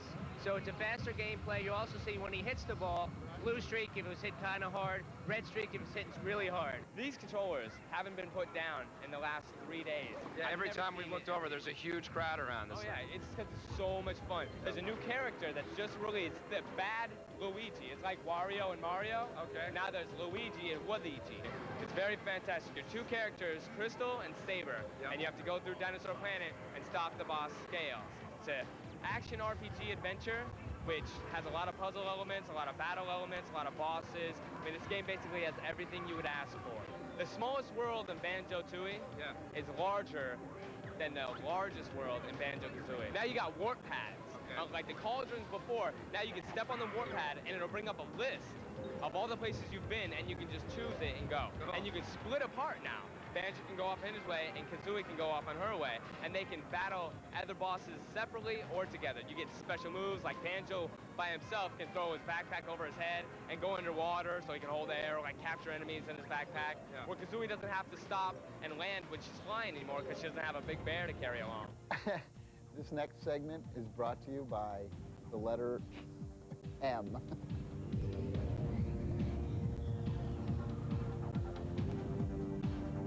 M-Player's giving away all kinds of crazy stuff. It's a competition with 3 super hot PC games. What are people winning today, man? Red Storm was nice enough to offer us up a Honda Recon ATV, beautiful prize for a beautiful game. Got guys going on right now into the finals. What we did was we actually held an online component of the tournament, narrowed it down to 2 finalists on M-Player, and flew those guys out here to battle it out with some competitors that are just, you know, qualifying here, utilizing our global rankings. You flew people out to E3. That's a prize in itself. Right now, we're basically at the final match. Last 2 guys up right here. Right. Final match, winner take all. They get the ATV. This is a hot event, man. I mean, M-Players put this together with Zuba.com, and what you have is a super firepower combination. People want to know where they stand in the world, don't they? They want to know how good a player they really are. Right. And this is how you prove it. Well, by giving them away an ATV or a nice new Honda bike. No question about it. I mean, you can't say you're the best without judging that against something else. What we're really trying to push right now is the global rankings. So basically, it's a cross-platform ranking system. You can put it for PlayStation 2, you know, Nintendo. It doesn't matter what it is, globally, internationally. You really know who's the best. We're offering it to developers for free. They put it in their game. The site is free. Everything's free. So once again, just like M-Player, we're giving it out for free. We're trying to make gaming that much better for the users. 3, 2, 1, and it's over! Our team has won! Big hit! Okay, this is Fatality. He's just won his way into the final round in this tournament. He's going up to win a brand new smoking hot Suzuki bike. So how do you feel? You feel pretty confident? You think you're going to win it all today? Yeah, I'm pretty confident now. I'm past the free-for-alls in the one-on-one bracket, so one-on-one's where I'm at. 5, 4, 3, 2, 1, and that's it! Huge hand! Unbelievable match. Fatality wins it. Fatality wins it. You did it, man. That was an amazing set of play. Huh?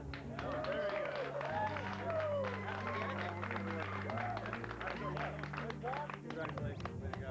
All right. All right. That's his bike now. Yeah! How fast does this thing go? Approximately 220. What was your strategy throughout the whole tournament? Know where to stand, know where to be at the certain points, and just get a lot of armor and get the quad. Quads are very important to have. I'd like to thank Razor, M-Player. I can't wait to try out their new global ranking. That sounds very interesting, and I'll get more gamers actually into it. Excellent, cool. Well, they're only on M-Player. Get it, right? Cool, excellent. For more information on any of the games or stories featured on EP, visit our website at www.electplay.com. Monday, Tuesday, Wednesday. Monday. Work day, play day, every day. Monday. Thursday, Friday, Saturday. Monday. You can save every day at Baytown Hyundai. Confused by nationally advertised prices? Get some straight talk from Canada's #1 Hyundai dealer, Baytown Hyundai in Barrie. If you're looking for the best price and the best service, don't you want to deal with Canada's leader? Driving is believing at Canada's #1 Hyundai dealer, Baytown Hyundai, Bradford Street in Barrie. Design a better career and a better life at First Interactive, Toronto's premier digital training institute.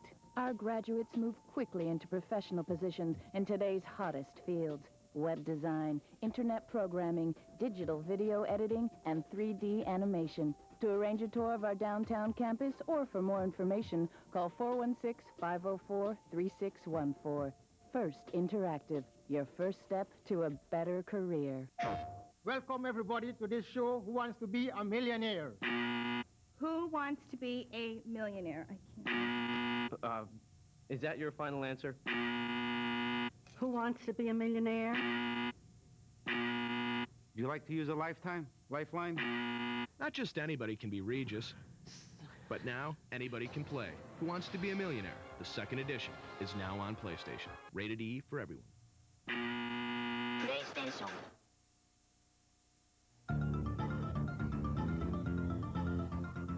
You guys are not going to believe this, but I swear to God it's true. There's an actual box that you hook up to your PC, and it smells. It stinks. There's odor that comes out of it depending on where you are in the game. It's like smell-o-vision, right?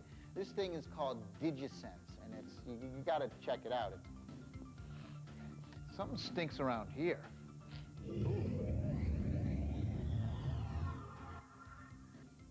Hi, I'm with Joel Bellinson, who is the CEO and co-founder of a new company called DigiSense. They've got a technology called iSmell, and we're going to find out all about it today. How you doing, Joel? Wonderful. Tell me what iSmell means to gamers out there. You can imagine, you're playing a racing game, you're driving through all kinds of terrain, whether forests or deserts or oceans or through the cities with the shops that you're passing by. All those have smells. Right. Your car itself has smells, whether it's the burning rubber, the brakes giving out. Imagine adventure games where you're wandering through different places. You can imagine Tomb Raider, you're going through different spots and, smelling mold and mildew and animals and tapestries. And the shoot 'em up games, of course, that can get pretty gross, with the blood and gore and gun smoke and whatnot. But we also think not only is it an opportunity to scent based on things, yes, but scent to create moods, the same way we use sound. We have smells here that are geared towards gamers, or game developers. We thought that would be appropriate, like, we have the smell of gunfire. You have the smell of gunfire. Yeah, so here, take a little whiff of that. Oh, yeah. Well, not that I would know. Maybe you want to smell swamp instead. Yeah, I woke up this morning, I said, man, I got to smell a swamp today. Actually, if you play Shadow Man, the whole game is in a swamp. So this might be some of the background smell. Oh, yeah, that's a swamp. Here, you have that one. How about damp earth? Damp earth. Now, will that smell like swamp, or is it? No, this will smell pleasant. Oh, that's very cool. That's very nice. This will actually put you in a peaceful state. More people should have damp earth. This is banana. Oh, yeah.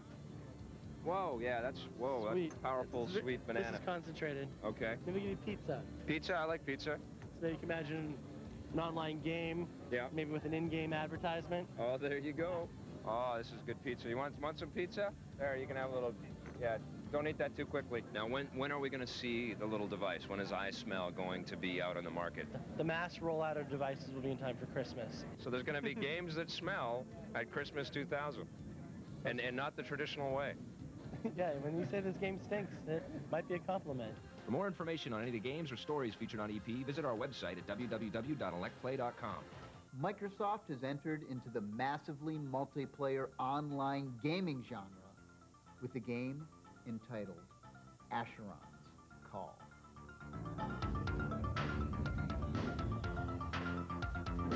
So I'm here with Scott Harrington from Turbine Software, producer of Asheron's Call. It's a massively multiplayer game. We've got about 3,000 people per world, and we've got multiple shards of the world set up. We keep introducing new content every month. So this month, for instance, we introduced colored lighting, half a dozen new characters, some new weapons, a couple of new quests for people to go on. And so rather than having to wait, a year and a half to go out and buy a small upgrade where they get maybe some extra areas to explore, or an extra character, or an extra quest to go on, they get that every month with Asheron's Call. I know you have games like Baldur's Gate and EverQuest. How do you deal with the competition? You try and stay one step ahead. The events and the streaming in of new stuff is one of the ways we've done that our competitors can't do. And I've looked at other 3D engines, and I think right now the technology that we're working on, there isn't anything else out there that's comparable. We're as good, if not better, in every area. What is the greatest challenge in producing a massively multiplayer online title? Not pissing everyone off. I figure if our fans are equally mad on different sides of an argument, that's about the best I can hope for. And tell me about the user feedback and the fan sites out there. I'd love to see players outside of the game communicating, arguing about things they like, things they hate. And you find a lot of people actually hooking up kind of outside of the game and taking the bond that they've got within the game, bringing that out to the rest of the net. So we're proving that gaming can be social. Yeah, and then some of them are actually bringing that even beyond the game. So it's people from within the game getting together on the internet, and then getting together actually in real life to do something for a good cause. We had the Allegiance in the game, for instance, over Christmas, raised like $500 or $600 for charity in Michigan. What are some of the things you want to see implemented in that style of game that's going to make it more immersive? I'd like to see players be able to create more of the content, to really be able to alter the world that they're in, so they can build things, they can destroy cities, they can excavate if they wanted to. and really provide content and things to do for each other. Well, thank you very much, Scott. It's always a pleasure to talk to you. You're watching Electric Playground, and we'll be right back after this.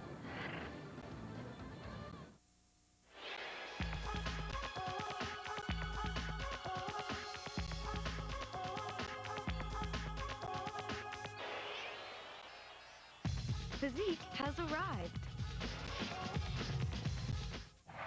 Stop! Now's the time to buy at the Fireplace Stop. Wood stoves, gas-burning, and wood-burning fireplaces, barbecues, everything's got to go. Demos, floor models, it's all going at $19.99 prices. Now's the time to buy a quality Pacific Energy fireplace or wood stove. There's lots to choose from. Hurry in now and take advantage of our Don't Pay for 13 months plan. For best selection, best service, best quality, visit the Fireplace Stop, your complete home comfort centers. There's a place I know in Ontario where the sea lions kiss, so the story goes. It's amazing shows and friendship code. Everyone loves Marineland. You'll be spinning, diving, and soaring high. Our roller coaster ride will fly you to the sky. Now you know what you say when you leave here today. Everyone loves Marineland. Watch the Money Concepts Lifestyle Report, weekday mornings at 6:27. David Karras, financial planner, author, and public speaker, discusses wealth management and lifestyle planning with guest experts. The Money Concepts Lifestyle Report, weekday mornings at 6:27. So here's the deal. You missed your train, you don't know when the next one's going to come. You got to think of something to do. Well, here's something to do. It's called Rampart. The game is based on an old 80s arcade game from Midway. And what makes it different is that it's kind of like a puzzle game, like a Tetris-style game, mixed with an early real-time strategy game. You've got different shaped blocks that you've got to place in a position and build castle walls. The bigger your castle wall, the more cannons you can place. The more cannons, the more cannonballs on the enemy that are coming by in ships, trying to blow you up as well. Game's really fun, but because of this direction pad, it's very tough. It used to be played with a trackball in the 80s, and I miss it here. Even still, I think Rampart's a lot of fun, and I'm going to give it 7 out of 10.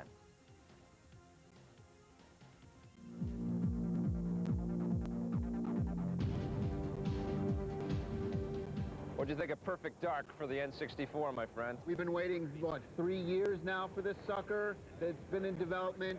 And let me tell you, fans, it is worth the wait. The animation's great, the graphics are great, the sound is great, the story is great.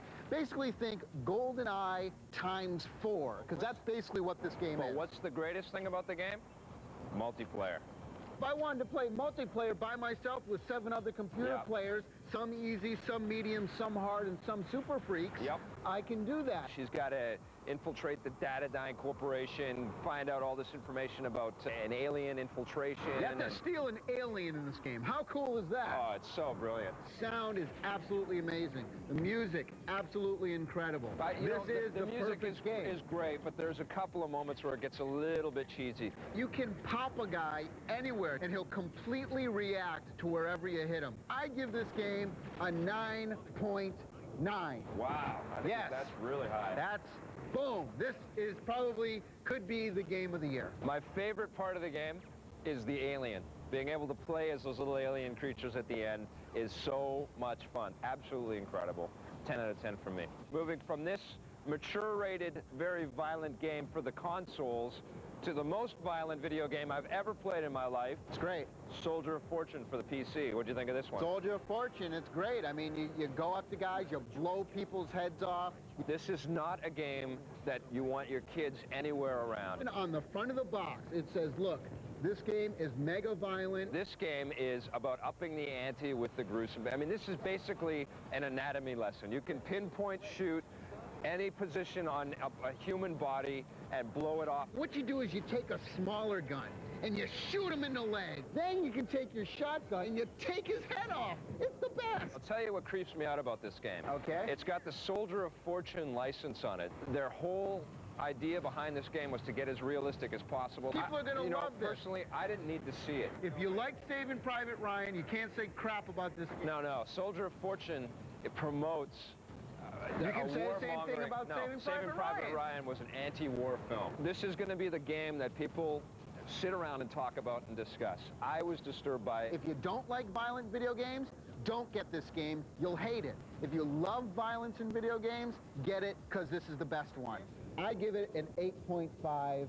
I can't recommend it. I'm going to give it a 4 out of 10. I can't recommend it. That's a completely unfair score. It's an 8.5. Let's talk about Rayman 2. What did you think of that? Okay, now getting to stupid little Rayman 2 for game. the Dreamcast. I give it a 4, because the character's dumb. I love Rayman 2. I'm giving it a 10 out of 10 right off the top. You are going to freak out when you get into this game. I'm going to sit down. 60 frames a second, tons of levels.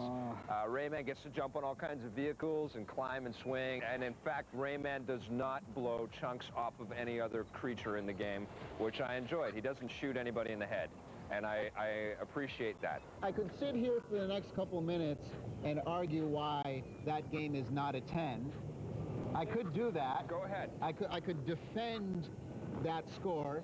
It's an okay platform game. It's an excellent platform game. It's got really good graphics. It's got really good music. Graphics. It's very Incredible colorful. music. But it's not a 10. Perfect Dark is a 10. Perfect Dark okay? is a 10. Is a damn near 10. GoldenEye, Metal Gear Solid, Tekken 3, those are 10s. Rayman 2, not a 10. The Dreamcast controls, I don't like the controller on the Dreamcast. I give it what it deserves. What? It deserves a 7.8. It's a cutesy little platform game, and if you like that kind of If stuff... Rayman 2 was packing a machine gun or a shotgun, it'd get like a 9.8. If he was blowing feet and hands off, it would get a higher score. It's an excellent game. It is I not totally a 10. stand behind that score. What do you think of JoJo's Bizarre Adventure for the Dreamcast and the PlayStation? What a waste of my time. This is the worst fighting game I've ever played on the Dreamcast. Give me a break. It's the worst fighting game ever. Give me a break. JoJo's Bizarre Adventure. The characters are incredibly stupid.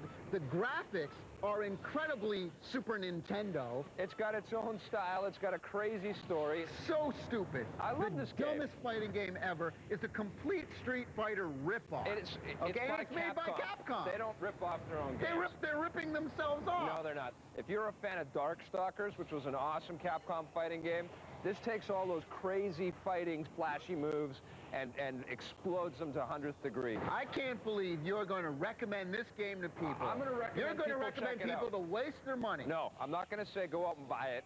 You're going to want to test it out before you buy it. I wouldn't say just rush out and buy this thing, but if you give it some time, give it 4 or 5 hours, it's going to grow on you. Grow on you like fungus and mold. I'm giving it an 8 on the PlayStation. Oh, that's ridiculous. And I'm giving it a 7 on the Dreamcast. Well, the only game we did agree on, people, is Perfect Dark, so go out and get this. Yeah, well, what's your score on JoJo? JoJo's Dumbass Adventure gets a 4.5. You got to open your mind, man. Yeah, open my mind. Open your Put mind, the garbage drop the in guns. it. No, I'm going to go play Soldier of Fortune. You can find all the games featured in Reviews on the Run at all Microplay locations across North America. Remember, Microplay, buy, rent, sell, trade. If you need your daily fix of the electric playground 24 hours a day, check out www.elecplay.com.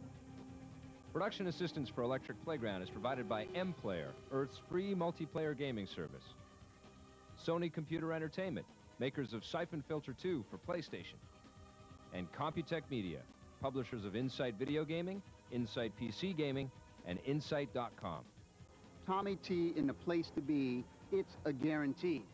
I'm reading out of your book here. Yeah, well, you've been dealing with the Tommy T in a place to be was yesterday's place where Tommy T was at. Now he's soaring to new generations, new heights. The aliens, look out Saturn, look out Pluto. All the aliens are going to be meeting in, because Tommy T is the place to be if you watch TV. In addition to that record drop, the survey... Give me that! Monday, Tuesday, Wednesday, Monday. Work day, play day, every day. Welcome back. In our early today cover story, Game Wars. The makers of video games are trying to score points with consumers hungry for the next generation of gaming. They're battling for billions of dollars in sales. As CNBC's Mike Hegedus reports, Sega is the latest to dream up an idea it hopes will make it the ultimate victor.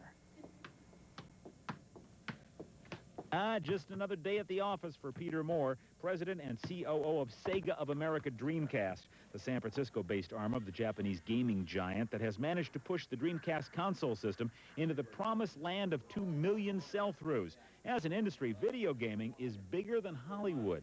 Our retail receipts for consoles and software will be bigger than the movie receipts of the box office. It looks to me like we're cruising towards a $7.5 billion business in the year 2000. By the time Christmas comes this year, Sega will have 200 games available for its Dreamcast system. That's 3 times what was available last year. The pressure across the gaming world is to produce new content or die, the video version of publish or perish. Some of our research shows that these guys buy 2.5 games per month. So basically, every other week they go out and they buy themselves a game. So we want to make sure that they have fresh and new content every time they go out. They can get a new game for the platform. Stop grabbing me. Oh. Games like Seaman. Stop grabbing me. Ooh La La on Channel 5. And something to do with maracas. But as important as new games are, the coming release of PlayStation 2, the talked-about future release of Nintendo's Dolphin system, and if Microsoft follows through with its Xbox, games themselves won't be enough to drive the market. The PlayStation platform can also play DVDs, and at Sega, it's banking its future online. We believe in pure gameplay, and as a result, our biggest focus will be taking gamers online. Starting in late August and using Dreamcast's built-in 56K modem, gamers will be able to play console games against one another thousands or hundreds of miles apart. Sega having made the decision not to wait for a broadband solution, but rather using today's narrowband technology. We look at data that says that 80% of consumers, even in 2003, will connect via a narrowband connection, a dial-up modem. So our plan is to take advantage of that rather than wait for broadband. We're going to have platform gaming as we know it today. But more importantly, and what's really going to help grow the business and grow the category in ways we can only imagine today, is going to be the online component. Not quite sure how this is going to translate online, though. On GameSpot TV, we go to Texas to find out why hundreds of hardcore Quake fans gave up sleep, showers, and the comfort of their living rooms. And we have backflips, front flips, ollies, grinds, and the Judo Madonna in our review of Tony Hawk's Pro Skater. Plus, we have a strategy guide for Quake 3. John Carmack gives us his tips for fragging your friends. So stick around. It's game time.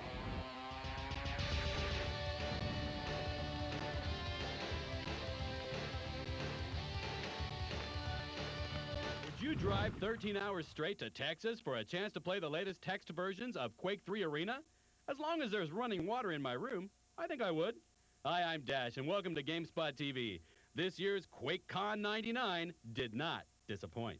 GameSpot TV found out that there's more to this event than winning prizes. Bye-bye. It was a pilgrimage of sorts. We're not worthy. We're not worthy. Last August, QuakeCon 99 became the gaming mecca for over 1,000 PC gamers itching to play the latest test versions of Quake 3 Arena in a multiplayer LAN battle. All right, let's just pack it up right over here. Sponsored by id Software, CEO Todd Hollinshead said QuakeCon events give them a chance to meet players face to face. It's really just a way for id Software to give something back to the fans. We've got a lot of supporters out there, and this is really an event just to show off what we're working on right now, to give people an opportunity to come together and play together. Besides playing, QuakeCon 99 participants had the chance to compete against and worship Doom and Quake creator John Carmack. I still do like doing games that are easy to pick up, you know, that people can just sit down and play. And a very large part of it is because I don't have the time to be obsessive about a game, you know, to go in and like learn all this. I want a game that I can jump in and have a good time playing, you know, play for 5 or 10 minutes or something and get out of it. Held annually in Mesquite, Texas since 1996, QuakeCon fans braved the desert heat and traveled from hundreds of miles away. I heard about QuakeCon about 6 months ago, got registered, got lucky to be one of the first 1,000, called up my buddies and said, let's go down there, I'll drive. We drove 27 hours straight from Vegas, 1,300 miles to get here. And we're having the greatest time of our lives. It's really big in the UK. I say it's, you know, it's only a small country, but there's a lot of people playing. We've got so many leagues, and we've got people playing all the time. Sue Joy and the rest of his 1,000 playmates brought their own computers and paid their own way to participate in the event, test their Quake skills, and maybe win prizes. For some, it was a 3-day all-play, no-sleep, no-shower marathon. For others, it was a test of mettle and hygiene endurance. They're kind of new to it, so they're not quite seasoned enough to, you know, be able to hang. But, you know, this is a once-in-a-lifetime thing, so you sacrifice. Look at it! Look at it! And contrary to popular misconception, most QuakeCon players say that the main reason they attend QuakeCon is not to kill or learn how to kill, but to meet friends and create new ones. A lot of my friends are coming here, so I'm here kind of to meet them. We know each other over the internet almost exclusively, so getting a chance to come together and actually shake hands is nice. But amidst this sea of network computers, cables, and players, the biggest disparity we observed was the lack of female competitors. Out of the 500 people competing in the tourneys, we found one, Cornelia. There are a lot of females who play Quake. I don't know why they didn't sign up for the tournament. Actually, I was the only one who played. Cornelia was no lightweight. She made it to the intense finals, a spot most of the guys can only dream of. All these people right here. And after 3 days of competition, 510 were eliminated, and only the top 2 were left. Die Hard and 1134 Bane. A rocket launch signaled the start of intense action. Can you back up a little, please? Stay calm, stay calm. Yes! After an impressive 15-minute frag fest, Die Hard from Canada came out the victor. The secret, he says, was mental focus. Basically controlling all the armor and trying to win every battle. Basically not trying to do my best with my aim. That was my key. The QuakeCon 99 experience is difficult to put into words, unless you're one of the articulate few who has the gift. The most popular remark? QuakeCon rocks ass. I guess that covers it. QuakeCon winner, Die Hard, won a nice trophy, a cool leather jacket with the Quake logo on the back, and a tour of id headquarters in Mesquite, Texas. And while we were at QuakeCon, we picked up a few strategies from the players and John Carmack, which we'll have later on in the show. But before that, let's check the game news. In this week's game news, Paul Rubens, a.k.a. Pee Wee Herman, is said to be hosting an upcoming television game show based on the Berkeley Systems You Don't Know Jack trivia game series. No word yet as to which network will carry the show. Are you feeling impotent when it comes to training your pocket monster? Toys R Us is now offering free 6-week training sessions for kids who want to master their Pokemon. Kids can learn from more experienced players or become instructors themselves. Nintendo has reported it expects to lose nearly $475 million in the first half of the next business year due to price drops of the N64 in the U.S. and a delay in upcoming Game Boy games. Could this mean a delay in their next-generation console system, the Dolphin? And pay attention, mech fans. Hasbro Interactive and MSN Gaming Zone are hosting a Mech Warrior 3 competition at the end of this month. 2-player teams will battle it out online for prizes, including 2 Harley-Davidson motorcycles. If you want to find out what's up in the gaming world, go to the news sections of the GameSpot and VideoGames.com websites. And if you want extensive Quake coverage, go to the GameSpot TV website. There you'll find real video of QuakeCon, as well as an in-depth interview with id Software big man, John Carmack. Coming up on GameSpot TV, we check out Speed Devils, the arcade-style racing game for the Dreamcast. And there's more Quake 3 action to come. We have strategies from the master himself, John Carmack.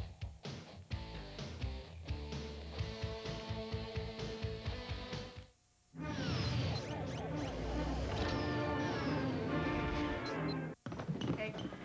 Bye, Mom. Bye, guys. Bye. Well, honey, Yeah? kids are all set for school. They look great, and we stayed on budget. They're happy. I'm happy. I'm really happy. You're a talented, beautiful, foxy... Dennis, Yeah. not gonna happen. Maybe later? No. With so much cool stuff for less, Zellers makes back-to-school shopping kind of exciting. Hey, Cheryl, you never guess what I found at the store. Buddy, where's Cheryl?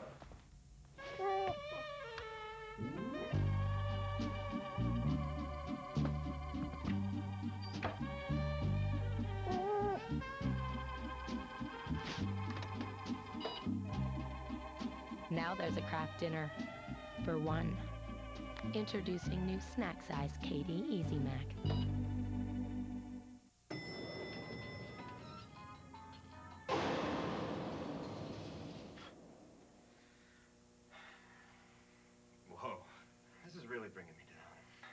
gonna happen now, right? It was in this little box, man, this little box. They're gonna gas us. That's what they're gonna do.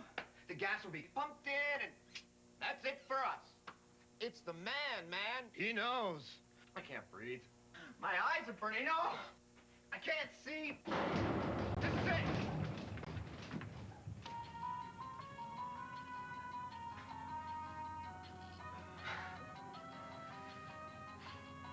Close one, huh?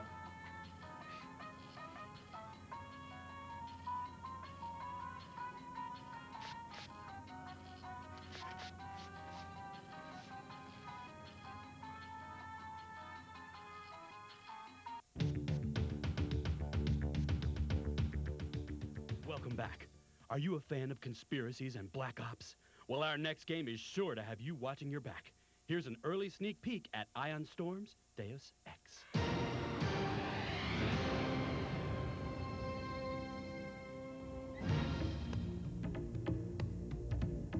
Warren Spector, the game designer who brought us the classic role-playing game Ultima Underworld and the cult classic System Shock, is working on something new.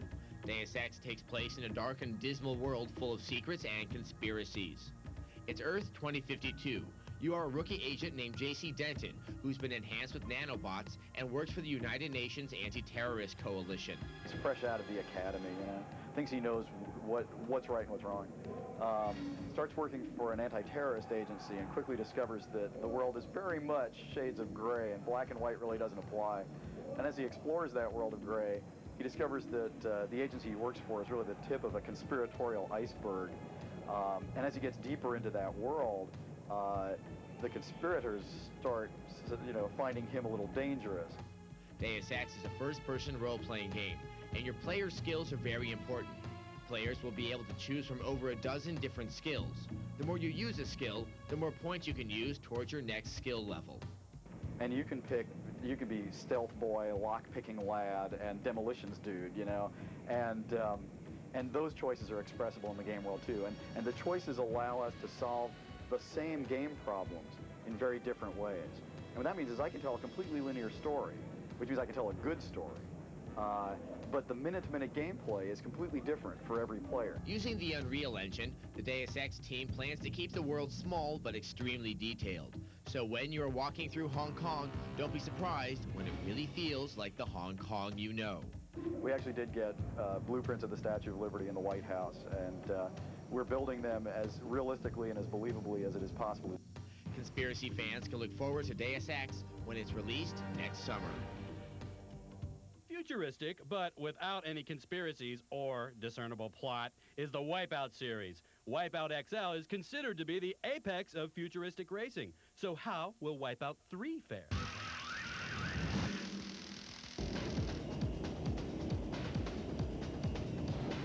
There was a time when the folks at Psygnosis weren't sure if Wipeout would return to the PlayStation, but with the advent of the analog controller, the PlayStation code optimization utilities, and some imagination, Wipeout 3 is here on the aging system. Once again, the game involves futuristic racing with sleek anti-gravity hovercrafts on some very windy courses. The game has offered a new element called the Hyper Thrust. By hitting the R1 button, your craft can achieve incredible speeds. But it drains shield energy to do so and makes you more vulnerable to crashing or being blown up by opponents. This balance between thrust and shield is the first main difference between Wipeout 3 and its predecessors. The next difference is in the difficulty level.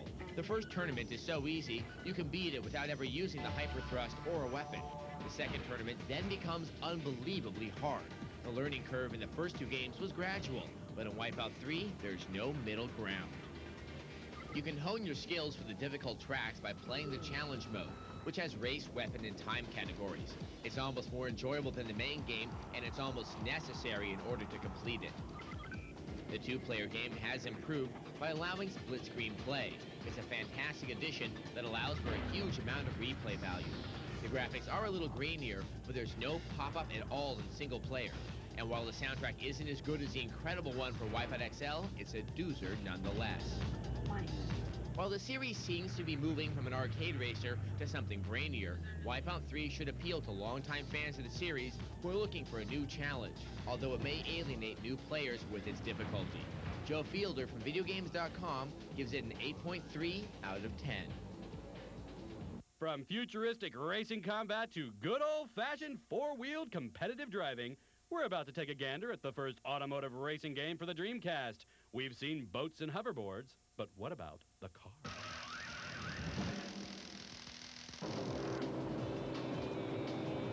Speed Devils, the Ultra Dreamcast version of Ubisoft's Speed Busters for the PC, is in the same style of arcade racers as Midway's Cruisin' series and California Speed, except it doesn't suck.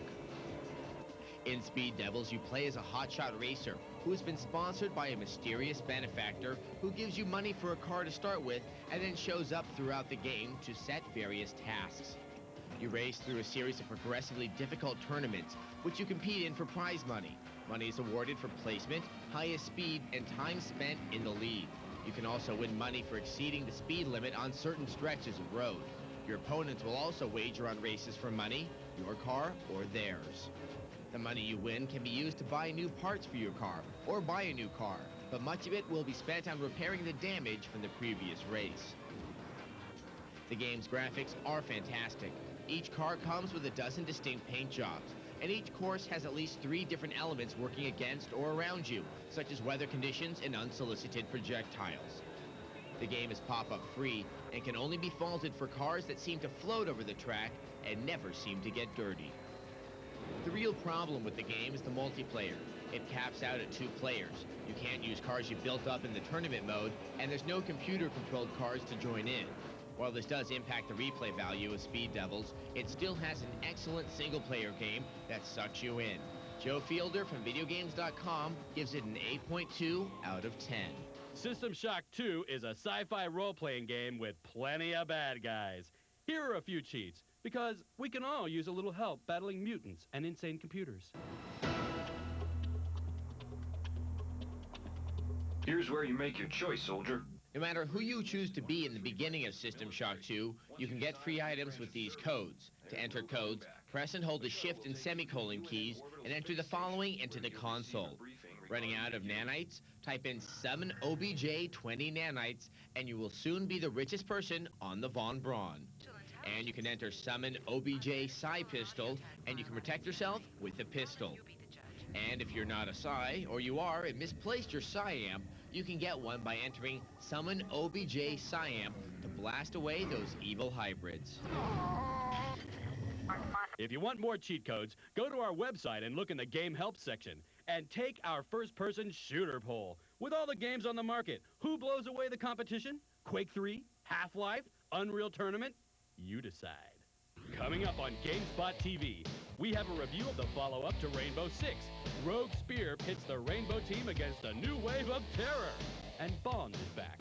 We join him in his latest adventure in our preview of Tomorrow Never Dies, when GameSpot TV returns.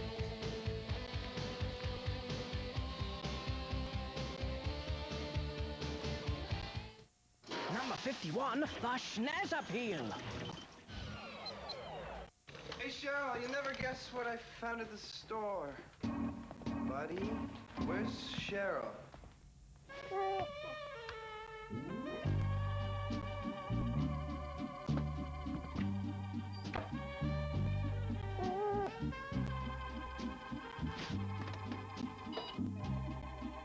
Now there's a craft dinner for one.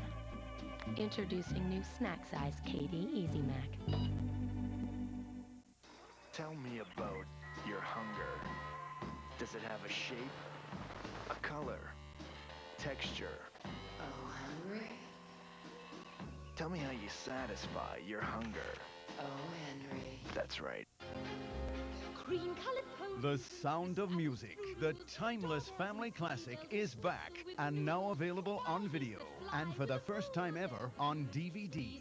Own it on video and DVD August 29th.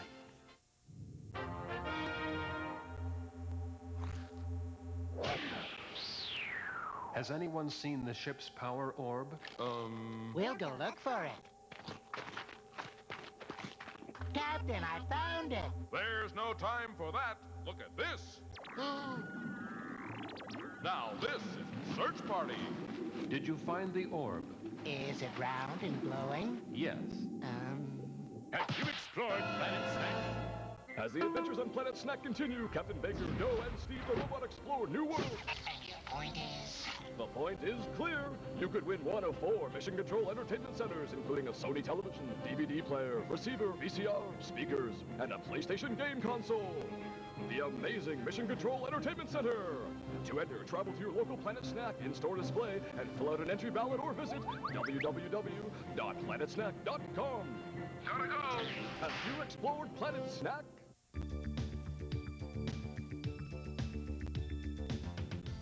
Welcome back. Well, just in time for the release of the new Bond film, the game from the last film is about to hit the shelves. It's Tomorrow Never Dies, and we have a preview.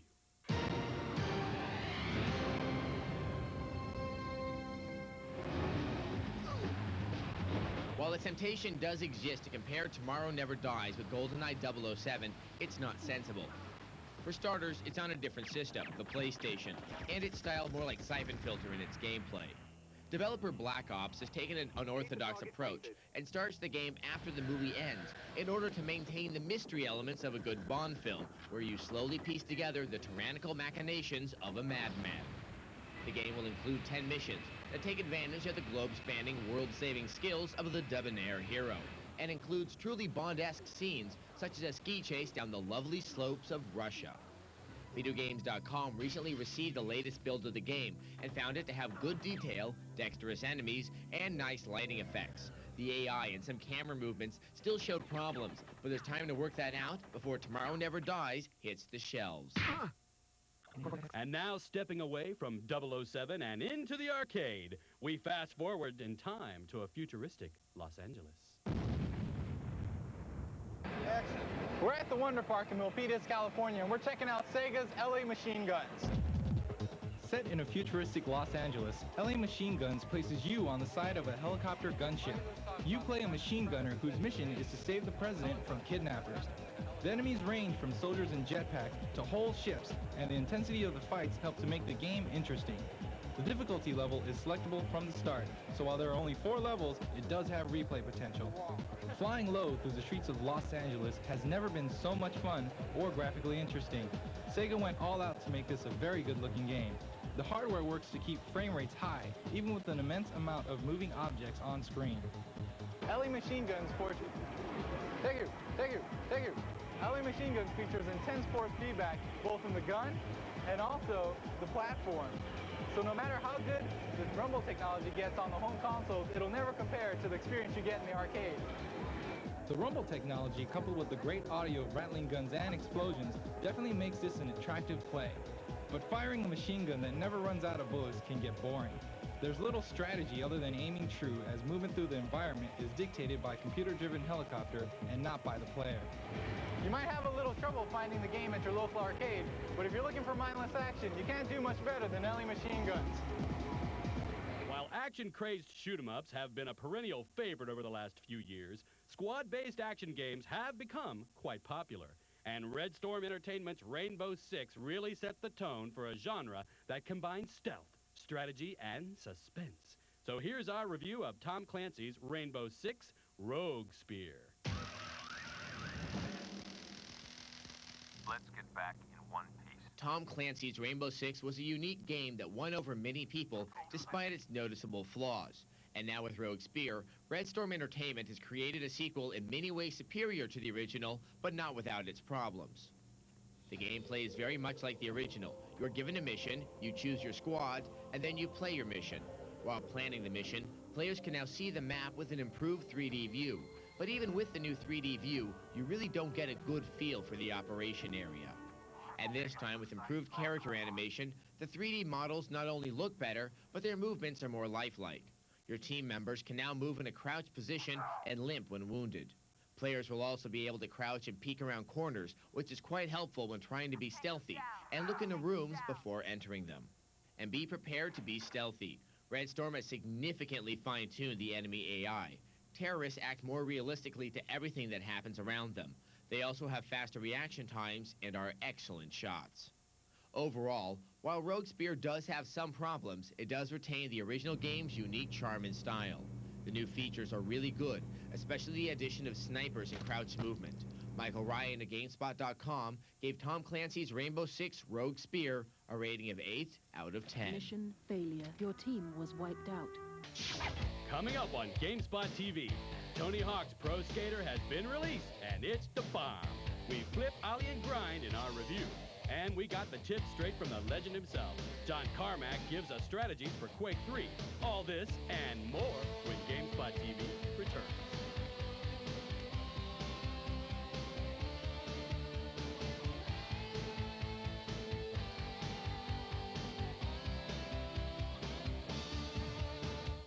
Rose's nose was once a hose.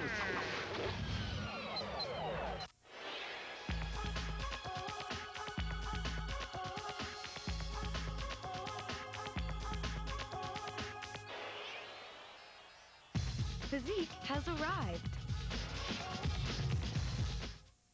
CoverGirl's got a new way to wear clean. New Clean Makeup Sheer Stick. Never greasy, never thick. Glide it on, blend it in. It doesn't look like makeup, just great skin.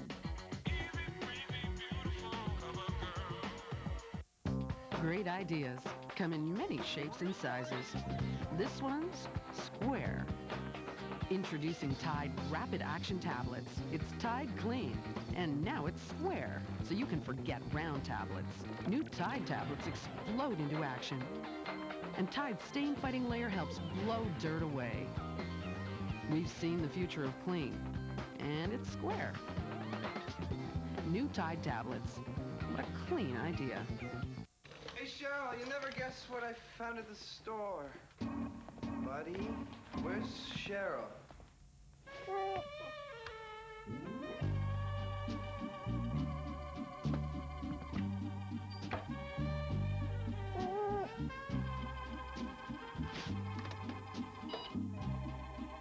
Now there's a craft dinner for one. Introducing new snack size Katie Easy Mac. You've got the right attitude. Now you can just add Kick for part of the nutrition you need. Kick is complex carbs for energy, working together with vitamins B1 and iron. Kick is in these Kellogg's cereals. Deep down, you've got what it takes. And together with Food Energy by Kick from Kellogg, you'll feel like anything is possible. All right, I won lids! I got lids! You can get cool stuff you actually want, like t-shirts and movie passes, with 3 box tops from selected Kellogg's products. Check store for details.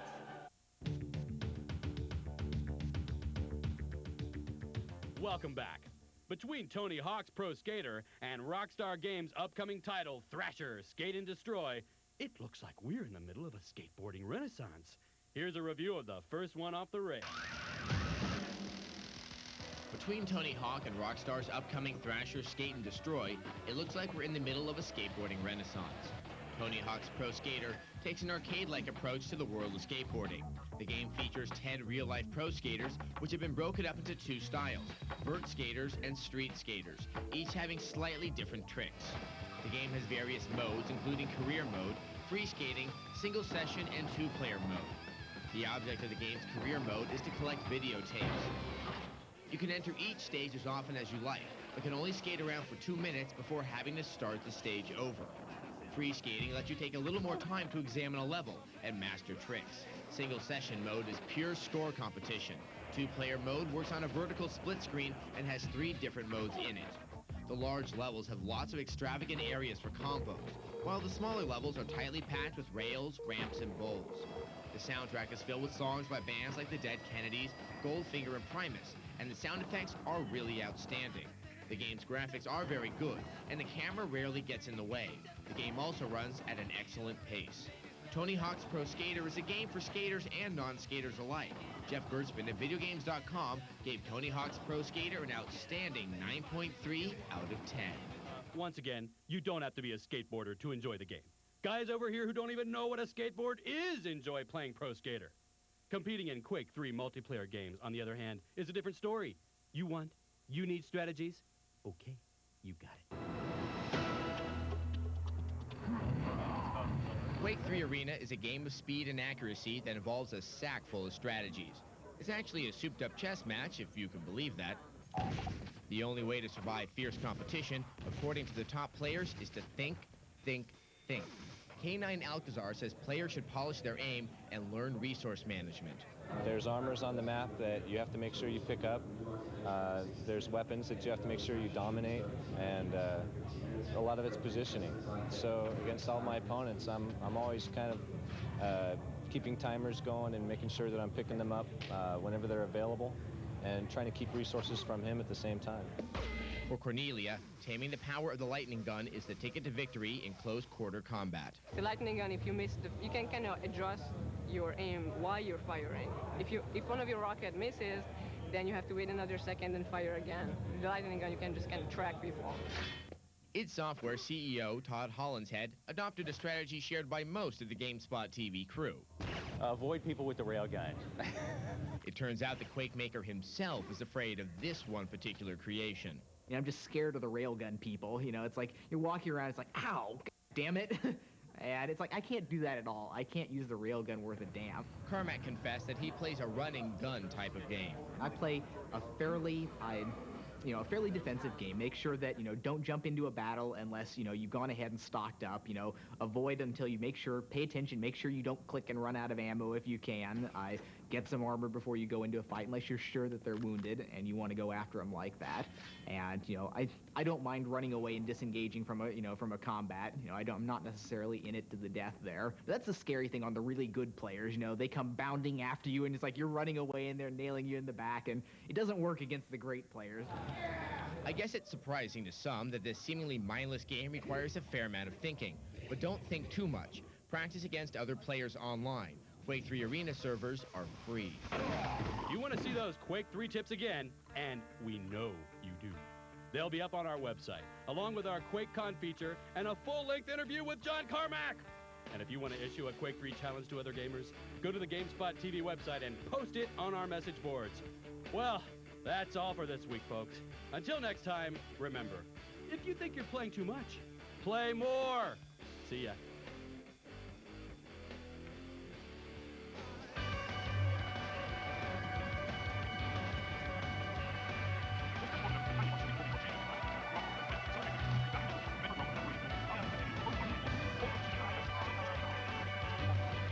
GameSpot TV's special edition, our whole show is packed with tips, cheat codes, and strategies. We have tons of cheat codes for the hottest games, including Tomb Raider 2, StarCraft, and Turok 2.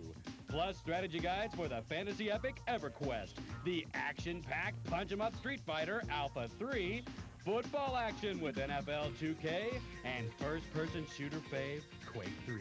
Plus a whole lot more. So stick around. It's game time.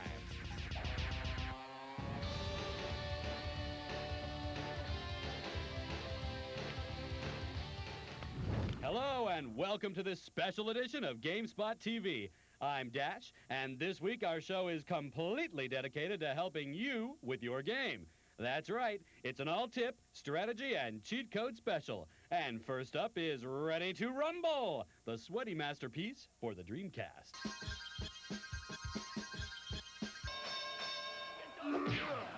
It doesn't get any tougher than this. Face-to-face, fist-to-fist, and a bell to start the trip to La La Land. You're brave enough to step inside the ring, bite your mouthpiece hard, and pray that one of these tips work. You want to go the distance and win your rounds? Then stick your moves. Learn how to get in, throw your shots, and get out. It's a rhythm thing. As the boxing great Muhammad Ali said, fly like a butterfly, sting like a bee. This technique is especially helpful in the solo games. Try to adopt a less predictable technique when you're playing a human player. Let's rumble, Holmes! And before you start singing the theme to Rocky, learn the combos. Each character has his and her own special combo moves. The combos can be executed by pressing the correct directional pad and button sequence. Applying them at the right moment can demoralize your pathetic opponent. A little self-confidence helps too. Better stay down. No Ready to Rumble bout is finished without using the mighty Rumble Flurry. Seeing R-U-M-B-L-E spelled out could make you lose all bodily function, but try to contain yourself. Watch the clock, your opponent's health, and manage the use of the Rumble Flurry. Use it when you think the Rumble Flurry will be most effective. I'm ready to conquer El Toro! So whether you plan to relive the thrill of Manila or reenact all of Raging Bull, remember the combos, stick your moves, and manage the Rumble Flurry. Oh, and watch out for the right hook. Stepping out of the ring and into the endless levels of Turok 2 for our next cheat code. Pay close attention to the cerebral bore.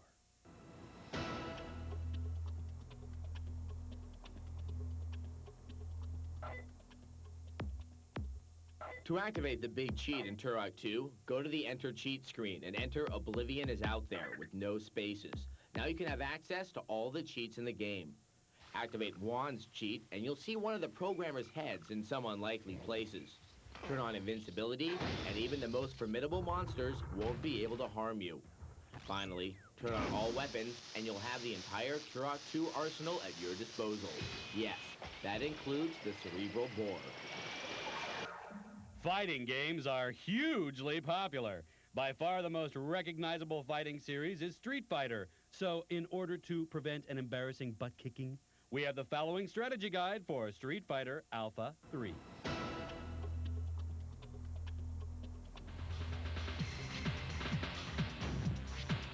Considered as the best PlayStation port to date by our buddies at Expert Gamer, Street Fighter Alpha 3 could be the perfect elixir for your itchy knuckles. But with a ton of new fighters, new styles, and modes, this game guarantees a butt trip to the floor without proper guidance and practice. Here's some knowledge. First and foremost, learn the isms. SF Alpha 3 has 3, the X, the A, and the V ism. Knowing the advantages and disadvantages of each ism can give players the upper hand. The fantastic super moves in Street Fighter Alpha 3 sets it apart from previous versions. Often fighters wait for the bar to be at the full level 3 before activating a super move. Expert Gamer says, don't gamble. A better strategy is to use 3 level 1 super moves. The recharge rate will be faster, and if they connect, players can actually deliver damages more often. Going on the world tour, pack enough ice and muscle cream for bruises. Go for it, man! The survival mode pits players against 2 opponents at once. Is it fair? No. Time to get sneaky. The strategy here is to sweep, keep both of them off their feet, and keep them on the same side of the screen. The Xism mode is the best mode to fight in. Street Fighter Alpha 3 seems to be the thinking man's fighting game. The game offers a new twist and dimension to the aging 2D genre. So practice the moves, practice the combos, and don't forget the isms. Game over. If you want to watch the streaming video of our Street Fighter Alpha 3 strategy guide, go to the GameSpot TV website. There you'll also find our latest column on the upcoming contest between the multiplayer shooters Quake 3 and Unreal Tournament. Coming up on GameSpot TV, we have balls up for action with a strategy guide for the top-rated football game, NFL 2K for the Dreamcast. Laura gets her quad bike out in our Tomb Raider 3 cheats, and we help you battle tiny gnomish thieves in our strategy guide of EverQuest when GameSpot TV returns.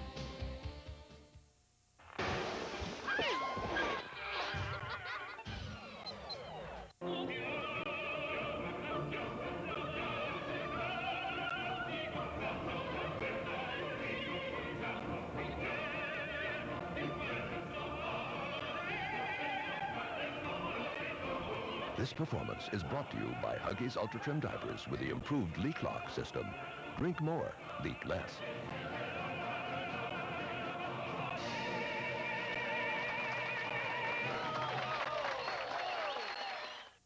Hey, Cheryl, you never guess what I found at the store. Buddy, where's Cheryl?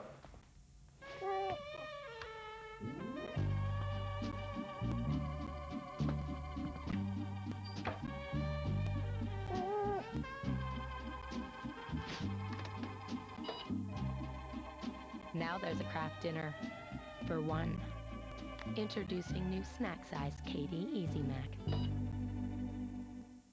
Guess what, ladies? I Cherry Boy driving you crazy again? Don't sweat it.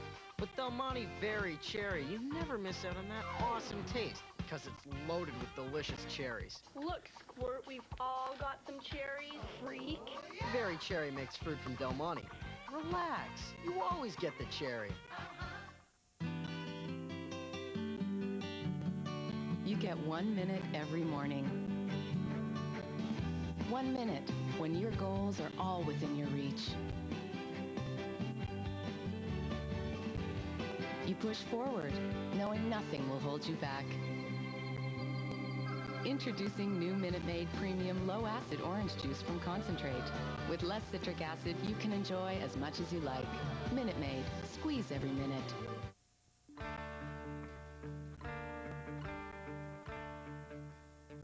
It's football season, and if you don't fancy actually going out on the field and getting tackled by some tank, you do have another option. NFL 2K. It's a football game for the Dreamcast that almost deludes you into feeling like you're down there on the field. Here's a strategy guide to get you into the game.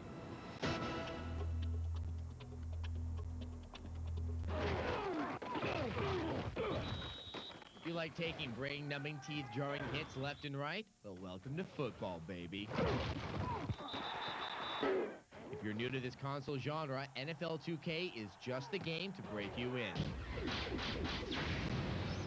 But before humiliation makes you lose all sense of being, let Coach Adam give you some beginner tips to spruce up your offensive tactics. First, pick your favorite team, then learn and practice their offensive and defensive plays. Don't be overwhelmed by the number of plays in the playbook. Get familiar with at least 3 plays that you can use interchangeably. Study the speed and routes of your running backs and receivers, as well as the power and accuracy of your quarterback. This will come in handy when time is running out and you're 3rd and long. Football is a game of yardage, but every inch counts. After catching the ball, don't let the first hit stop you. Rewind, please.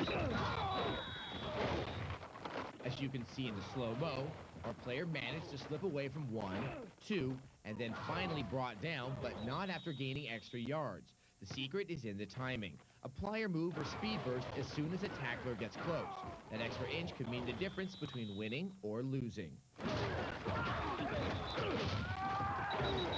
A typical beginner's mistake is pulling the quarterback too far back after the snap.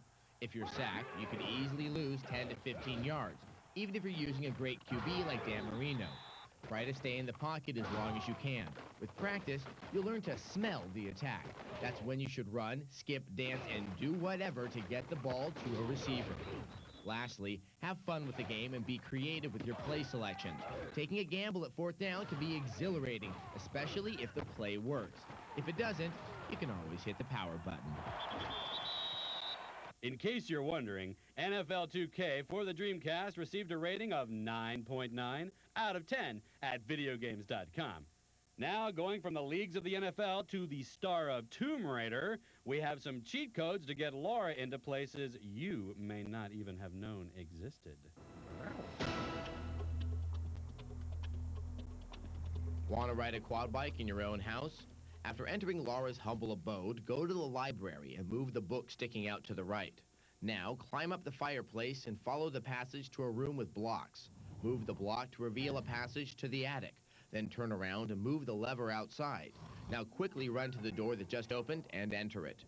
Get the key from the aquarium and find your way to the labyrinth. Once there, open the door and you'll enter Laura's personal racetrack. Now you can ride around to your heart's content. Didn't get that whole cheat in one go? Don't worry. Go to our website where you'll find it all written out. And now get out the peanuts and popcorn. Stepping up to the plate are cheats for All-Star Baseball 2000. To activate the All-Star Baseball 2000 cheats, enter the following codes into the password entry field. Enter in Tom Thumb, and you'll find out what it's like to play baseball with the Wii folk.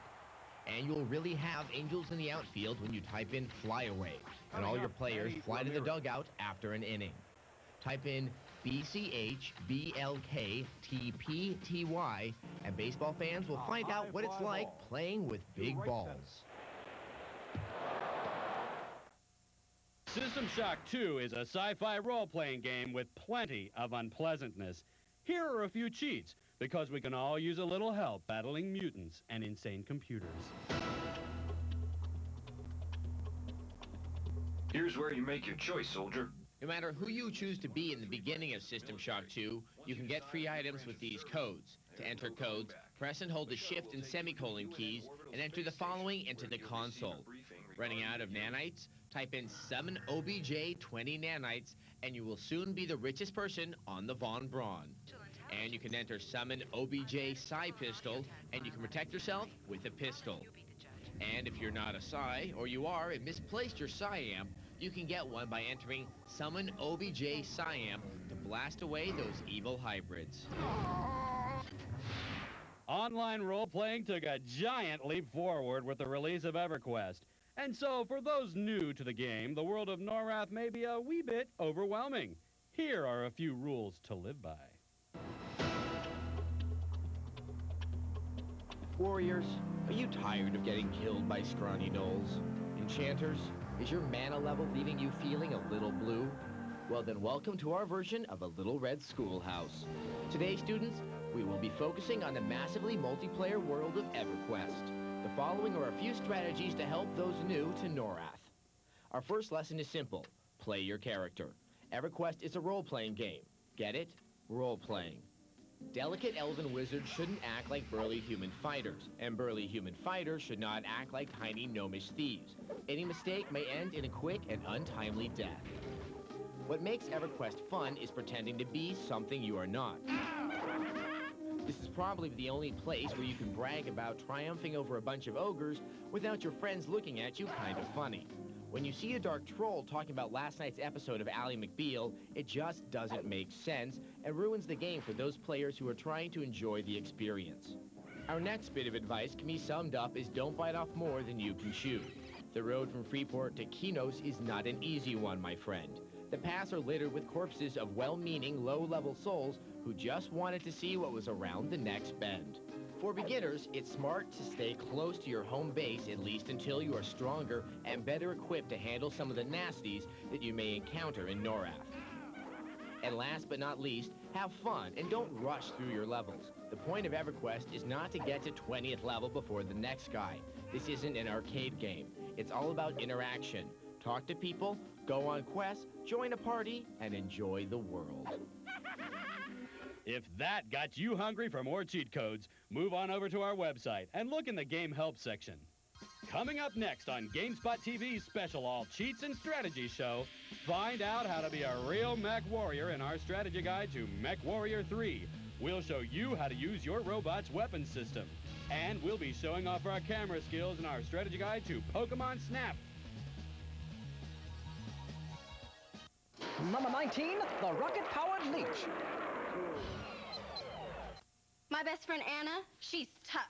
When it comes to zits, she uses Clean and Clear Persa-Gel acne medicine. Helps get rid of serious pimples fast. It's serious stuff. Well, not that serious. Clean and clear and under control. Open up to a whole new fresh feeling. Open up to a fresh new idea from Bounce with new Bounce Fabric Refresher. Open your world and let freshness flow through. Bounce sprays odors out and leaves a gentle freshness throughout your home every day. It's a wonderful freedom, making that fresh feeling stay. Doesn't it feel good to make a fresh start today? New Bounce Fabric Refresher, the start of something fresh.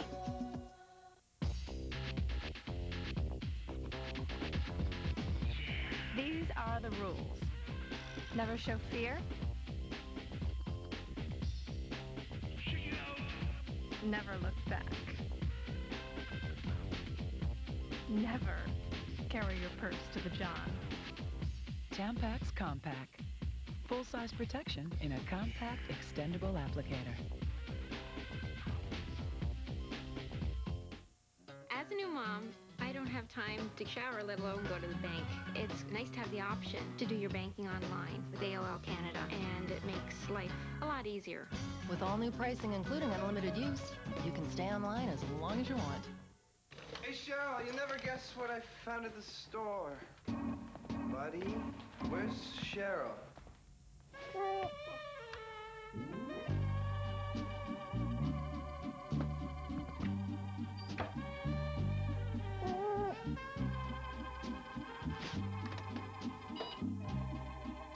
Now there's a craft dinner for one. Introducing new snack size KD Easy Mac.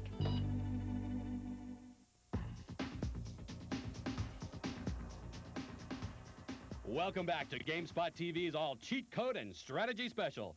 If you're a new fan of the giant robot sim, then you might need a hand with your mech. So here are some strategies from GameGuides.com for Mech Warrior 3.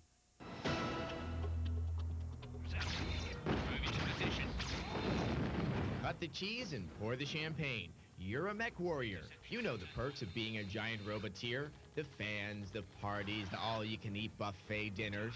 But then, of course, there's the bad side. Excruciating pain, or worse, obliteration. Don't fret. GameGuides.com was kind enough to offer these butt-saving strategies. Before you go ballistic, study the different mech weapons. Sample the lasers. Find out the range and damage capabilities. The Gauss rifle and autocannons are some of the most effective weapons as long as you know where and when to use them. Learn how to manage your ammunition and heat sink so that you can effectively customize your mech for battle. If you're outnumbered or just want to get a leg up on your enemies, go for the snipe. Target by using your zoom window. Once the crosshairs turn yellow, take the shot. Sniping can damage your enemy severely and give you the upper hand in close combat. Hey, if nothing else, sniping can irritate the heck out of the other guy. Listen up. Here's a good tip for solo games. To keep your lance mates from dying off, don't order them to attack powerful close-range mechs like the Annihilator or Thor. These mechs could make mincemeat out of your lance mates. Instead, order them to follow you. This way your lance mates will fire their long-range weapons to attack the enemy mech once you get within range, thus preserving their hides. There's no turning back now, Mech Warrior. Your mommy can't help you out here. Learn your robot's weapons, systems, and mechanism. If not, your mech is nothing but a giant walking coffin. Nothing could be further from the stunning graphics of Mech Warrior 3 than the 2D crude cutout characters of South Park. But then again, there's nothing cooler than a cow launcher. Here's some cheats for those crass little kids.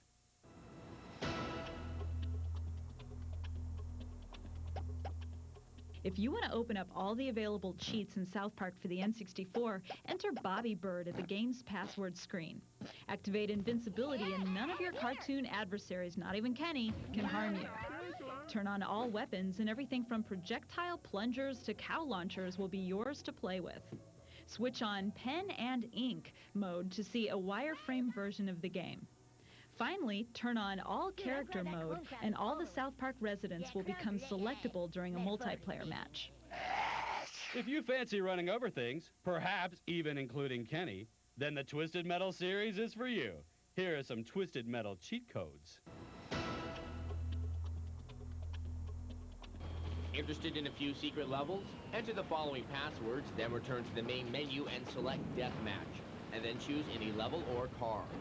For the Club Kid's house, press left, left, left, square, square. Or press square, square, square, left, left to open up the warehouse level. Interested in hidden characters? To unlock Sweet Tooth, enter left, left, left, right, right. To play as Minion, enter up, start, down, L1, and square as a password. If you're looking for more cheat codes, go to the Game Help section of our website. There you'll find everything from Age of Empires to WWF Warzone. And if you have cheats of your own, send them to us at GameSpot TV at ZDTV.com. Coming up on GameSpot TV's special cheat code and strategy edition, we have a strategy guide to help you entice those cute little Pokemon out of their hiding places. Tired of cute? Frag 'em!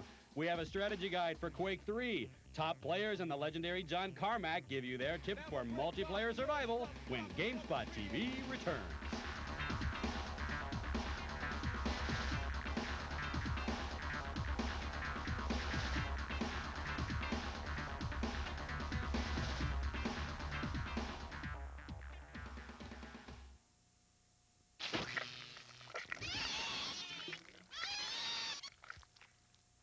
Tell me about your hunger.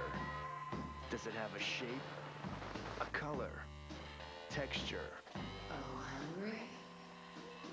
Tell me how you satisfy your hunger. Oh, Henry. That's right. Hey, Cheryl, you never guess what I found at the store. Buddy, where's Cheryl?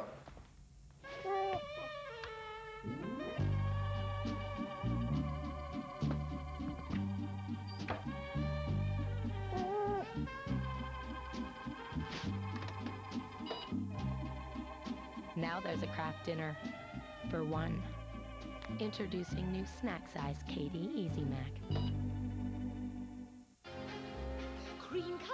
The Sound of Music, the timeless family classic, is back and now available on video and for the first time ever on DVD. These are a few of my favorite things. Own it today.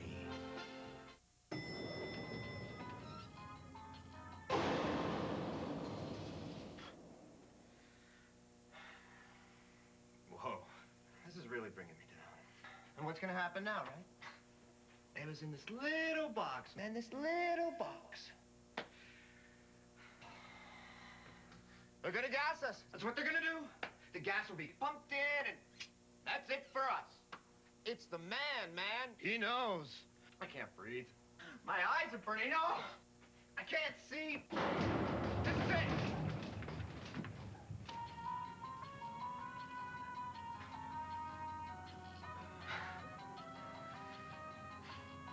Close one, huh?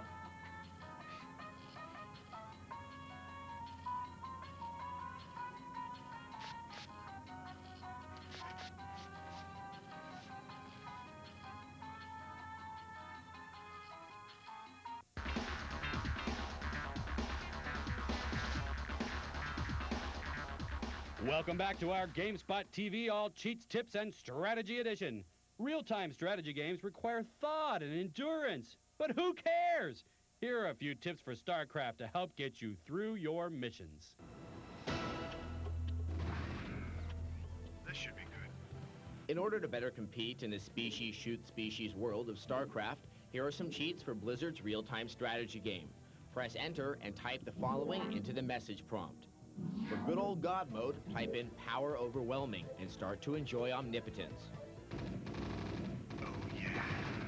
For infinite energy, type The Gathering and begin to feel your vibrancy. To bask in greater scenic beauty, type Black Sheep Wall to view the entire map. And if you gotta go, type in There is no cow level to complete your current mission. And now, it's time for Cute. Here are a few tips to help you win the Pulitzer in Pokemon Snap.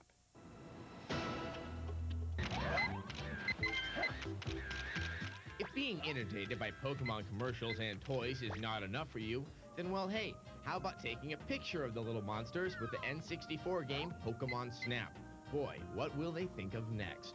Meow.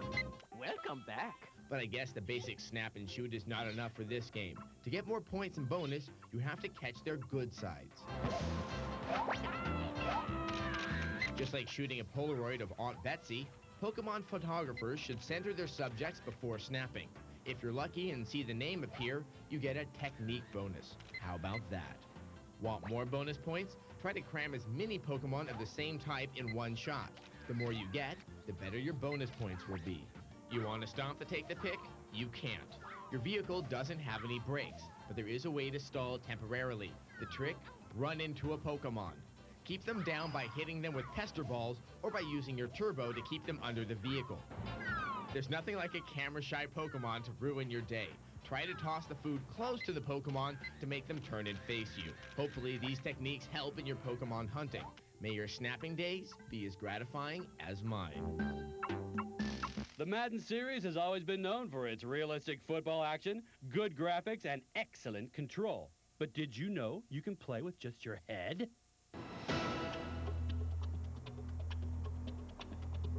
To enter cheats, go to the secret code section of the menu and plug in the following letters. If you truly believe that the body is evil, type in guillotine and enjoy headless footballers from Minnesota or wherever. And if you're bozo for the pigskin, then type in Scary Clown for that big top game experience. Here's that kick. And if you think that size doesn't matter, then type in mice and men for the David and Goliath style of footballing. Check his medulla oblongata. And now it's time for Quake 3. We went to QuakeCon 99 and got the tips and strategies from the best Quake players in the world, as well as legendary Quake guru John Carmack. Stay away from the railgun. Quake 3 Arena is a game of speed and accuracy that involves a sack full of strategies. It's actually a souped-up chess match, if you can believe that. The only way to survive fierce competition, according to the top players, is to think, think, think. K9 Alcazar says players should polish their aim and learn resource management. There's armors on the map that you have to make sure you pick up. There's weapons that you have to make sure you dominate, and a lot of it's positioning. So against all my opponents, I'm always kind of keeping timers going and making sure that I'm picking them up whenever they're available, and trying to keep resources from him at the same time. For Cornelia, taming the power of the lightning gun is the ticket to victory in close quarter combat. The lightning gun, if you miss, you can kind of adjust your aim while you're firing. If one of your rocket misses, then you have to wait another second and fire again. The lightning gun, you can just kind of track people. id Software CEO Todd Hollinshead adopted a strategy shared by most of the GameSpot TV crew. Avoid people with the railgun. It turns out the Quake maker himself is afraid of this one particular creation. I'm just scared of the railgun people. You know, it's like you're walking around, it's like, ow, damn it. And it's like, I can't do that at all. I can't use the railgun worth a damn. Carmack confessed that he plays a running gun type of game. I play a fairly defensive game. Make sure that, don't jump into a battle unless, you've gone ahead and stocked up. Avoid until you pay attention, make sure you don't click and run out of ammo if you can. Get some armor before you go into a fight unless you're sure that they're wounded and you want to go after them like that. And, I don't mind running away and disengaging from a combat. I'm not necessarily in it to the death there. But that's the scary thing on the really good players. They come bounding after you and it's like you're running away and they're nailing you in the back, and it doesn't work against the great players. I guess it's surprising to some that this seemingly mindless game requires a fair amount of thinking.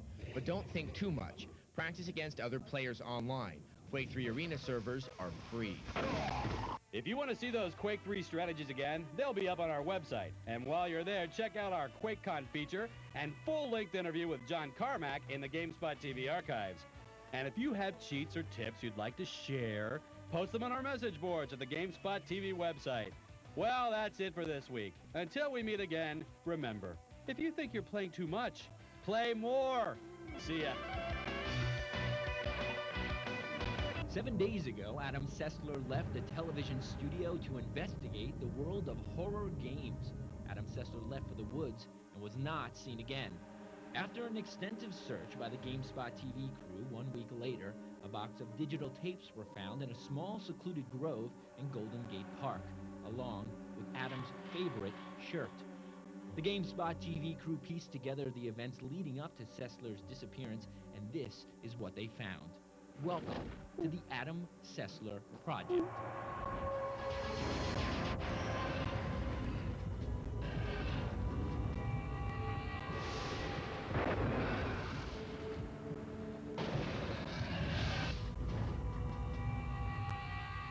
Hello and welcome to the special horror edition of GameSpot TV. I'm Dash.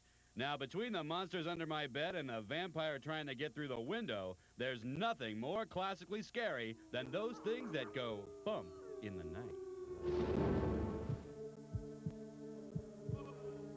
Having deposited our mournful burden upon trestles within this region of horror, we partially turned aside the yet unscrewed lid of the coffin and looked upon the face of the tenant.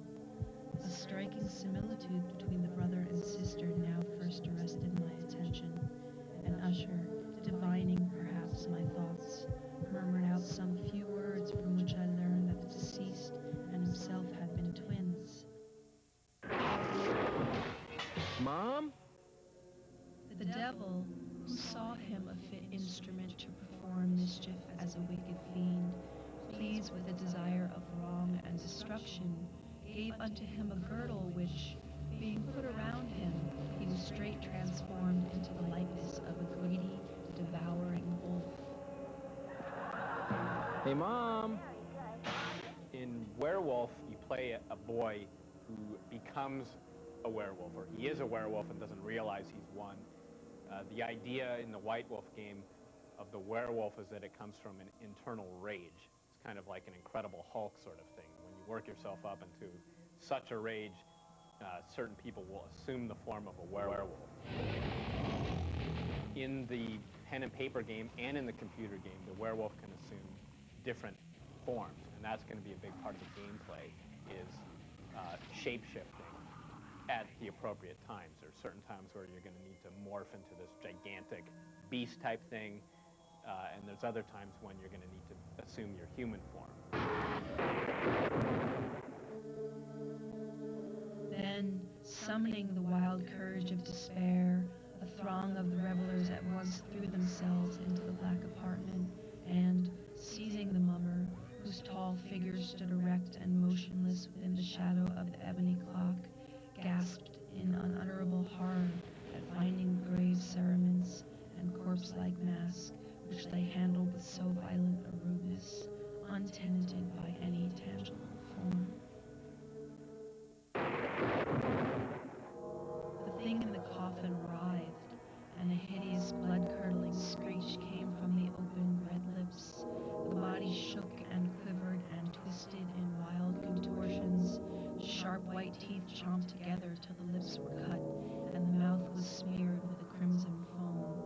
Vampire the Masquerade originally was a pen and paper game made by White Wolf, a company back east, that specializes in these role-playing games, the live-action role-playing games that people actually sit around a table and play together. It begins in the Middle Ages, and you are playing a vampire hater and killer, a very religious man in Prague. And in the course of hunting down some vampires as the game opens, you are bitten and you become a vampire. You become the very thing you hate. The horror is coming from within in this game. It's asking you, can you be a monster? Can you do bad things and yet still be a good person? It's a tough question. By the dim and yellow light of the moon, as it forced its way through the window shutters, I beheld the wretch, the miserable monster whom I had created. He held up the curtain of the bed, and his eyes, if eyes they may be called, were fixed on me. If you want to find out more about unpleasant game creatures or other scary things in gaming, go to our website at zdtv.com/GameSpot TV. I wonder if this was such a good idea. Coming up on GameSpot TV's special horror edition, the undead, demons, dinosaurs. They are all part of the survival horror genre, but can you guess?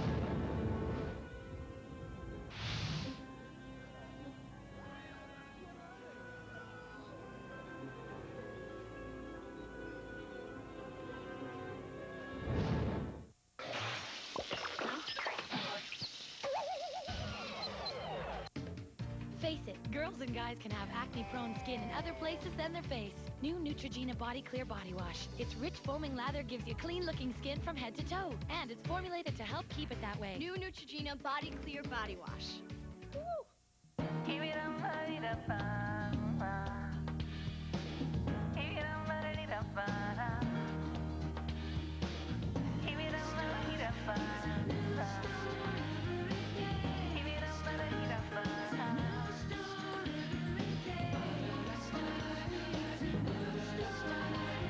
Winners. 20 to 60% off brand names and designer labels every day, and thousands of new items every week. I use the instant messenger system on AOL Canada to talk to my friends. That's really cool because the three of us can go into one chat room and talk together. It's better than the phone. With all new pricing, including unlimited use, you can stay online as long as you want.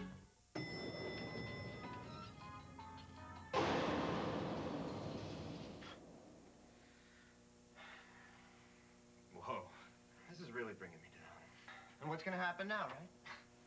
It was in this little box, man, this little box.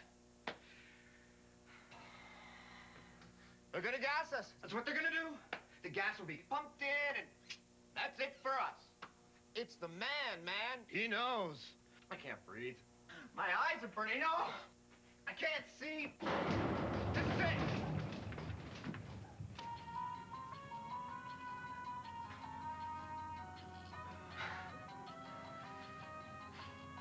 Close one, huh?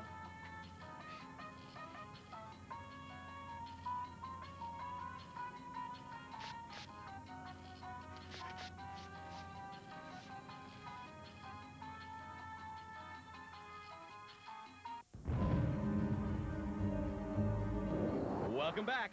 One of the most popular forms of console gaming is the survival horror genre, where you attempt to, well, survive against hordes of various nasties in dark, brooding, nighttime environments. What was that?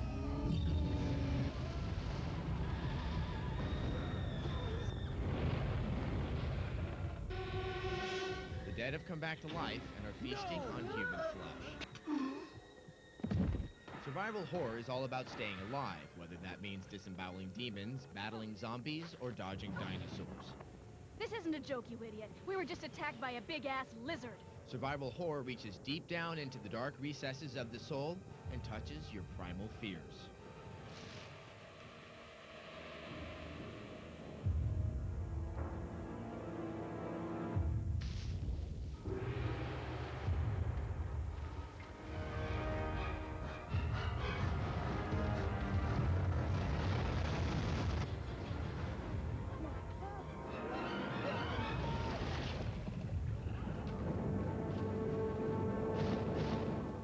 Capcom's Resident Evil series birthed the survival horror genre. It offered a story-driven action experience full of fear and suspense, and spawned a plethora of imitations.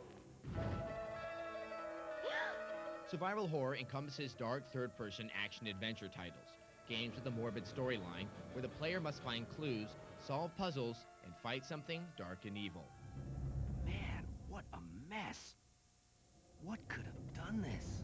Resident Evil dishes out some truly frightening, skin-crawling moments.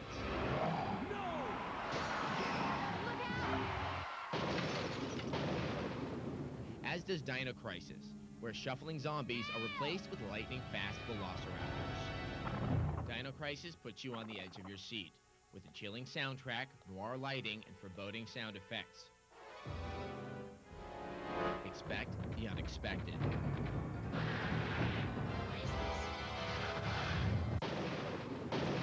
Other survival horror games have taken the Capcom formula in another direction.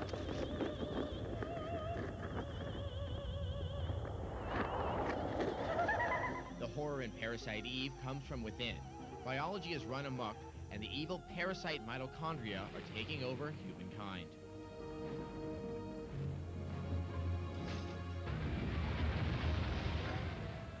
Silent Hill is perhaps the scariest horror game to date. Take this, and hope you don't have to use it. Silent Hill frightens you on an instinctive level. The crackling of the radio, the music, the lighting, and sound effects combine to create a dark, claustrophobic atmosphere which puts you on edge. What is this? What's going on here? Like a good horror film, survival horror makes you afraid of what's around the corner.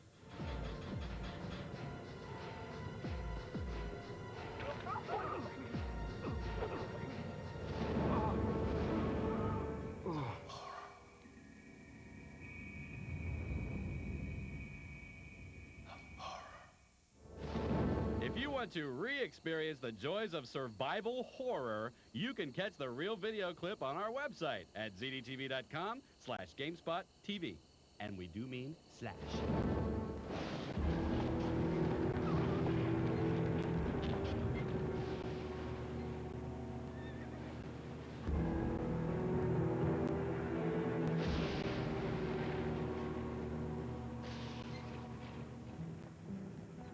Many moons have passed since I left the town of Tristram behind me. Since then, I've tried to forget the terrors I beheld beneath the cold earth,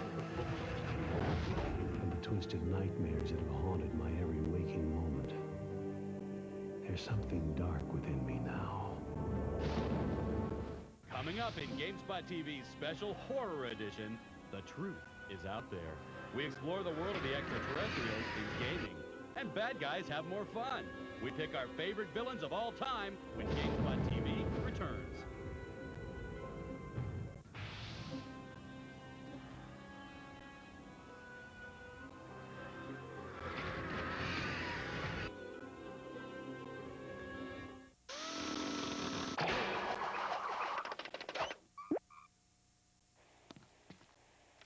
Hi, hon.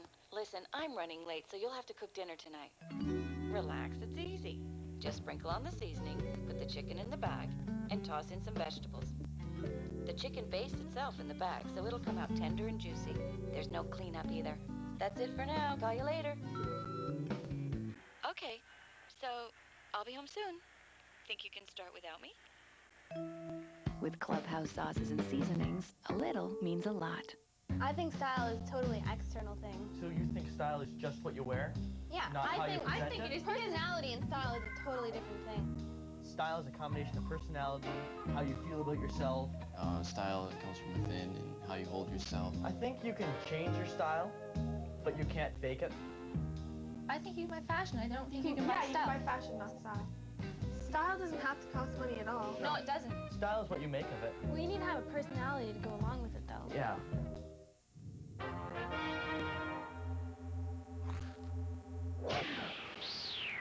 Has anyone seen the ship's power orb? We'll go look for it. Captain, I found it. There's no time for that. Look at this. Now this is the search party. Did you find the orb? Is it round and glowing? Yes. Have you explored Planet Snack? As the adventures on Planet Snack continue, Captain Baker, Joe, and Steve the robot explore new worlds. The point is clear. You could win one of 4 Mission Control entertainment centers, including a Sony television, DVD player, receiver, VCR, speakers, and a PlayStation game console. The amazing Mission Control Entertainment Center. To enter, travel to your local Planet Snack in-store display and fill out an entry ballot or visit www.planetsnack.com. Gotta go! Have you explored Planet Snack? Welcome back to our special horror edition of GameSpot TV. Aliens have been with us in games since the beginning, and the relationship has been somewhat less than friendly. What with us trying to destroy them before they harvest our bodies and all. So let's look at some games about those who live amongst us. Let's face it, the Space Invaders didn't have a good plan. Moving from right to left in formation wasn't a terribly sophisticated strategy, but it did get the ball rolling for a series of attempts to rid Earth of us and pave the way for extraterrestrial happiness. Yep, the boys over at SETI really have found their jobs to be easier since way back in '78 when the aliens started coming to us. Defense systems were established like XCOM, a multinational group of heroic types who recognized the need to defend the Earth from organized space strangers. With the remarkable scientific resources, XCOM was able to research enough about the invaders to provide proper assistance to the troops who rid them from farmlands everywhere. And Earth raised a glass to our heroes and breathed a sigh of relief for a short time. Yep, things only got more complicated when the invasion from beyond started. Now, like their predecessors, these guys were invading, but this time they were from beyond. See? So the necessary steps were taken. Get into a ship and shoot down the unfriendly space buddies while rescuing the always useful scientists. Notice also the change from the traditional invader thumping sound to the more effective buzzing that can annoy humans into servitude. Now, while the alien threat has traditionally been focused on our big blue marble, actually all otherworldly misanthropes dislike humans equally, no matter where they are. So going into space has proved problematical. Going aboard the Von Braun sounds like good fun. You get to check out the furthest reaches of space on a ship that's going faster than light. That's really, really fast, you know. It's a great day for mankind. But wouldn't you know, people seem to be dead everywhere, and mutants with bad attitudes appear to be plentiful. There are ways to avoid this misfortune. Get away. A. Don't go in for space travel involving callous mega corporations. B. Don't go in for space travel with mega corporations that have a history of designing homicidal computer programs. Security forces have been alerted to your presence. And C. Don't go in for space travel. Unfortunately, this information didn't reach the Marines, who traveled way too far into space and found some mucus-covered nasties with a real grudge against humanity. Apparently, we taste pretty good and offer fertile tissue for breeding. This is doubly unfortunate when you consider that they have a knack for climbing walls and can move with the speed of a rocket. So if you happen to have forgotten not to go into deep space, then at least remember to bring guns. Lots of them. Though most importantly, keep in mind that if it isn't broke, don't try to go and fix it. Roger that. Let's run like hell. When your friend calls you to say, hey, do you want to check out my new device to travel through space and time? No, especially if they work for top-secret government organizations. This has happened before, and it's usually left up to one scientist guy to save the entire planet from an unpleasant invasion. Who knows how many more of these talented individuals are left? But in the end, the tried and true is typically found to be the best. The Space Invaders have returned with nicer ships, but still retain that same good old-fashioned distaste for carbon-based biped. You'd think that after trying all this time, when they finally do take over, they'll feel right at home. Now, nasty individuals have always populated games. Many have their favorites, and we at GameSpot TV, Video Games, and GameSpot.com took a look at some of our favorite villains. Avast there, you lubbers! Set sail for my stronghold on Monkey Island. The battle of good versus evil has been a constant in electronic gaming. Conflict creates drama. And what better way to have conflict than to have two characters with diametrically opposing views? In the beginning, end-level bosses like Bowser from the Mario series and M. Bison from the Street Fighter series were the norm. You saw them at the beginning of a game, but more often than not, you wouldn't see them until the very end with the final confrontation. My favorite game villain is probably Donkey Kong, and I mean he's since reformed and gone over to the hero side. But back in the original Donkey Kong, it was just he was the best. Since then, villains have become more complex. Final cut. Why not bleed? One of my favorite villains is probably Kane from Command & Conquer. He wasn't particularly scary, but he was very charismatic. He was evil, but yet you fighting against him, you still believed in his cause. It is my destiny to lead the way for all mankind. Mankind has forgotten you, Kane. My favorite game villain is the Guardian from the Ultima games. There's a lot of mystery around him, and he really runs a thin line between being kind of a cliched villain and actually being a really effective evil presence. My favorite game villain is Shodan from the System Shock games. Shodan is just really evil. You will learn more about pain than you ever wanted to know. I know your plan, Ripburger. You're waiting for me to die so you can take over my company. That's horrible. My favorite game villain by far is the Purple Tentacle in LucasArts' Day of the Tentacle. Because he was a little purple guy about this high, he was really just one little tentacle of a octopus, and he had delusions of ruling the world. I feel like I could take on the world. LucasArts can always be counted on for interesting villains and criminal masterminds. From the pirate LeChuck in the Monkey Island series to Adrian Ripburger in Full Throttle. LucasArts always has memorable villains. Subverted sailors, 'tis good to be dead! Villains may come in all shapes and sizes, but they have to be believable. I think villains should be kind of human for them to be at their most effective. I think they need to talk a lot and, explain themselves a little bit. You are indeed a fool to walk, Britannia.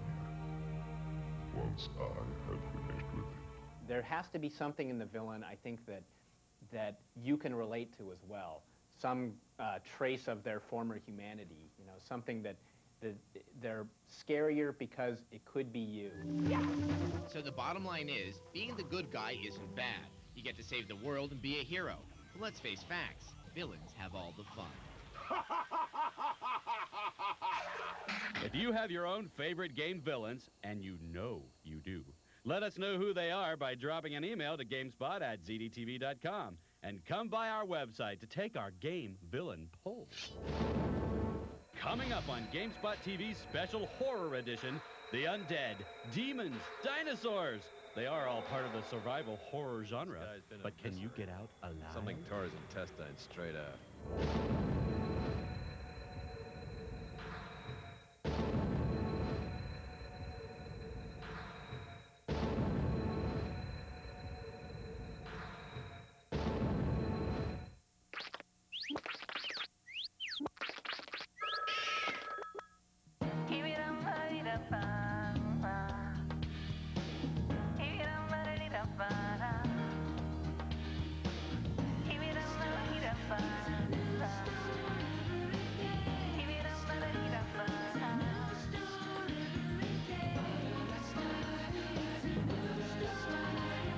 Winners. 20 to 60% off brand names and designer labels every day, and thousands of new items every week. Are you ready? Ready to be touched? Are you ready to experience the soft, loving caress of Ultra Downy? Compared to the leading Big Jug, Ultra Downy gives you the fluffiest softness. Ultra Downy's a feeling of pure comfort next to your skin. Ready to be touched by love. The loving softness of Ultra Downy. Are you ready? You look so radiant. Introducing a breakthrough in reducing the appearance of aging. Have you been on vacation? It contains an exclusive vitamin B and E complex called Vitaniacin. Of course, you've been away. You look beautiful. New Total Effects from Olay.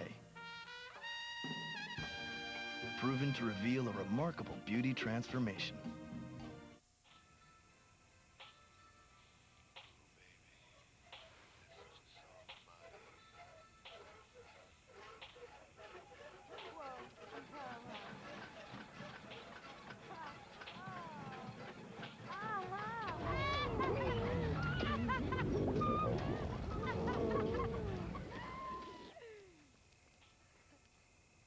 Jam-packed with so much stuff. Pillsbury Pizza Pops. Stop the rumble! You've now seen that there is much horror and fright to be found in gaming. But as you know, while they may look scary, only some games truly are. So let's take a closer look at what is it that makes you really scared when playing. I think the first really scary game,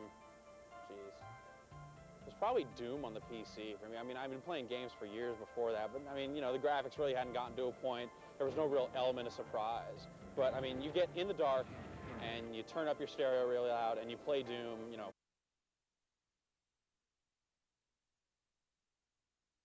Silent Hill. It's just got so many different elements that contribute together to make it really, really frightening, really creepy. Things like the monster designs, about half the monsters in it I don't think have skin, and the other ones are disturbing for other reasons. The sound is really frightening, it's really creepy, and just the overall atmosphere is just really eerie. Half-Life on the PC, that had some scenes where you'd be playing it, you know, in the daytime or nighttime, doesn't matter, and I'd just jump out of my seat. You'd be walking down a hallway or like an air vent, and you had just finished killing like 3 or 4 Marines, and so, you know, the adrenaline flow is gone, and you're just relaxed, and you're walking, and, you know, like a little head crab or an alien will just drop out of you out of nowhere.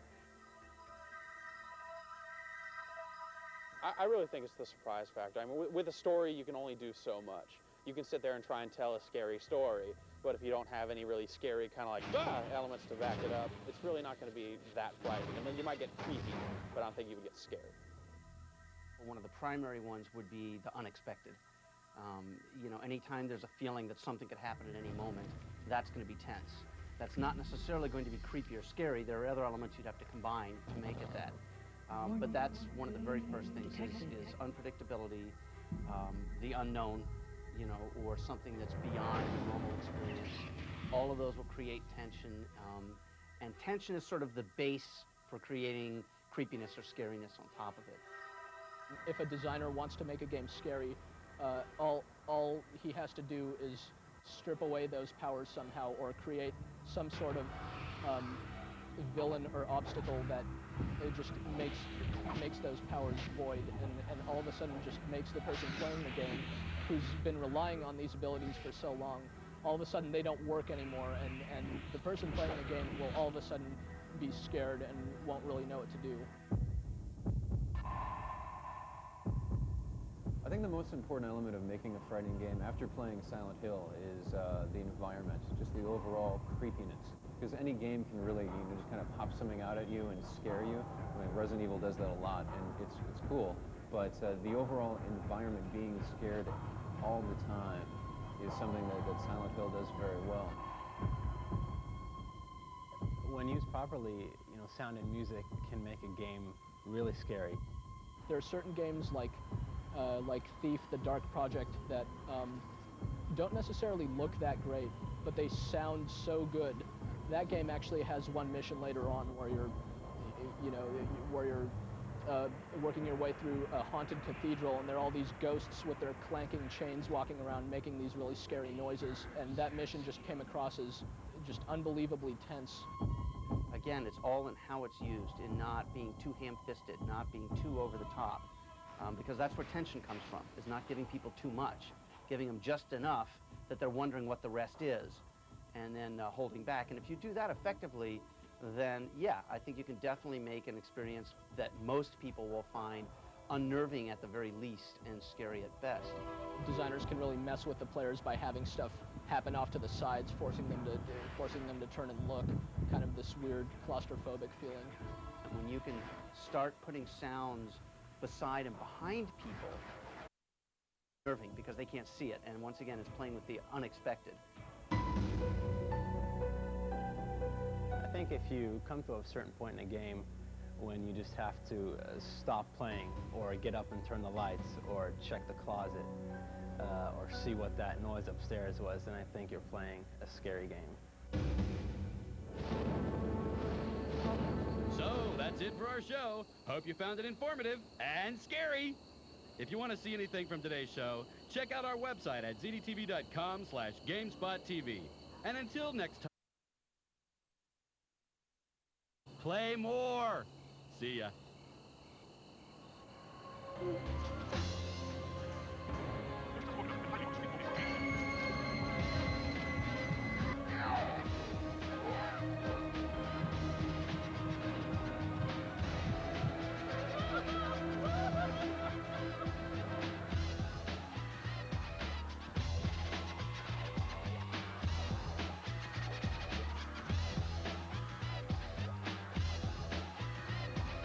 On GameSpot TV, we blast off into outer space, prepare to battle the Force. We take a look at the history and the future of gaming in the Star Wars universe. Plus, you won't want to miss the review of Star Wars Episode 1 Racer.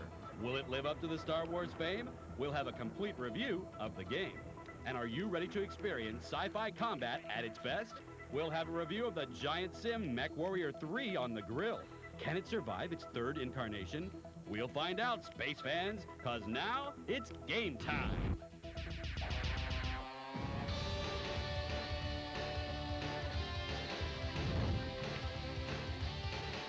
Hi, I'm Dash, and welcome to GameSpot TV, your ultimate guide to computers and video games. You know, it can get kind of lonely playing games against the computer. I mean, really, you can only play so many games of solitaire. But thankfully, computer gaming has come a long way, so if it's a human opponent you long for, here's Starseed's Tribe on the grill.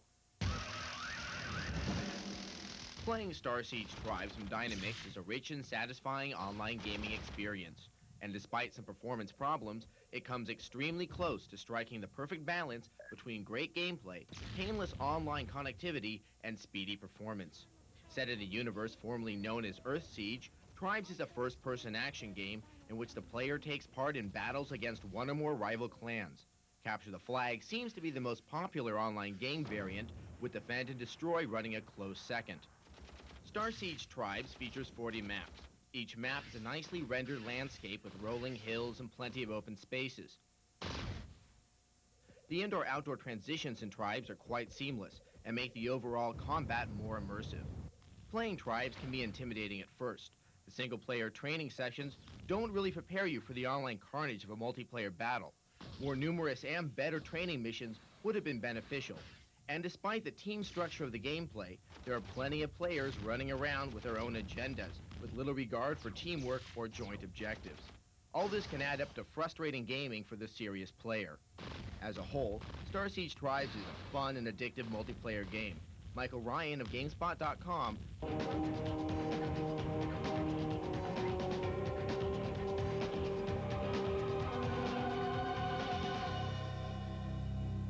Conker's Bad Fur Day. Now here's a game where you play a drunk squirrel who likes to pee on folks. Anyway, check out Conker's Bad Fur Day.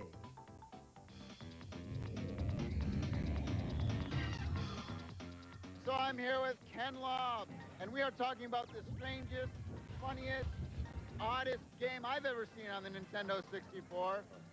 Conker's Bad Fur Day. Let's make a game that's exclusively targeted towards the mature market.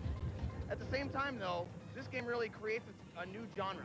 The idea is, what if you could make a game that was more like a sitcom? You have all sorts of weapons. You have pea, you have, what else do you have? Oh, you have guns, bazookas, tanks. You have a frying pan to bat them upside the head. You know, of course, you have your bodily fluids. Yeah, there's all these burning guys, and they're trying to take them out. You know, they're burning, and the only liquid that happens to be handy is, you know. What other unique situations like the pea are there? Well, there's a really cool scene, actually, where you got to fight this big, like, dinosaur. You're tossed into a coliseum, and there's a guy there kind of, you know, Nero-like. Right. And, you know, Conker has no idea where he is or why he's there. My God, that was just Joanna Dark. Yeah, that was Joanna Dark. So anyway, you got Conker running around being chased by this dinosaur, and then he's able to hypnotize the dinosaur, jump on the dinosaur. Then you have to run around and basically chew all these other bad guys in half. Really? Big boss gets pissed off, leap down into the arena. You have to, like, bite him in his vitals. And there's lots of swearing, cuss words, a lot of stuff you guys bleeped out of this. Yeah, well, of course. I mean, again, the idea of the game is that Conker's been plucked out of his cute little world and thrown into reality. And reality, people swear. So let's talk about the comedy. I mean, that's pretty unique. I mean, everybody kind of uses comedy, but it seems like it plays a much important role in Conker's. Yeah, well, I mean, as I said before, you know, comedy is what's driving me to play this game. And because of that, there's an extra element, which is once you know how to beat something, this game is really fun to show to your friends. There you go. Conker's Bad Fur Day. One of the only games where you can pee on people. Cheers. I'm here with Christian and Edge. They're my two favorite wrestlers of all time. Oh, and, well, actually, here they are right here. Oh. Well, why am I looking at this thing? We'll put that away. Put that away. So, hey, let me ask you this.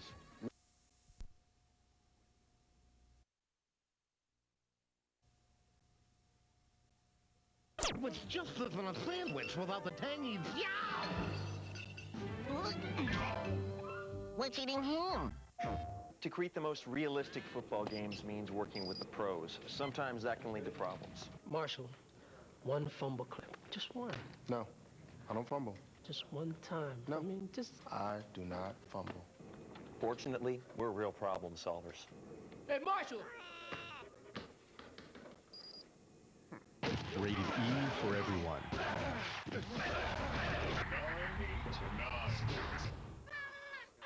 PlayStation.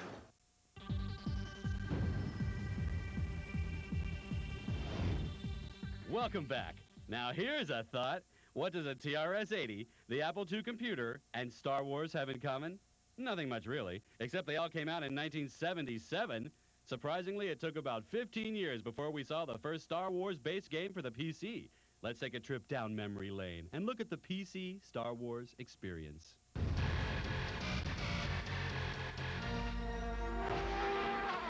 To many, Star Wars Episode 1 looks to be the movie of the century. To PC gamers, the movie means another chance to kick some aspiring dark forces. For PC rebels, the battle began back in 1993 when LucasArts introduced X-Wing, its first space combat simulator. The game placed wannabe rebel pilots in the cockpits of 4 starfighters, including the X-Wing. The attack against an Imperial convoy has turned up a surprise. And I don't have to tell you the mission. After training, the goal is to outfly and eliminate the pesky Imperial forces while protecting rebel ships and bases. Rookie 1, welcome to Collidor. Later that same year, gamers went insane after seeing the action game Rebel Assault. Stay on course, Harris. Using the Insane engine, LucasArts developers immersed players in the Star Wars environment. Do we have anyone in that quadrant? Taking the role of Rookie 1, players must learn to fly and fight through dangerous terrain, starting with Beggar's Canyon. On the ground, players must survive laser fire from stormtroopers.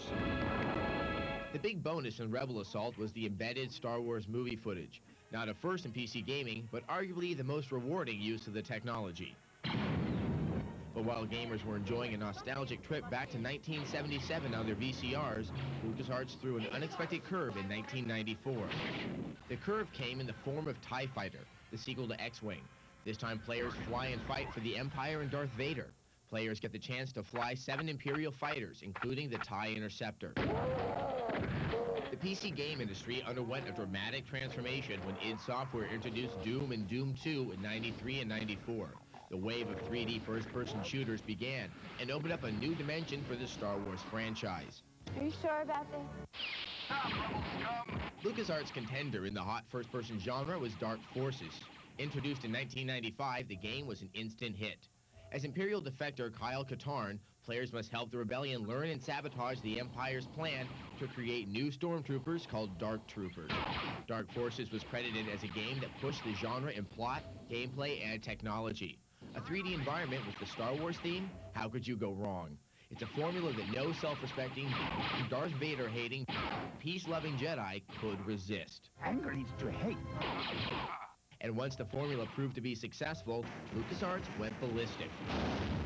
In 1997, the battle on the ice world Hoth became a reality for PC gamers when Shadows of the Empire landed in their hard drives. Shadows gave gamers a chance to fly snow speeders and bring down AT-AT walkers without smelling the tauntauns. In 1998, LucasArts dabbled into the world of real-time strategy games with Star Wars Rebellion, a valiant effort that failed miserably. The redemption came later in the year with the arcade action game Rogue Squadron. For Star Wars game fans, the battle is far from over. The real-time strategy game Force Commander is looming in the horizon, and 2 Episode 1 games are ready for launch after the movie. We can't wait. Now for you dedicated Star Wars fans, here's another reason to celebrate. We have a review of LucasArts' driving game based on the frantic pod race scene from Episode 1, The Phantom Menace, and we're throwing it on the grill. The biggest scene from the biggest film seems like a difficult act to follow, but Episode 1 Racer from LucasArts for the N64 would appear to meet the challenge. The scene is an obvious choice for a game translation. Ben-Hur-esque chariot races using pod racers, a cockpit dragged forward by huge starship engines. These vehicles reach speeds upwards of 600 miles per hour and fly little more than a few feet off the ground.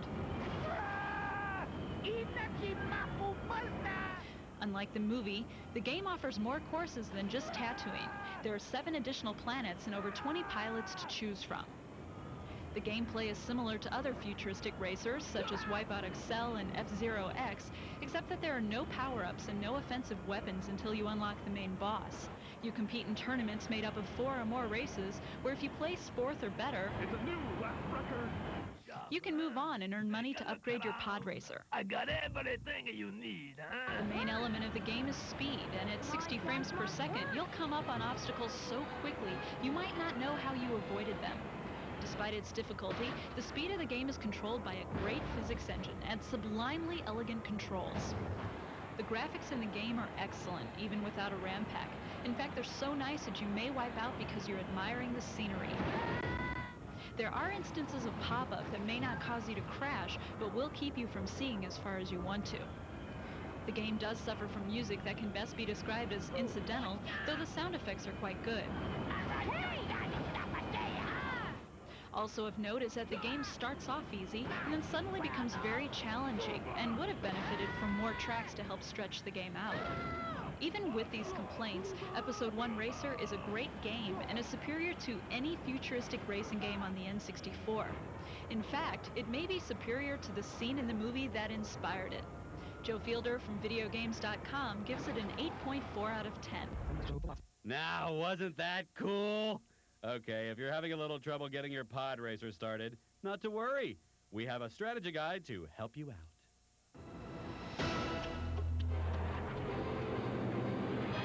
Don't let Anakin Skywalker fool you.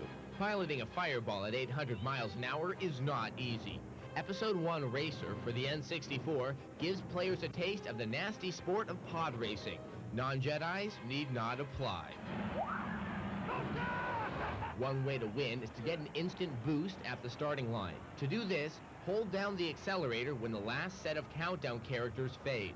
Let's try that again. Timing is critical here, so watch the last character carefully.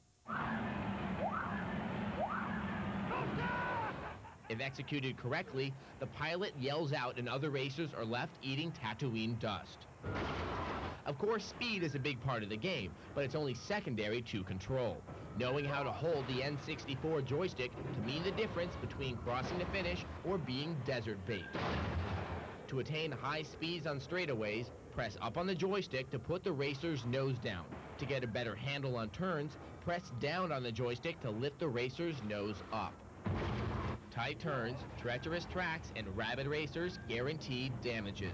Players must repair damages as soon as possible if they plan on reaching the finish line alive. To repair the pod, hold down the right shoulder button of the controller until the repair has been made. Take note though, while repairing, the pod will slow down. It'll take more than a Jedi mind trick to win races in this game. Use all the tricks you can and practice. Try to use the instant boost. Hold your nose right and repair the pod as quickly as possible. Last but not least, try not to hit the walls. So, if you're looking for more cheat codes, and I know you are, head on over to the GameSpot TV website inside of ZDTV.com. Coming up next on GameSpot TV, we have a full review of yet another Star Wars title, The Phantom Menace, for your PC. Fighting the dark side can be a wee bit difficult, so we have a few cheats to get you through the rough spots. All this and more when GameSpot TV returns.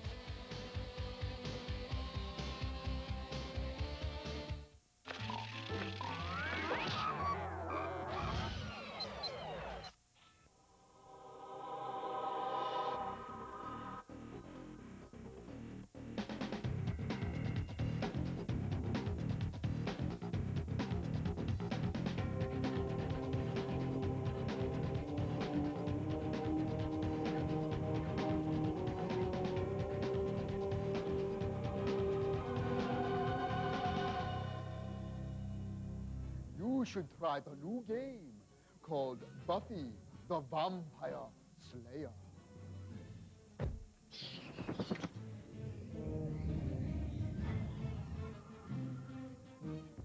Bobby! Hey, what's going on? How's it going?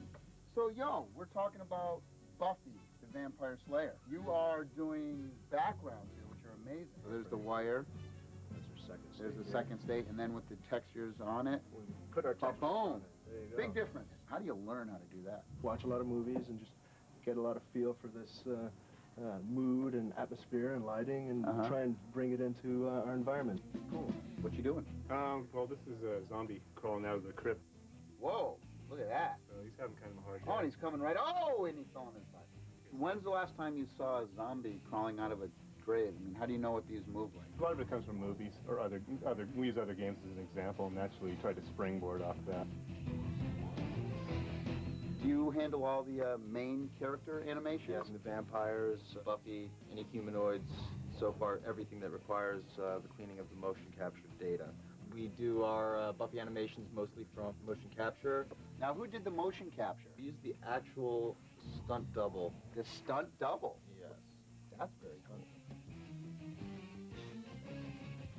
You're the guy in charge. You're the guy who keeps all those other freaks in line. You're not doing a good job. How do you do that? We model it first in polygons, and then we take a picture of the actor and kind of mold it using our 3D techniques to match it, and then we paint a wraparound of it. That's amazing. So all you do is stare at Sarah Michelle Gellar's face all day. Yep. Excellent. It doesn't suck. I want to ask you a question. How, in fact, do you kick a vampire's ass? Let me grab a steak here. Boy, the animations are really good. Oh, get that out of your back. Ow! Oh, well done. See, that's a joke because it's a steak. Well done. How about giving me a little demonstration? Okay, definitely. Okay. Let's do it. What do you got there, James? This is the Slayer steak, and I'm the Slayer.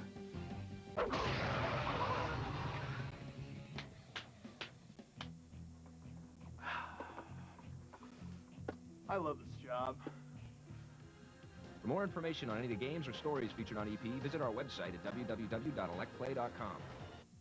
Interplay has a new online multiplayer action-adventure role-playing strategy game called, let me see, it was by the guys who did Baldur's Gate and, oh, right, cool, thanks.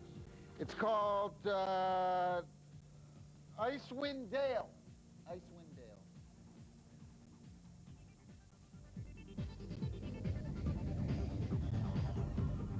We're here at Black Isle Studios, and I'm with Josh Sawyer. He is one of the designers of a brand new RPG called Icewind Dale. Tell us how Icewind Dale is different from Black Isle's other RPG this year, Baldur's Gate 2. It uses the same engine as the Baldur's Gate and Tales of the Sword Coast game. It's in the same general setting, the Forgotten Realms setting, but it's in the Icewind Dale region. It's far north of Baldur's Gate. It's very snowy, desolate, filled with giants and other sorts of monsters. Baldur's Gate 2 really focuses a lot on the non-linearity and the storytelling aspect of it. Icewind Dale is very focused on the combat and the action. It's the same gameplay engine. Are you taking advantage of the enhancements that are going to be in Baldur's Gate 2? We've given it a complete overhaul graphically. Everything is pretty much in the same place. The portraits are still on the right.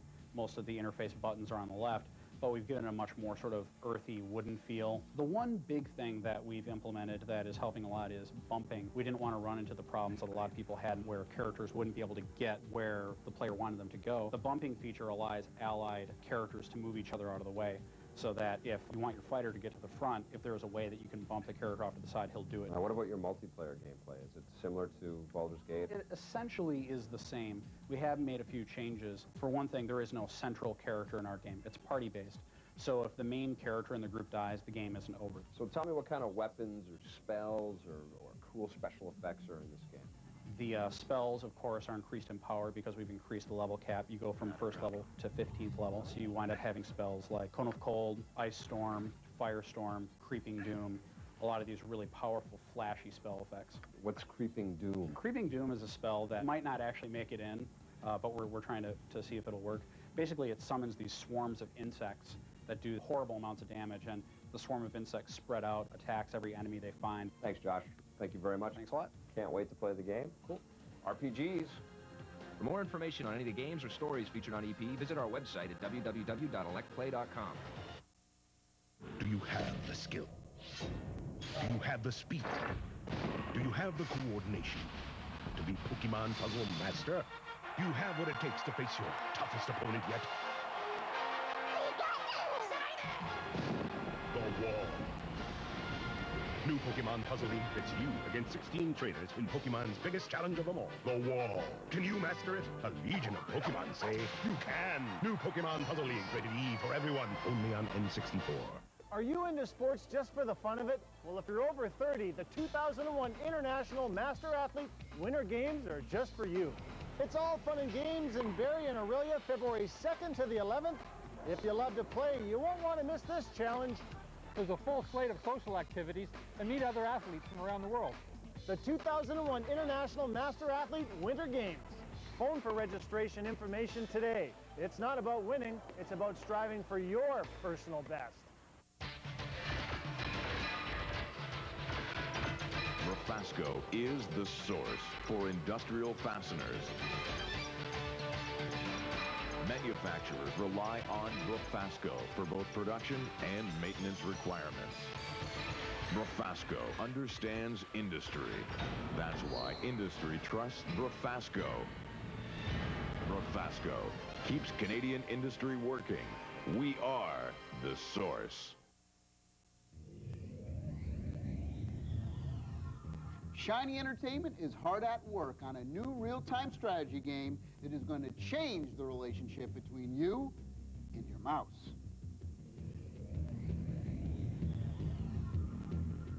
Oh, I'm here with Dave Perry. You might have heard of him. Earthworm Jim, Messiah, Aladdin. Those are my other names. And this one here is his latest and greatest creation. This is a game called Sacrifice. It's like an RPG strategy. Get in there and kick ass. It's not Command and Conquer where you're supposed to collect up rocks and Tiberium or do whatever you have to do. You just go and kick ass. And the more you kick ass, then you get given more spells from your gods who you're fighting for. And basically you try and build up armies. The armies then fight against each other, and whoever wins, wins. If I wanted to, could I actually go up there? Joe, can you create a creature and fly it away into the distance? So he'll go to his spell books down here. Right. He'll choose any creature he likes, magically create it. He's cheating here, that's why he's making them so quickly. Okay. And then they're gonna fly off into and then he'll fly, and he can click literally off on a point, and that is miles away out there, and they'll fly out there. If your enemy's coming the other way, you can place people on the hills and then look through their eyes to see what they're seeing.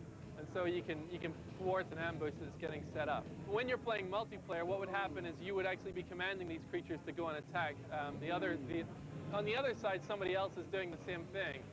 So if the god of death sees you going around killing everybody that you see, he'll go, whoa, I like your style, and he'll start giving you his death spells. So he'll give you like a Grim Reaper spell, so you can go out and create this Grim Reaper. He'll go around just killing even more. The goddess of life will then turn up and say, oh, please stop this. This is not the way, you know, to basically to do things in this world. Please be nice. And she'll give you more life spells, which are all kind. We have 59 single-player levels, including the tutorial. So it's a huge RPG single-player game. We have lots of multiplayer maps. That's really just go last man standing. So the idea is just have a full-on war. We're actually giving away the tools to make your own levels for the game. You don't have to have any art ability. You don't have to know how to program video games. You don't need to know how to use complex art tools. You can deform the landscape, create a volcano. Whoa, check it out. This is actually a spell that is creating, it creates a volcano, but it actually targets where the creatures are and then throws boulders in their direction. Now, will I be able to play against somebody else in my multiplayer in your multiplayer environment? And what you can do is you can create a world and just put your altar, which is your link to your god, his altar with his link to his god, close by, right in view of each other, so a fight will start right away. We have 5 different gods, life and death, air, fire, and earth. Your goal is to try and keep the altar going, which is your link to your god, drag your enemies over to it and sacrifice them to your god, and then he'll actually give you some spells for that. There's 60 creatures in the game, about 5 million variations. So if you play the game, you have a 1 in 5 million chance of doing what I did. Very cool. You know, there's only one slight problem with all those old arcade video games. They're really freaking heavy to haul around every place. Well, Hasbro Interactive is going to help us out by recreating all of our old favorites and bring them into the new millennium. Let's find out how.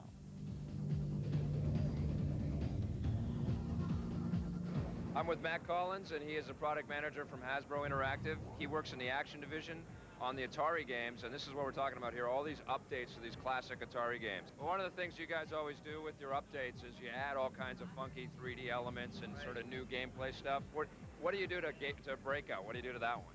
Well, actually, we decided to sort of expand Breakout beyond just breaking walls. Right. So here we have a pyramid level where you can actually bust out through an Egyptian pyramid. There's a Leaning Tower of Pisa level where you have to knock it down in such a way so that the tower doesn't topple over. Cool. If it does, you have to start over. And it's a 2-player game now? It's not just a solo player thing? It will have multiplayer capability. Yeah. But it is also known for being a great single-player experience. And it'll be unavailable for PC and PlayStation. Let's talk about Pac-Man. The story here is that Pac-Man journeys back in time through 5 different, very colorful worlds, very playful worlds. There's a Wild West of America. There's a medieval European world. There's an Egyptian world. There's a world that takes place in the future. And the last one sort of takes you back to the world of dinosaurs. I see Frogger 2 is over there. Let's go and hang with the frogs. All right, yeah, sure.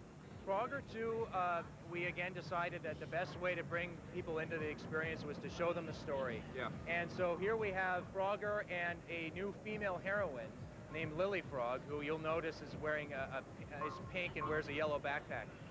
Together they're on a mission to save the lost frog babies from a sort of comically mischievous crocodile named Swampy. Let's go take a look at one of my favorite games of all time, Galaga. As a Galaga pilot, you're out in outer space, you come back from a recon mission and find that your fleet's been destroyed. And right as you arrive at your fleet that's just been blown to bits, you see the Galaga aliens zooming back towards Earth. You put two and two together, you figure these guys are on a mission to devastate our galaxy. And of course, consistent with the sort of the hero theme, you've got to fly back, destroy the aliens before they reach Earth in the final stages. This will be available, by the way, in the fall for PlayStation and PC. Frogger 2 as well. Cool. Well, this is the one I'm most excited about. I cannot wait for Galaga. You guys are doing a great job updating these things. And check them out, Hasbro Interactive. Let's go play a little more Breakout. All right. For more information on any of the games or stories featured on EP, visit our website at www.electplay.com.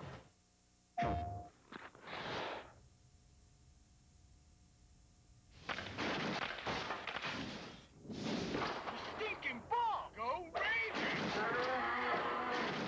Tony! Hi. Whoa, Amonte's off tonight. Okay, Tony, that's an 82 for accuracy. Terry, got a piece of that? Rated E for everyone. PlayStation. Bring your automobile and family to the Car Care Specialists. Classic Auto Wash in Barrie, where car care is fun and easy. Full-service gas attendants, personal service. Relaxing comfort or watch as our unique combination of touchless and soft cloth cleaning with triple foam polish take care of your car. Every car gets towel dried. We do interiors, auto detailing, and we're quick. Classic Auto Wash, located on Ann Street South in Barrie. A steel roof, you say? Guaranteed for 50 years? Made from color-fast steel shakes? Quiet? Durable? Maintenance-free? Self-ventilating? Designed to be installed over your existing roof by the people who manufacture it? Well, it must be a high-grade steel roof. High-grade steel roofing, the ultimate in roofing systems. High-grade steel roofing. After all, you want the best.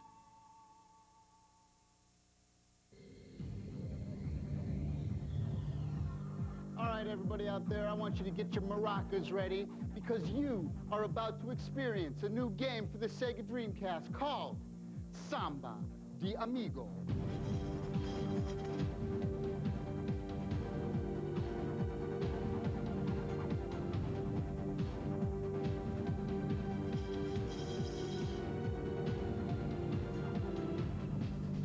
Here we are with Karen Brown, and we are talking about Samba de Amigo. What the heck does that stand for? It means dance with your friend. If it doesn't mean that, it should. Oh, and it got nominated for Game of the Show. It really did. Yeah. Now, we got controllers, Morocco controllers. Right. Explain this. Like this, let me show you. Show us the move. I'm following the rhythm of...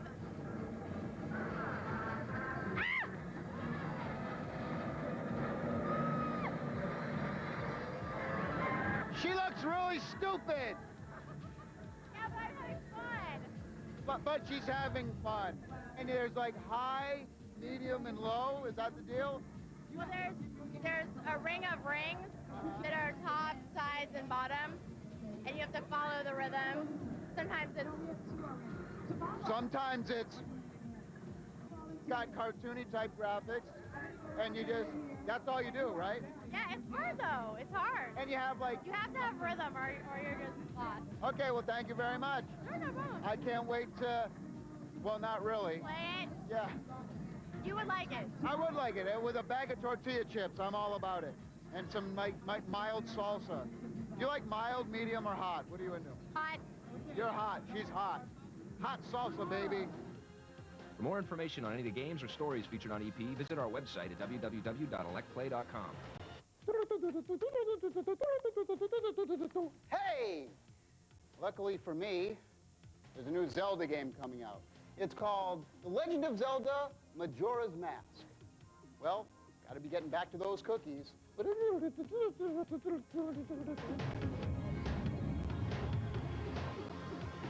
Hey, we didn't think we were going to get to play another Zelda game quite so soon, but Mr. Miyamoto has done it again for us, and we have Zelda's Majora's Mask coming out on N64 this year, and I've got Brian Hartman here to tell us all about it. How is this game different than Miyamoto's masterpiece, man? How's it changed? Well, everybody knows Legend of Zelda, Ocarina of Time, it's just one of the best games of all time. Well, what has transpired now is bigger enemies, bigger bosses, bigger levels. The first boss of this game will come around, and he's got like a 30-foot long sword. Wow. And he's just attacking you. He drops 5, 6 guys down from the ceiling, then he shakes out like 100 different like bat butterfly looking things, and then this wall of fire comes up, and he's attacking you while all these other things are attacking you, all at the same time with no slowdown. There's a time thing involved in this game. Now explain that to us. What has happened is the Skull Kid from Zelda, Ocarina of Time, has taken this mask called the Majora's Mask. Right. And now he has doomed a planet, like a little dimension, and this moon is about to crash land and destroy the whole entire planet in 3 days. So now what you need to do is to find the Ocarina within the first 3 days before the moon hits the planet. And once you find that, then you can go back to the beginning of the 3 days and start your adventure. But see, if you don't make the first objective within the 3 days, the moon hits the planet and it's destroyed, game over. There's certain like objectives that you have to do to get to certain places, and 4 or 5 objectives will be going on at the same time. So you kind of have to pick one. And when you pick that one, you can't do the other ones, and you got to move on, which will open up certain doors but close others. So the ending's kind of different every time you go through it. Tell us a little bit about the dungeons and some of the new enemies and the mazes and the new weaponry that we'll find in this game. Well, there's a lot of the enemies from Ocarina of Time, and the dungeons are bigger and better. Skeleton Knights, you know, with Deku shrubs, you know, new bosses.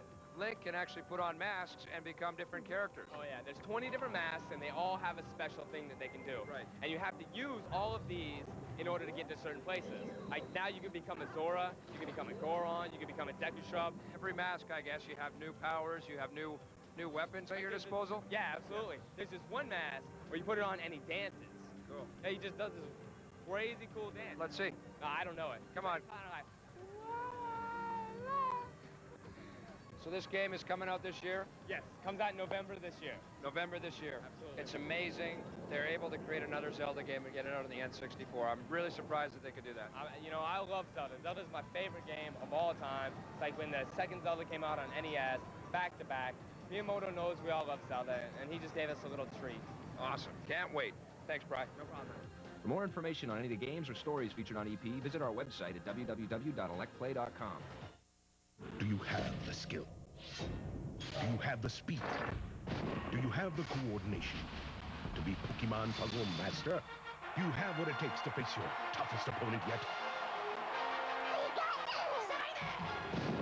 The Wall. New Pokemon Puzzle League pits you against 16 trainers in Pokemon's biggest challenge of them all, the Wall. Can you master it? A legion of Pokemon say you can. New Pokemon Puzzle League, rated E for everyone, only on N64. A steel roof, you say? Guaranteed for 50 years? Made from color-fast steel shakes? Quiet? Durable? Maintenance-free? Self-ventilating? Designed to be installed over your existing roof by the people who manufacture it? Well, it must be a high-grade steel roof. High-grade steel roofing, the ultimate in roofing systems. High-grade steel roofing. After all, you want the best. Watch the Money Concepts Lifestyle Report, weekday mornings at 6:27. David Karras, financial planner, author, and public speaker, discusses wealth management and lifestyle planning with guest experts. The Money Concepts Lifestyle Report, weekday mornings at 6:27. The team makes a heroic sacrifice. On the next, Cleopatra 2525. Then, He's going to kill the king of the opera. on the next, Jack of all trades.